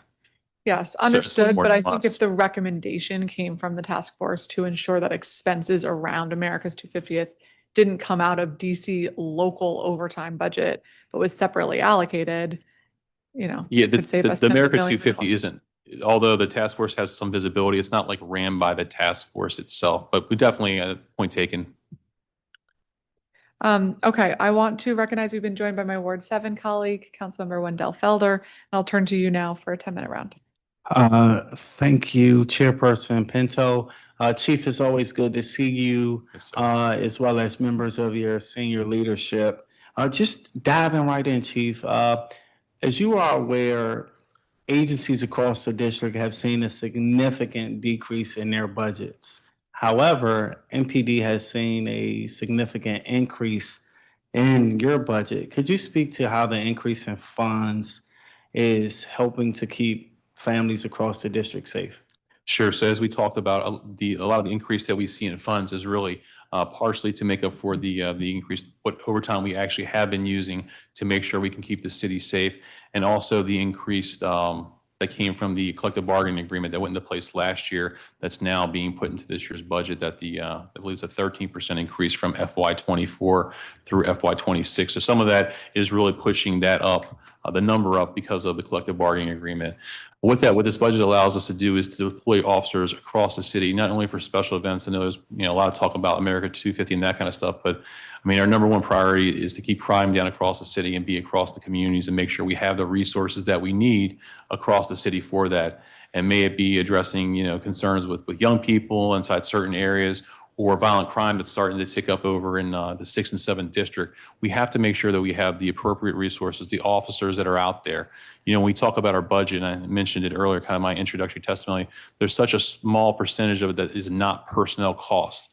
The people that actually do the work and the things that we have to have out there. That's what drives 99% of our budget is that cost, that salary, the benefits, the officers we have. And we need those officers to be out inside those areas across the city. As we continue to face the short staffing that we have, as I mentioned, it's the lowest we've had in over 50 years. We have to supplement that with overtime. That's the only way we can do it, to make sure we have the resources that we need. And of course, it does drive up the cost with that. And Chief, I see that within your proposed budget, a little over 42 million is an increase in overtime.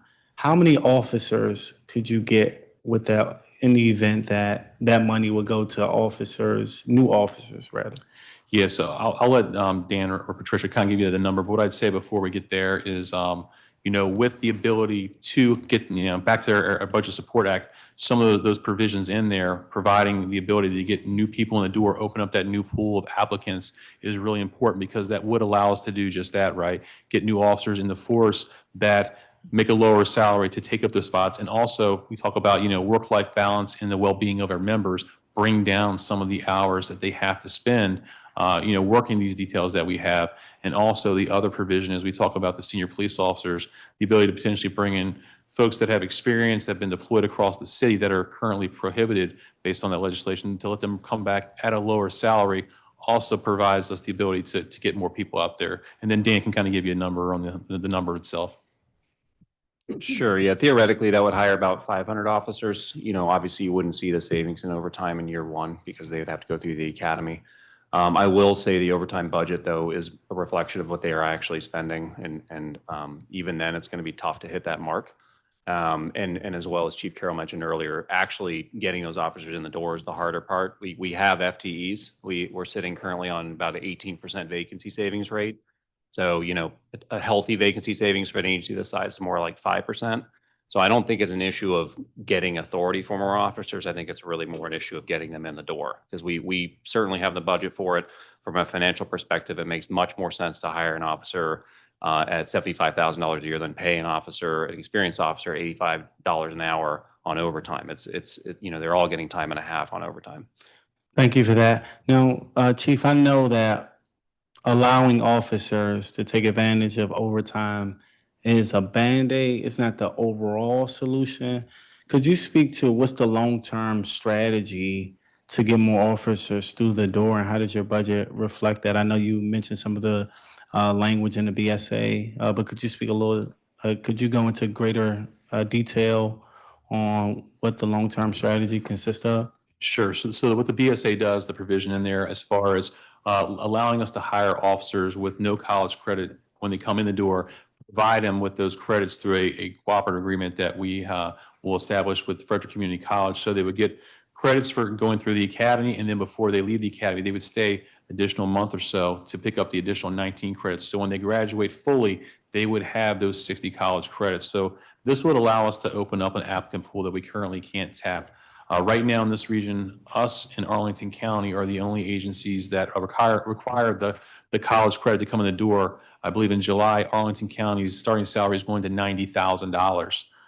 So a big difference from our starting salary of just over $75,000. So for us, this provision of the BSA would open up a new applicant pool.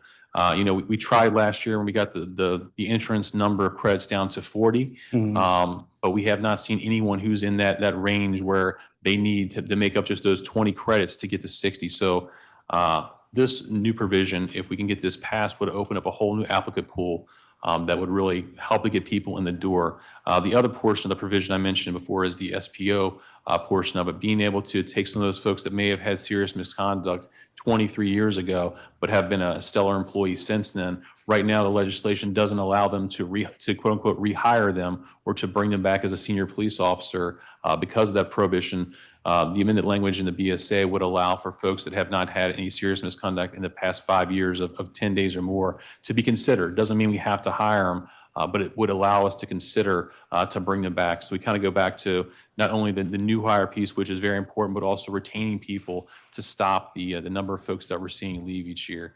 We have to look at something different. There's no way we're going to be able to compete with the hiring bonuses. Right now, Park Police is offering a $70,000 hiring bonus. Now the Secret Service is offering a $75,000 hiring bonus. We were one of the first agencies to offering a hiring bonus. We still provide that of $25,000, but we're never going to be able to continue to go up and up. So we have to look at different strategies to really address and open up that applicant pool to get folks in here. Chief, you make me feel like I'm in the wrong occupation. Now, I mentioned earlier that there was an overall increase in your budget. Now, to be honest, I was a little disappointed to see that the data analytics and research, there was a reduction by $1.4 million. Now, Chief, could you speak to why is data and analytic capacity being reduced at a time when data-driven policies is critical? Sure. No, a great question. I'm gonna let Dan answer that because some of this is just technical shifting in the budget. Yeah, thanks, Councilor. The majority of that, actually all of that is 12 FTEs that were shifted out to Special Operations Division, and there were crime analysts and investigative analysts. So I would say it was more of a shifting around. It's a realignment from one bureau to another. Okay. Yeah. No, Chief, I was happy to see investments in capital improvements. Could you speak to how those funds will help improve overall conditions in facilities across Ward 7, which is comprised of the 1st District, the 5th District, and the 6th District? Yeah, so one of the biggest ones that we have is actually on the capital project side isn't inside those wards, but it's actually inside our 70 headquarters renovation. This is something that has been working on for many years. And at this point, it looks like we'll actually begin construction inside fiscal year 27. So the design function and all that has been worked through. By the end of this fiscal year, the design and permitting will be fully completed. The goal is to start construction in fiscal year 27, and then it should be completed in fiscal year 28. The 7th District is probably the facility we have that's in the worst condition that we have this time. So that's a big impact inside of our 7th District to bring that up. Also, areas that we've been working on is the renovations of our detention centers inside of our district cell blocks to make sure to bring them up. So we've renovated a couple of them. Currently, 40 and 5D are being renovated. 40 is almost complete. 5D is in progress. So by the end of fiscal year 26, they should both be completed. Following that, we have to then still renovate the 2nd District detention area and the 3rd District detention area. Inside some of our renovations on project, there's issues that we have. Many of our facilities have more minor issues, I'd say plumbing issues, things like that. So working with the team on small cap projects to work. Sorry for interrupting you, Chief. Sure. I'm trying to get 2 questions in really quickly. The first question, even though you saw an increase in your budget, does this budget adequately keep residents safe from your opinion? Yes, it does. Yes, it does. And if we're talking about public safety from an overall public safety ecosystem, when you look at programs like Pathways, which is supposed to be the frontline defense with de-escalating neighborhood feuds, unfortunately, that program's seen a decrease in their budget. My question, Chief, are you under the impression that maybe there's an opportunity to reprogram any additional funds that you may have to support other agencies that overall contribute to the work that your agency is doing? Yeah, what I'd say is those agencies do a lot of good work, but the challenge is basically what we have right now with what appears to be an increase is really just right sizing of the overtime. And it's actually last year, the collective bargaining agreement was passed. So 13% increase in salaries is really where you see a majority of that come to. It's not extra money that we have. Appreciate that. Thank you, Chief. Yes, sir.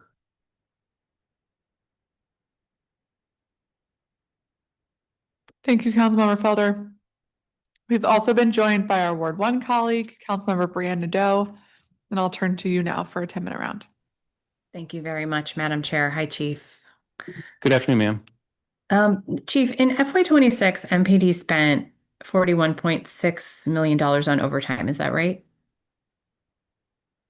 Dan. Dan's gonna. Yeah, in terms of FY26 in current year, yes, and through Q2 through the end of March, that's correct. Okay.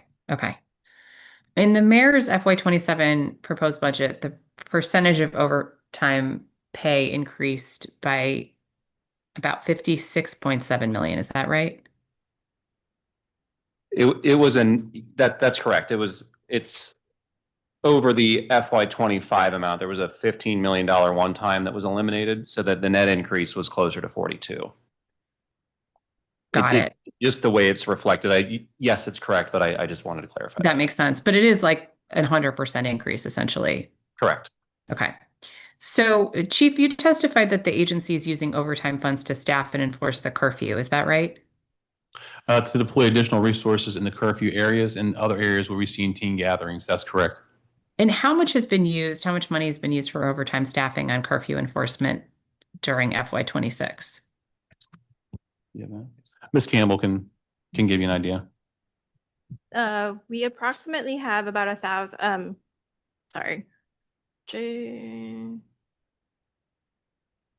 Thus far, we've spent about $113,000, but that was only as of the March 2021 pay period ending. Okay. Okay.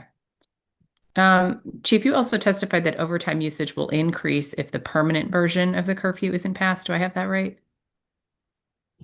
Yeah, I believe we'd have to deploy more officers potentially. Why is that?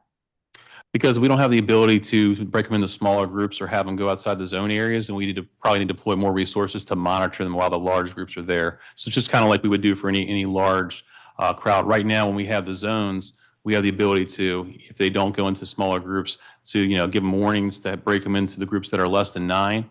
Or of course, they can go outside the boundary areas, which kind of spreads out those groups. But if you have more compact crowding, then you'd need more members to monitor that just to make sure that there aren't issues. Got it. Okay. So just to clarify, the fiscal impact statement for the permanent bill states that MPD funds are sufficient with current resources to implement the bill. That's correct? Yes, that's correct. And the resources to implement the bill, is that also overtime? Yes, I'd say so. The budget includes the overtime that we need. We need the overtime to be able to do what we need to do as the agency. Okay. Okay.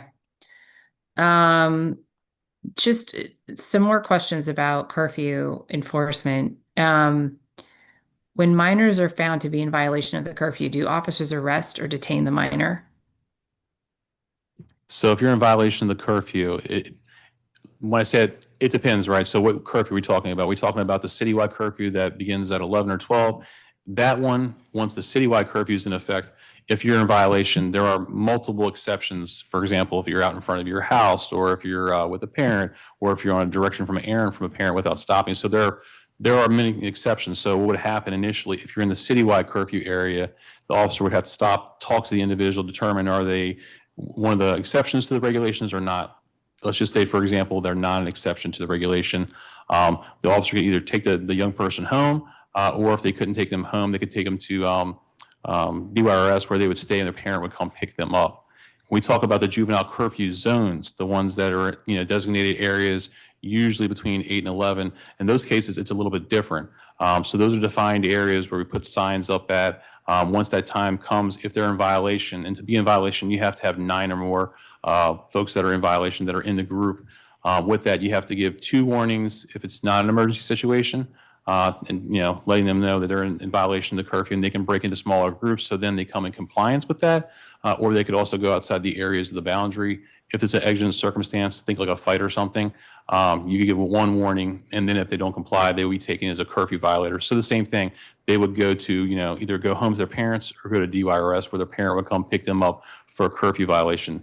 Folks would only be arrested if they committed a criminal offense, like they robbed somebody, had a firearm, something like that. Okay, so if they haven't committed a criminal offense, and they haven't been arrested, should I assume that they are not handcuffed? They're curfew violators, so they could be handcuffed. It depends on the situation. Okay. Are they read their Miranda rights when that occurs?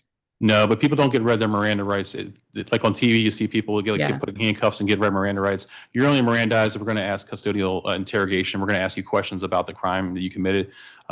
Curfew violators aren't criminals like that. So even in most cases, when you are arrested, no one reads you your Miranda rights on the scene. That happens if a detective is going to interview you, then you'd be Mirandized. Okay, thank you. That's clear. Are they taken in the back of a police car when this occurs, if they're being removed from the area? So we have curfew and truancy wagons. So that's what's usually used, and you've probably seen them out there. They're kind of like passenger wagons, and it says curfew/truancy enforcement on the side of it, and that's what they're used to transport them in. For those who are transported to YSC, are they processed there? No, they're not arrested. They're put inside beds until their parents come to get them, like they're given a place to stay. So that way officers don't have to stay with them. They can go back out on the street. That way they have the appropriate supervision while their parents are coming to get them. So they're staying on the non-secure side? The specifics of the actual facility, I don't know. I can't speak to that. Okay. And what happens to the youth whose parents don't come to pick them up from YSC? I mean, potentially, if no parent ever came to pick them up, they'd be turned over to Child and Family Services. In that case, I don't know if that's ever happened or not, though. Okay. Does MPD have any data collected on the following? I guess you can just say yes or no. Number of arrests made in these curfew zones? Yes, we do. How about the number of kids driven home by police officers? We don't have that per se. I think we have the number of curfew violators, though. So that would mean they were either driven home or taken to curfew center. We have that. Okay. And then the number of kids held on detention after an arrest for a curfew violation? I'm not quite sure what that means. An arrest, how about an arrest in a curfew zone? Yes, we have arrest in curfew zones. Yes, ma'am. Okay. And then would you have the number of kids identified as unhoused? We don't generally ask about their housing status unless they were to volunteer that. We don't, we'd ask their address, their parents' phone number, that kind of stuff. Okay. So I don't think we'd have it on hand. Do you know if you've ever returned children to a shelter? I do not know. That's something we have the curfew paperwork, so that's probably something we could probably find out. But I don't know. Okay. Okay. Thank you. You were just talking about with Councilmember Felder the cadet program and expanding the eligibility in the BSA. I think that's great. In 2023 and 2025, I introduced legislation that would increase cadet pay from $35K to $60K because the cost of living is so high in DC and pay is so low. And my bill also expanded eligibility up to age 33 from the current age of 24 with the goal of increasing the number of applicants eligible. What would you think about including some of that in the BSA as well?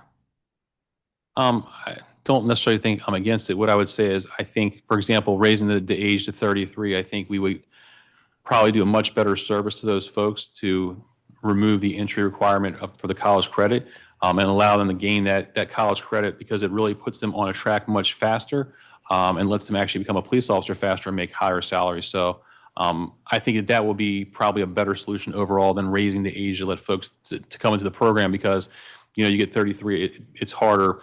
The ability to potentially be done and have the 60 credits in an abbreviated time, I think would be probably overall beneficial to everybody. Okay. Well, thank you very much. I appreciate your testimony. Yes, ma'am. Thank you. Thank you, Madam Chair. Thank you, Councilor Nadeau. And Chief, I just want to re-clarify again that but for the curfew, it is your position that more money would be spent on overtime. That's correct. And again, we're assuming that they continue with these teen takeovers to continue. Yes, we'd have to deploy more officers to monitor the large crowds, however long they're there. Okay. I just don't want that to be Yes, ma'am. misunderstood by anyone that, yes, of course, it requires a deployment of officers, but fewer than would be required if you couldn't use this tool. Yes, ma'am. Okay. I also want to clarify a conversation you just had with Councilor Nadeau about handcuffs. It was my understanding that if a young person was in a curfew zone and that was their only violation, they would not be handcuffed. Again, it depends. For example, if the young person, depending on how they're acting, if they turn violent or something like that, there is the potential they could be handcuffed. So it depends on the situation, but in general. Violation of a zone. Yeah, well, if they're just in violation of the zone, we would try to gain compliance. So the goal would be not even to bring them into curfew at all. We try to have them leave the zone or break into smaller groups. But if we had to bring them in as a curfew violator. Okay, and if you had to bring them in, would they would not be handcuffed? Yeah, the goal would be not to handcuff them unless something precipitated that we had to. Like use of violence or assaulting an officer. Yeah, and then potentially would change from a curfew violation to an arrest. Okay, but that's a different kind of category, right? So It is, and- if a young person is just in a zone violating a curfew zone, they're not handcuffed for that violation in and of itself. In general, no. I don't want to give you absolutes, right? Because there's always one-off situation that could happen, right? Because, for example, you may stop a person and you may place them in handcuffs because you're still investigating, right? So you see that lots of times in regular investigations. For example, we're in the area canvassing for a robbery suspect. We see an individual who meets that lookout. They could be a young person, they could be an old person, it doesn't really matter. We may handcuff and detain them while we're investigating. We determine, okay, crime didn't happen. So that's why I don't want to give you absolutes to say that under zero circumstance ever. It depends on if they stop the young person because there's a potential of like a robbery in the area. They may stop them, they may handcuff them, they may determine they weren't involved in a robbery, but then they may determine they were a curfew violator. So that would then have been a curfew violator in handcuffs. So it depends. Right, but all the examples that you're using are for other crimes. Potentially, yes. If you're solely a curfew violator, in most cases, yes, you will not be handcuffed. Okay, but again, all of the examples that you've used are not about sole curfew violators, right? Well, that's because you may not know if they're a curfew violator first. You understand what I'm saying? Like you may not know if they were a curfew violator when you initially stopped them or not. Because the same thing, if you stop somebody and it turns out they're not a young person, they wouldn't even be a curfew violator. Mm. So in general, if you're just a curfew violator, no, you will not be handcuffed. Okay. All right, so back to overtime. So the 14% reduction that you found in overtime efficiencies, what were those efficiencies? So I wouldn't necessarily categorize them as efficiencies. It's just more so looking at the programs that we have in the place and see are there places where we could reduce the numbers of officers that were working those, or were there some areas where we had operational plans where we could shift resources at. Especially as we saw crime go down, during the winter months, are there times where we could have less officers working some of our initiatives, with in mind being that if things change or as we get into the summertime, we will probably have to increase the number of folks that are working those initiatives. Things like our robbery suppression initiative and our Operation Atlas. What was that last word you said? Operation Atlas. It's one of our initiatives we do where we deploy additional resources inside areas. For example, maybe the area is seeing an uptick in violent crime. We deploy additional officers in that area to do increased traffic enforcement, provide increased visibility. So it's one of the initiatives that we do.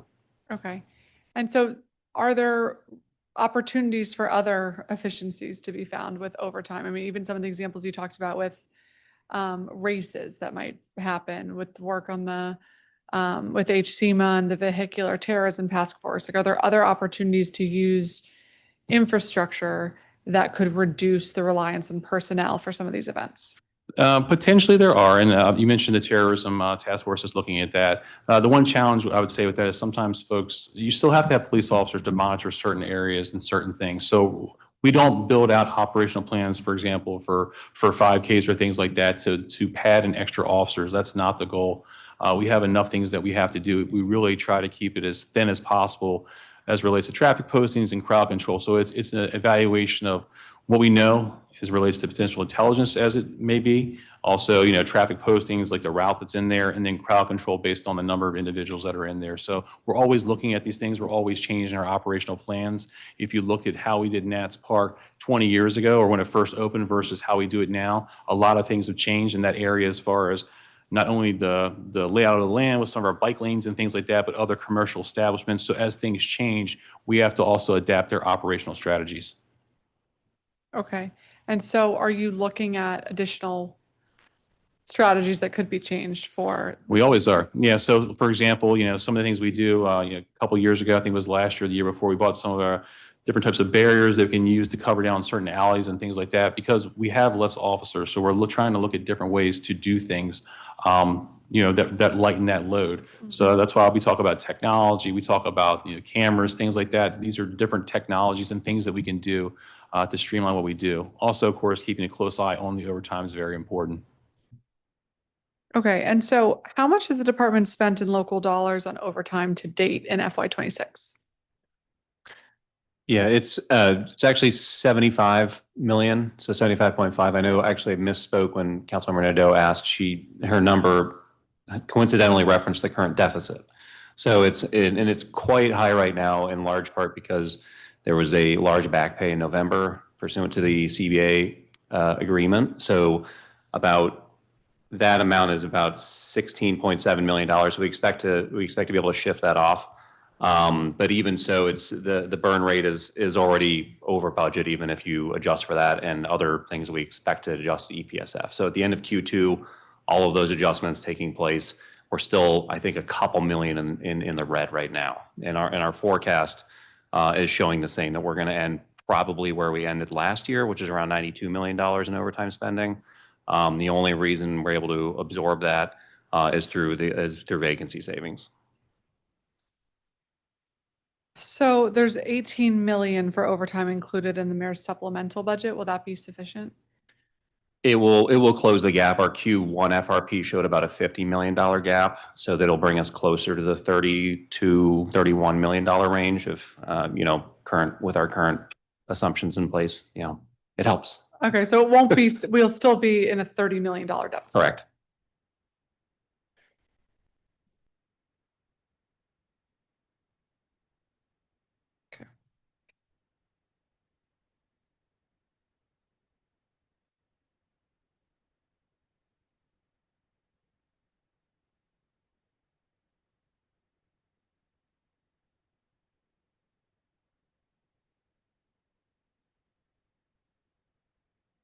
So if that happens and your projections are correct and we're still in a $30 million deficit, what happens? We have to work with the mayor on finding additional funding. I know we did quite a bit of that last year as well with multiple reprogrammings. And did those reprogrammings come from within MPD vacancy savings or other places? It was both. So we absorbed some through vacancy savings. We had some NPS savings at the very end of the year. And then the majority of it though came through either supplemental funding or other agencies. So, and so it's kind of a mix of everything. Okay. I guess it kind of just goes back to what we were talking about earlier, that it feels like we're taking some steps to more accurately reflect overtime, but it's still not accurate. I mean, it's still a forecast, right? I mean, we're working on vacancy savings, but again, when we talk about the pay rate is higher this year than last year. So even shaving off hours will not translate into a cheaper cost. So I don't want to lose kind of sight of that potentially. Totally, but my point is not moving away from the efficiency point, just assuming that you need all the overtime that you need. We need to know what that number is, and it sounds like this budget does not reflect that reality. I think it's close on the overall level. What I will say is in the out, I guess, you're talking about FY26, and yeah, in FY26 is tough. We're going to have to work internally and with potentially other agencies and the mayor to look for additional funding. Okay, but in FY27? FY27, there's potential for additional hiring, and we'd be happy to shift overtime over to salaries and pay. Granted, a lot of that won't be until Q4 if the recruits come out, but that's the goal. Is at the end of the day, salaries and fringes, cheaper and better than overtime. How many new recruits were funded in the FY26 budget? Well, I think funded versus actually hired. Funded was again much higher. I think the initial plan called for something like, I think 250 if I'm not mistaken. The additional hires were only 185. The hires to date. I'm sorry, that's our projected for I was thinking were you saying 25 or 26? 26. 26th, our projected is 185. Our hires to date. For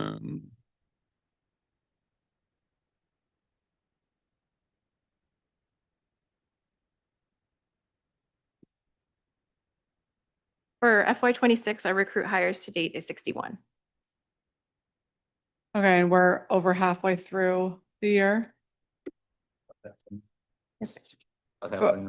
And we funded 185 or we funded 250? I'll have to get back to you on the exact number that we funded. I just remember, I know it was higher than what we've actually been able to obtain, because we budgeted for 26, I think, with a hiring assumption of something like 20 a class, I want to say, and the actuals are coming in at like 13 or 14 a class. Okay, so we have the same tuition assistance, same bonuses, I guess a 13% increase in pay. We talked about the credit changes, but are the credit changes going to account for that big of a delta and what we can reasonably expect to hire for next year? I don't think there's any silver bullet. I mean, if there was some magical solution, we would have done it a long time ago. I think maintaining what we have right now, opening up the aperture for the recruits, as far as the college credits and the ability to keep SPOs is also the other lens with that. Also, by pumping up the cadet numbers gives us a little more additional that are in there. We really looked at what else can we do, and that's pretty much everything. We talk about our retention bonuses that we have as far as for the portion for education for those folks that are between the 3 and 8 years or close to retirement. So we have a lot of things that are in there incentive-wise, not only for new people, but also some things to keep folks that have been here a while. But also you mentioned the increase in pay that they did get last time. So there's a lot of different things in there, but really none of those other things open up a new applicant pool, right? The only thing that really does that is the not having to have the credits when you come in the door and getting them while you're in the academy. That's what really will open up a new area. Mm. Exactly what that looks like, I think we'll have to see, because a lot of these other agencies we talk about, they too also don't require that already. I mentioned only us in Arlington, who's paying $90,000, have that right now. So just to level set. Okay. And what else are you all doing around quality of life in the job and supporting our officers to continue supporting retention? Yeah, so we have our organizational culture and wellness bureau has been working on a lot of different things and programming to try to help. Policing is a very challenging job, so there's a lot of different pulls, not only on the officer, but their families. So working on mentoring programs within the agency. One of the things they were able to roll out this year is the wellness rooms across the districts for the officers. So they can go in there, decompress, do different activities they want, yoga and things like that, to try to work through that. The other thing is having some programming for the officers. And different districts have done different things to bring in, not only to show appreciation, but to allow them to, again, get the expectations of what they need and listening to the members, what would be beneficial to them. I mean, wellness is a really big issue, especially as we talk about the increase in overtime that we have and what we can do to try to help officers with that, because it is a really big pull, not only on them, but also on their families. And how much does this budget invest in wellness?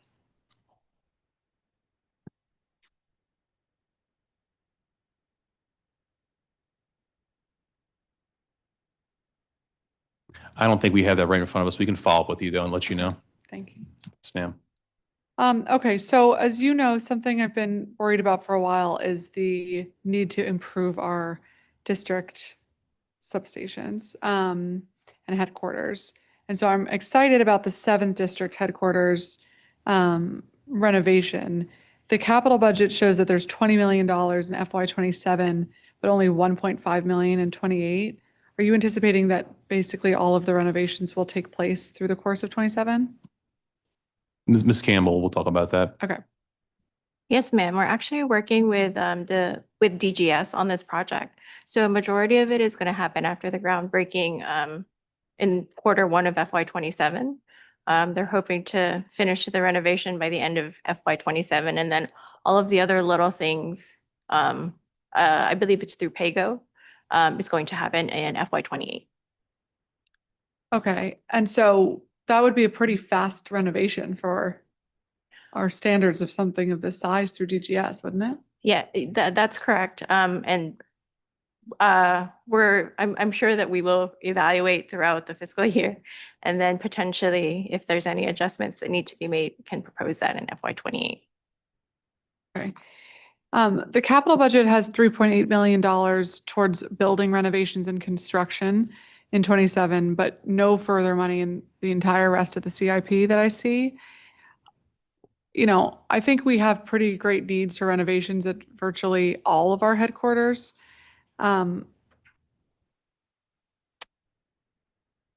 would you prioritize the 3.8 million that's there? And how are you thinking about, as we talk about morale and retention and supporting our officers, how can we improve the daily circumstances of where they're sitting if if there are still so many challenges around heating and AC and leaks and the deep need to have new buildings? Sure. So I'll let Dan talk a little bit about the kind of the money portion of it. But with us, we have a liaison that works daily with DGS to prioritize like what needs to be, what the issues are across the entire portfolio of facilities. For us, kind of the priority of the immediate officer areas. So the restrooms, the roll call rooms, excuse me, the report writing rooms. So meeting with them and working on those areas that have been identified to get the most impact is a priority when we start looking at that. I'll let Dan talk a little bit about how the funding is. Yeah, so I think it's common for the small caps capital project to be funded 1 year at a time. It's been my experience, at least. I've seen that at Fire as well. Maybe it's not ideal, but I do usually see that get trued up because that is, as you said, a very important. That's personally my favorite one because it's the one that keeps everything else going. Everybody loves the new stations and things, but the small caps for me is critically important. So on the CFO side, we're always making that point. I will say they are currently sitting on almost a $6 million balance. So they do have money that will carry forward as they expend this year's allotment as well. So it's not just that 3.8, it's anything that's carried forward that they can then use as well. Okay, and where would you prioritize first? The areas I spoke of, right? The bathrooms, the roll call rooms, the places that officers spend most of their times. Those are the areas to Sorry, prioritize. I mean, you'd prioritize kind of all of that for all of the districts. Starting with the district stations, to me, most of our members are in the district stations. That's where, I'd say majority, 441, it's not a new building, but it's a newer facility that people are in. So it's in better condition. But a majority of our officers sit across the districts, and that's where we need to have those areas. And again, it's the immediate touch points of the officers, the roll call room, the report writing room, the bathrooms, things of that nature. That's the area that I want to focus on. Okay. And so when you mentioned that there might be more money available for small cap, what do you anticipate will actually be the realistic number? I was just reflecting that because it's capital and it carries forward, it doesn't lapse like operating. That was just my point, that I'm just checking the current balance to say, okay, if they theoretically didn't touch it, but that could theoretically be used by year end, but this money hasn't been committed yet on a PO. So it does tell me there's likelihood that some of that balance will carry forward. I'm sure there's plans for that money, so I'm not advocating it get swept either, but I didn't want it to look like the new allotment was the only money available to them. Got it. Okay. Thank you. Let me ask you about the new heliport facility that this capital budget allocates $2 million towards building. The budget says that the existing facility is currently in dire need of renovations. So is this, for clarity, a new facility entirely or renovation dollars to the existing facility? My understanding, it's renovation to the existing facility. I don't know if it's a full takedown or not, but there's a lot of challenges at the heliport. It's a very old building, and also making sure that the helipad is completely level. So over on South Capitol Street is where our heliport's at, but the facility is very old and it's in bad condition. This is the South Capitol location? Yeah, it's a South Capitol Street helipad. And is this our only helipad location for MPD? It is the only MPD helipad location. And of course, as most folks are aware, there's very few places in the city you can actually land a helicopter. It's the only helipad that we've had. We've had this facility for many years. And any other agencies use that facility? Yes, no other agencies store their helicopters there per se. We do. However, other helicopters do land there and get fuel from the South Capitol Street helipad. It's a vendor that runs the overall. The only other place that there is a helipad is Park Place have a helipad on the other side of the river, and then military facilities really.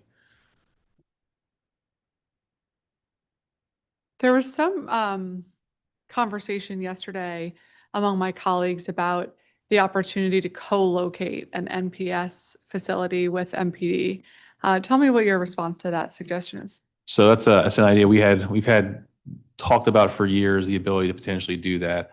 It's something that we've never been able to bring to fruition. It's something that we started, I think when Chief Conti was here, maybe even Chief Newsham, having those conversations about the ability. The challenge is Park Police, they have more helicopters than we have, and they also have much larger helicopters. Theirs are capable for medevac, so the ability for them and the spacing, there's not enough space at their current facility to house our helicopters. But it is something that I know when Chief Smith was here, conversations were had with their chief about the potential for that and even shared resources. But it's just something that never was able to come to fruition. We've also looked at, over the years working with DGS, we've looked at other potential locations to move the heliport, but none of those have ever actually been able to come to fruition. And so you said their helicopters are really large, and so there wouldn't be enough space. Do you mean there wouldn't be enough space at their facility for us to then house ours, or for theirs to be housed at Self-cap? Yeah, so our facility is much smaller than their facility. Their helicopters are dual engine helicopters because they're medevac capable. Ours are not medevac capable, so they're single engine. So yeah, there's not enough room at their facility to house our helicopters there too.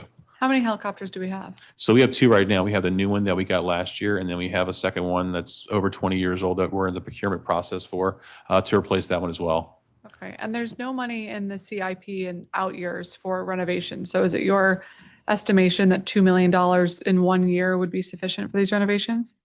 Yeah, that's why I said I don't think it's a full tear down. So it's a renovation to bring the building up to where we need it to be to make it more inhabitable for the members that are assigned there. Okay, so tell me more about what the renovation would be. You mentioned like a level ground. So no, so I mentioned the helipad itself. So there needs to be some leveling to the helipad itself, and then the actual facility. The facility is very run down inside of it, so it'll be renovating. It's not a huge building. There's several officers, kind of a space for the officers that are in there, a workspace that's in there, but it needs a fair bit of work. Okay, and how many officers are stationed out of the South Capitol location? So we have pilots that work out of there, and we have our tactical flight officers and their supervisors. So I would say kind of overall, you're looking at about, depending on the current staffing levels, around 10 to 12 people is what works out of there. Of course, they work different shifts, so they're not all there at one time. Okay, okay. And when are we expected to get the second helicopter? We're currently working on that procurement, so we're trying to get into the FY27 allotment, so that's probably going to get delivered in FY28. In FY28, okay. Potentially. Okay. And what sorts of things is our one remaining helicopter used for? A helicopter is a very useful tool. So think about things like, somebody falls into the water, helicopter response. Think about things like a carjacking just occurred, a vehicle flees the area, the ability to get the helicopter up to follow that vehicle is imperative. We talk a lot about drones, but drones have very limited capabilities and flight times. Helicopters can fly for hours. So any kind of major incident, you think about the ability for the helicopter, maybe a burglary at a location, folks on the rooftop to get overhead. So there's a ton of different things. Missing persons. We have folks that are missing in the community to go out.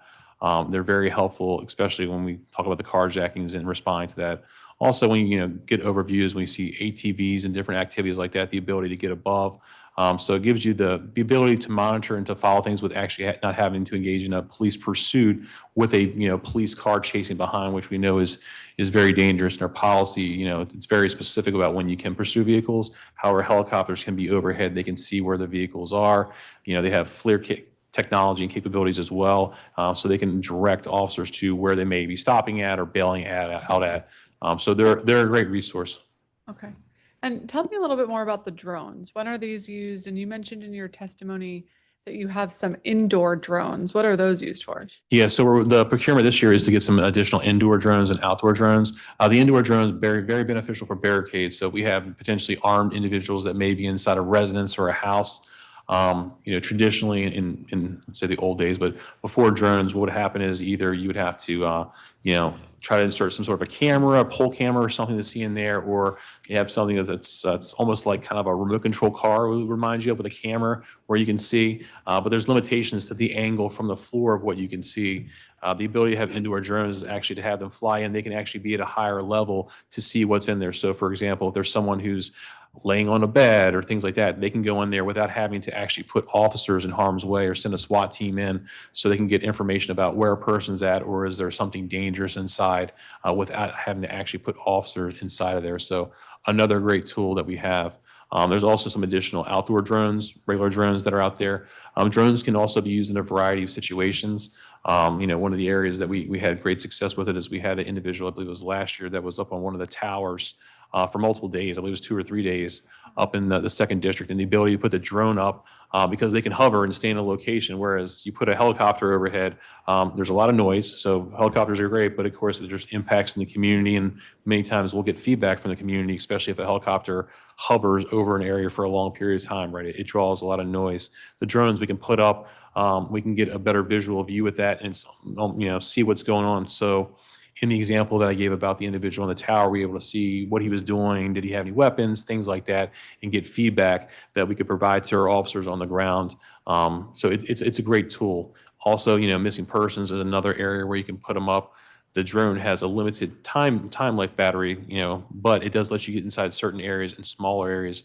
They too have similar technology with FLIR and things like that, so you can see heat signatures. If a person maybe goes into a wooded area, the ability to put the drone up above it to pop it up and get it over there. So we have several drone pilots that are trained and certified to deploy those. Of course, there is limited capabilities inside certain parts of the city due to air restrictions with that. So how many drones does this budget allow you to have? I believe it's a total of 14. There was, I think, 6 indoor and 8 outdoor, if memory serves. And how much is that total?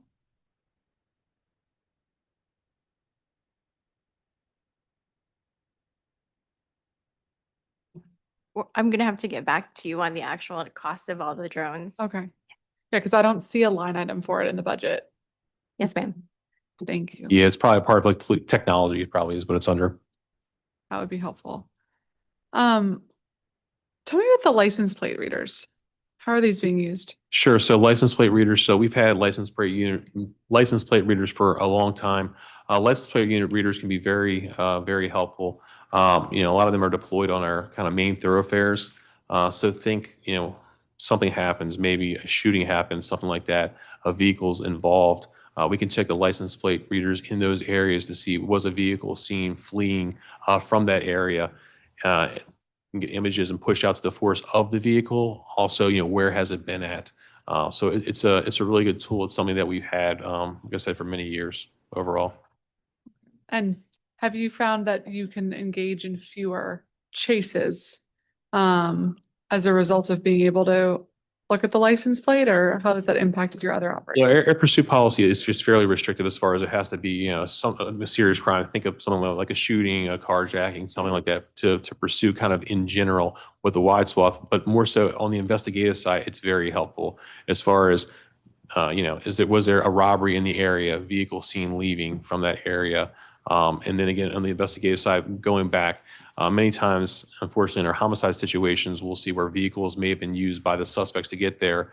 And then if we know it's a dark colored vehicle that was seen in the area, checking the LPRs to see what vehicles went through there, and then develop an investigative lead that can then lead down the road to potentially a closure to assist with that. We had a fairly high profile case, I think it was last year, the year before, relating the intern near the convention center where LPRs are instrumental in closing that case. Okay. And just one more capital question, then I'll turn to Councilor Fruman. In your pre-hearing responses, you talked about the need for renovations of the fifth district station. That would be kind of the next major station in need of renovation after the 7th is completed. There's no money, of course, in this budget for it, but how much money would be needed to start this project or over the course of the CIP? Yeah, that I don't know. That's something we'd probably have to follow with DGS and get back to you. I don't think we have an estimate on that. Okay, that would be great. Thank you. Thank you, Chief. I'm going to turn back to my Ward 3 colleague, Councilmember Fruman, for a 10-minute round. All right, thank you very much, Chairperson Pinto. Good to see you, Chief. Yes, sir. Good to see you. Sticking on the theme of our stations, the 2nd district has been rode hard and put away wet. And so I wonder if there is, what's planned for the 2nd district? Is there anything happening in terms of renovations and anything planned for it? Yeah, so the 5th district, the 2nd district, the 4th district, they were all built pretty much in the same time frame. That's why they pretty much look similar. Right now, the 5th district is experiencing, I'd say, the largest issues out of that genre of a police station. Right now, what we do have for the 2nd district station is it is up for a renovation of the cell block. I believe that's in 2 years because they're the 2nd district. So right now, the 4th district is being finalized and finished up their cell block renovation. The 5th district is also closed. It's being renovated. And then once that's done in fiscal year 27, there's $2.5 million to renovate the detention area inside the 2nd district. Right now, that's the only thing kind of large scale that's planned.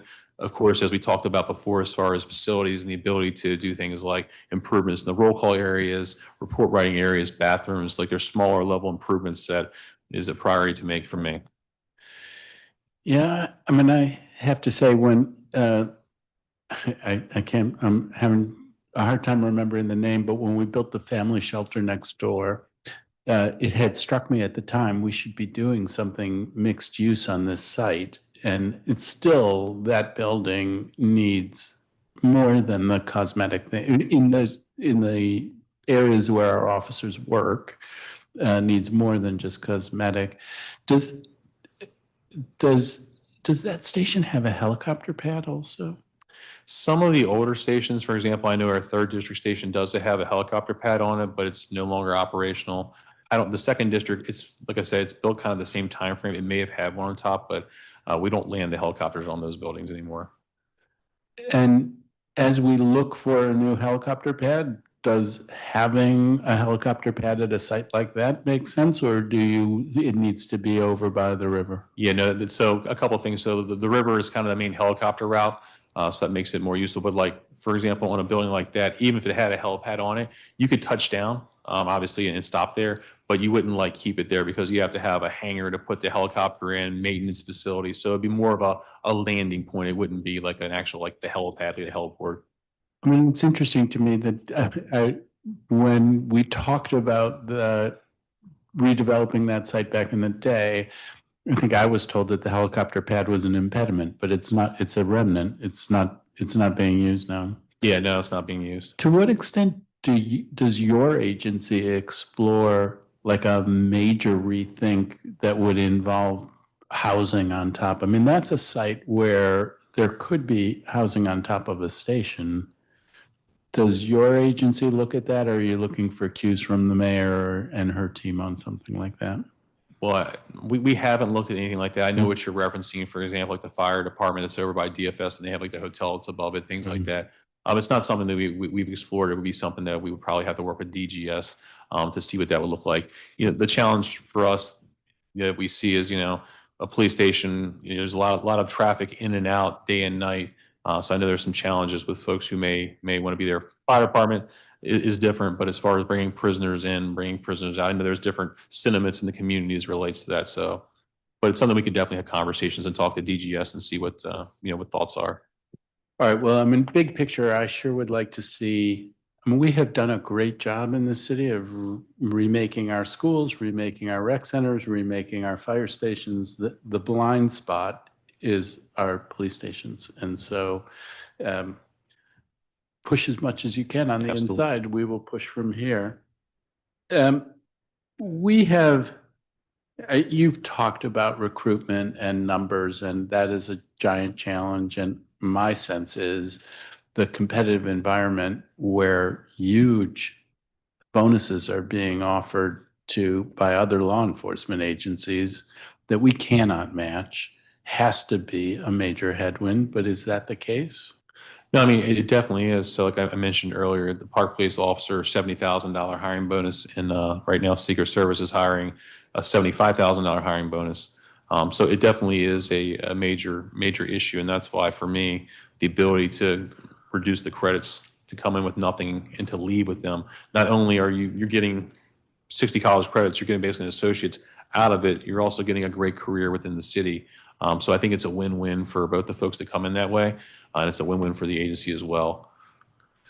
And the numbers of officers who might come in that route, what are those numbers like? It's like 25 a class? Well, so I think it's hard to say. I mean, what the actual population or pool would be, because we don't, right now, it's not like we have folks who will apply usually because they know there's a 60 college credits. So you're not getting folks that would apply and we're saying, sorry, we can't take you because you don't have the number of credits. Most people, they don't even apply because they don't have it. They know it's an automatic disqualifier. So to get an idea of what that actual window looks like, I don't think we have a full picture of that.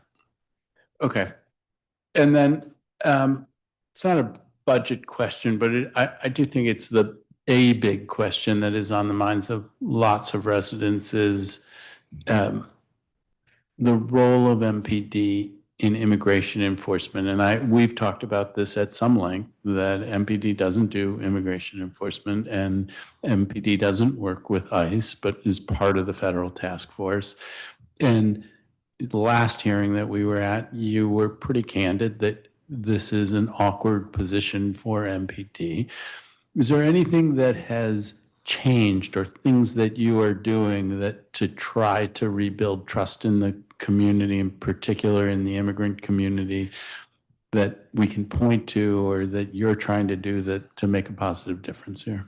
Yeah, we had some conversations with some of the groups, after our hearing, some connections to talk to them about some of the concerns, things that they think that we could do better, and some areas they brought up that we've been able to make some tweaks to. So it continues to be a work in progress. As you mentioned and highlighted, we don't do civil immigration enforcement, but the narrative is out there. So it's an area we want to continue to work with those populations to build trust back.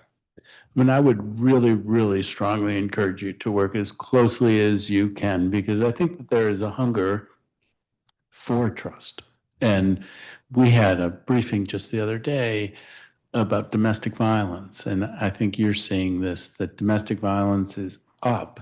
And what is agonizing to think about is somebody who might be in a domestic violence situation who is reluctant to reach out to MPD because of fear of other consequences. Do you have anything that you can do in that space? Is there something you can do that could give assurance to potential domestic violence victims that if they call about a subject like that, that an MPD officer and only an MPD officer would be dispatched? Is there something we can do in that space to address what feels like a frightening dynamic? Yeah, so as we talked about before, federal task force officers aren't responding to 911 calls, so they're not getting dispatched to, there's a domestic assault at XYZ address. MPD officers are the folks that are responding to those calls.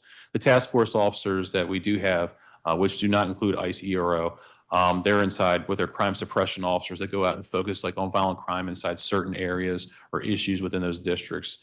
We want anyone to be able to feel like they can call the police for anything. Domestic violence, it doesn't matter if you're part of an immigrant community, what situation we're in. We want folks to be able to call and reach out for help, and MPD to be a partner with that. And we push out our new domestic violence campaign, No DV, to make sure we can also connect folks with different resources that are out there as well. So if there is someone who's reluctant, we would definitely want you to reach out to us or reach out. There's a variety of resources that we can connect you with as well. I mean, it is a very challenging line that you are straddling, but can you go out with a public message to the effect of, if you call for domestic violence, it will be MPD and only MPD? I mean, it is the reality, but people may or may not know that. And how can we provide comfort to the mom who is feeling threatened? I mean, we've had in Ward 3, you were great in your response to the absolute tragedy in Glover Park, but it's not the only place that things like that happen. Is there something you can do in terms of public outreach to help on this? Yeah, no, we definitely are our No DV campaign. And what we'll do is we'll also continue to have our Latino liaison, our special liaison units work out to try to reach out and touch those communities that may be even more reluctant to reach out and need additional reassurance. So it's something that they do every day. But I think the importance is things like this, having these conversations, continue to reach out and have an open dialogue is really important. Okay, I encourage you to do that, and thank you very much. And let's get the second district, yes, a new building. Didn't look. Okay, should I keep? I will keep going for a bit. Give me a second.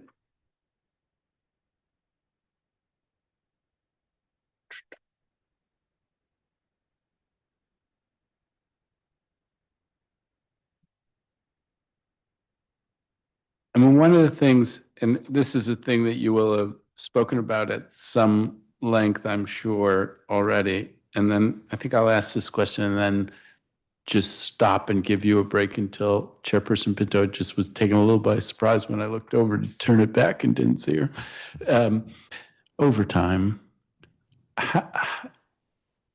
we hear anecdotal things about some officers who make extravagant amounts of overtime. I mean, I think that maybe it's an urban myth, maybe it's true, but the idea is somebody made $500,000 in overtime pay. What can we do to manage our overtime spend, because those numbers are so high now? We need to hire more officers and retain people. That's the way to bring down overtime. Until we bring the numbers back up, we're going to be challenged with overtime. So I said it earlier, but we're at a 50-year low in our current staffing. So until we can get those numbers up, that's where we're having it. And that's where we'll see the savings as far as the overtime budget, because officers get paid at a much higher rate when they're working overtime versus, an officer, an entry-level officer, or an officer who's been here. So that's why the provisions of the Budget Support Act that we talked about earlier are so important to kind of open up that pool to get more folks in. We have to get more folks in to sustain this because it's not sustainable over long periods of time with the overtime. But what if do you scrutinize to see,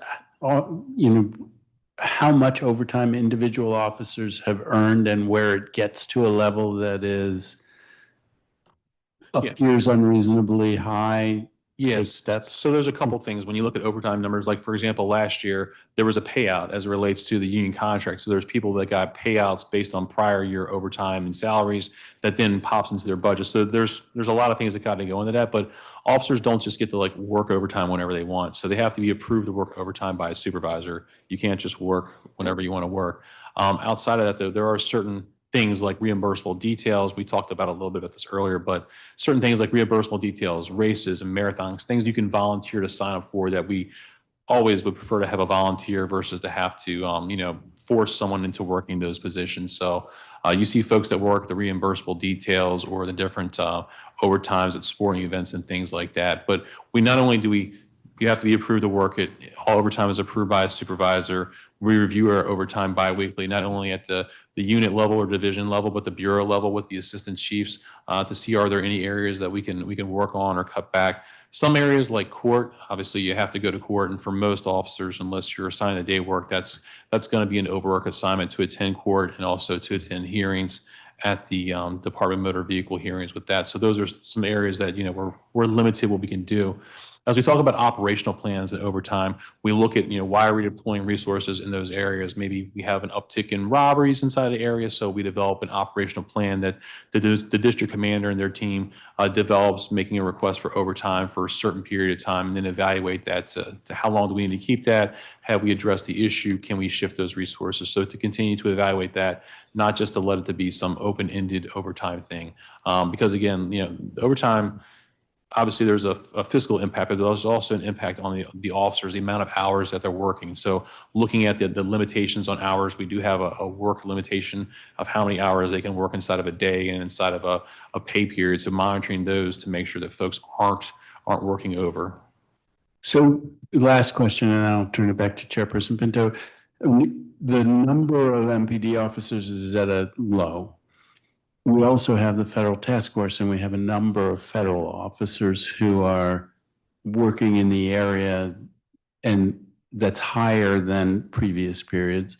What does that number look like? How many federal officers are there who are complementing the work of MPD? And when you look at those things together, and I don't want to rely on federal officers over an extended period of time, but in terms of officers who are working, there's two sides to the coin. What do those numbers look like? Yeah, so they depend on the day and the district. What I would say about the federal officers, and this is no offense to them, but federal officer is not an MPD officer, and they may be another body that's on the scene, but they can't do the same things that we can do. A U.S. Marshal doesn't know how to process an arrest. They don't have the legal authorities to do a traffic stop alone, so they have to be with the MPD officer. So there's limitations, even though they may be an additional body and be there for officer safety or be able to do certain basic policing things like helping search and things like that. They can't process our arrest and things like that. So it's not like you could take outside of potentially Park Police and the Secret Service Uniform Division that have the same authorities and same training as police officers. The other folks don't have that. So they may be additional resource and additional presence, but they're not the same, I want to say the same value. They don't have the same capabilities as an MPD officer has. So just to kind of level set, I want people thinking that a federal officer and an MPD officer can do the same things. They can't. MPD officers obviously can do a lot more. With that being said, the numbers fluctuate by day. Kind of usually a team may look to be somewhere around 5 to 9, including the MPD officers. So they're not that big, not those large numbers that you saw when the initial rollout happened back last August. And they fluctuate with the availability of the different agencies, the days of the week, things like that. So does it feel like 100 federal officers who are engaging with MPD on a day, or 500? I mean, just ballpark. I'm not looking for an exact number. No, I mean, I think it would be 100 or so spread out. And again, they work in different tours in different districts at different times. So, I mean, I would say it would probably be over 100. Over 100, but not, Yeah. but under 200? Yeah, I think that'd be reasonable. I mean, as kind of an estimate, again, depending on the day and that kind of stuff, but yeah. Okay. All right. With that, Chairperson Pinto, I will turn it back to you. Thank you. Great. Thank you, Councilmember Fruman. Thank you for being here. So Chief Carol, I actually want to continue on that topic. How has the continued presence from federal officers impacted the formulation of this budget? I don't think it's had any impact on it. We can't rely on the federal. I'm not relying on the federal agents to help staff. They're not taking over PSA cars like we talked about. They're not taking our calls for service. They're not staffing our cell blocks. They're not engaging with the community as an officer does. So they're not, I don't want to say they're not a reliable source, but they're not factored into how we respond to events. Okay. Is there any estimation in your mind around if the increased presence costs MPD or the district more or less? I think it's, I'll say it's kind of hard to say. We have additional officers that work with the task force teams to make sure we have officers with the teams because we don't want to put them out by themselves. Obviously, I would argue that there's value of, physical deterrence and presence. So there is that. But as I mentioned before, they don't have the exact capabilities as an MPD officer does. So there's different benefits and different things that they can do overall. Okay. And how have you seen a reduction in immigration enforcement officials here from the federal government from the beginning of the fiscal year in October to today? Yeah, obviously they don't report to us. We don't work with them, so our interactions is not there. I can't tell you is there more here today than there was here in August or not.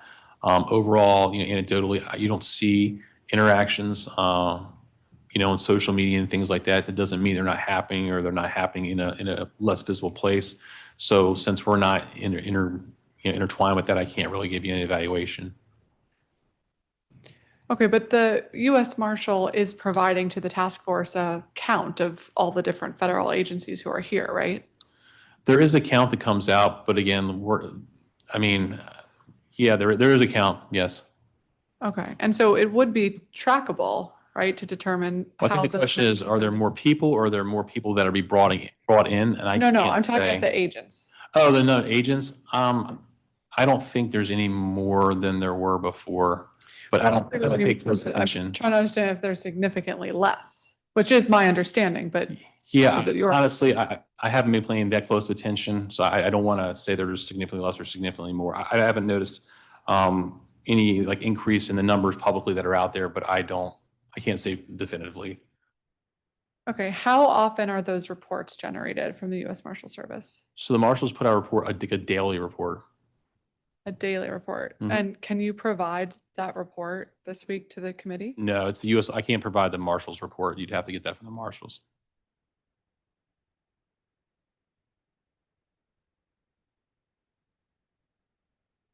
You can't provide it. Why? It's not a report to provide. It's the U.S. Marshals report. I can't give another agency's report without talking to them. Okay. Just like we wouldn't want them to give our reports out without their authorization and permission. Right. Well, could you talk to them on our behalf? We can ask, absolutely. Okay, that would be great to be provided to the committee. I think would be very helpful. Thank you. Okay, so PFC contract. The proposed budget includes $11 million for the police and fire clinic contract with PFC Associates. Where is the department and OCB OCP around putting this contract out to bid? The solicitation is actually going to close tomorrow. Oh, how timely. Yes. And after which time we'll see who gets the contract and when will it begin? I will have to double check on when it would take effect. But I do know that our current contract, that the option year that we're in does end in August with PFC. Okay. How does the department take feedback with regard to the performance of PFC associates? How do we take feedback? So Like if an officer has a particular experience that they want to share. yeah, I mean, obviously we have an official, Matt Miranda, who's our director of medical services over there. So we also have officials, sergeants that are over at the police and fire clinic as liaisons. So if there's feedback or concerns, obviously they should raise it to them so we can work to address it. So it's not through a kind of formal grievance process, would you say? It's more I mean, if there's like a complaint against him, they would take it to the officials at the police and fire clinic themselves who can help to work to address it. Like if they didn't agree with something within there, because the medical director that we have is the director of our medical services divisions over there. So he would work with them and the doctors. But if there's something that they want to report to the department about their experience at the clinic, is there an avenue for that? You mean like they do have like a suggestion box or something. They have some, yeah, in the clinic themselves, they do have like a box where you can provide suggestions and feedback in there as well. But I mean to the department itself. Yeah, to the department, any feedback or issues will be brought to the officials that actually from MPD. So they're MPD liaisons, just to be clear. Okay. They work for MPD. They don't work for the police and fire clinic. They are housed there, but that's who we would bring it to.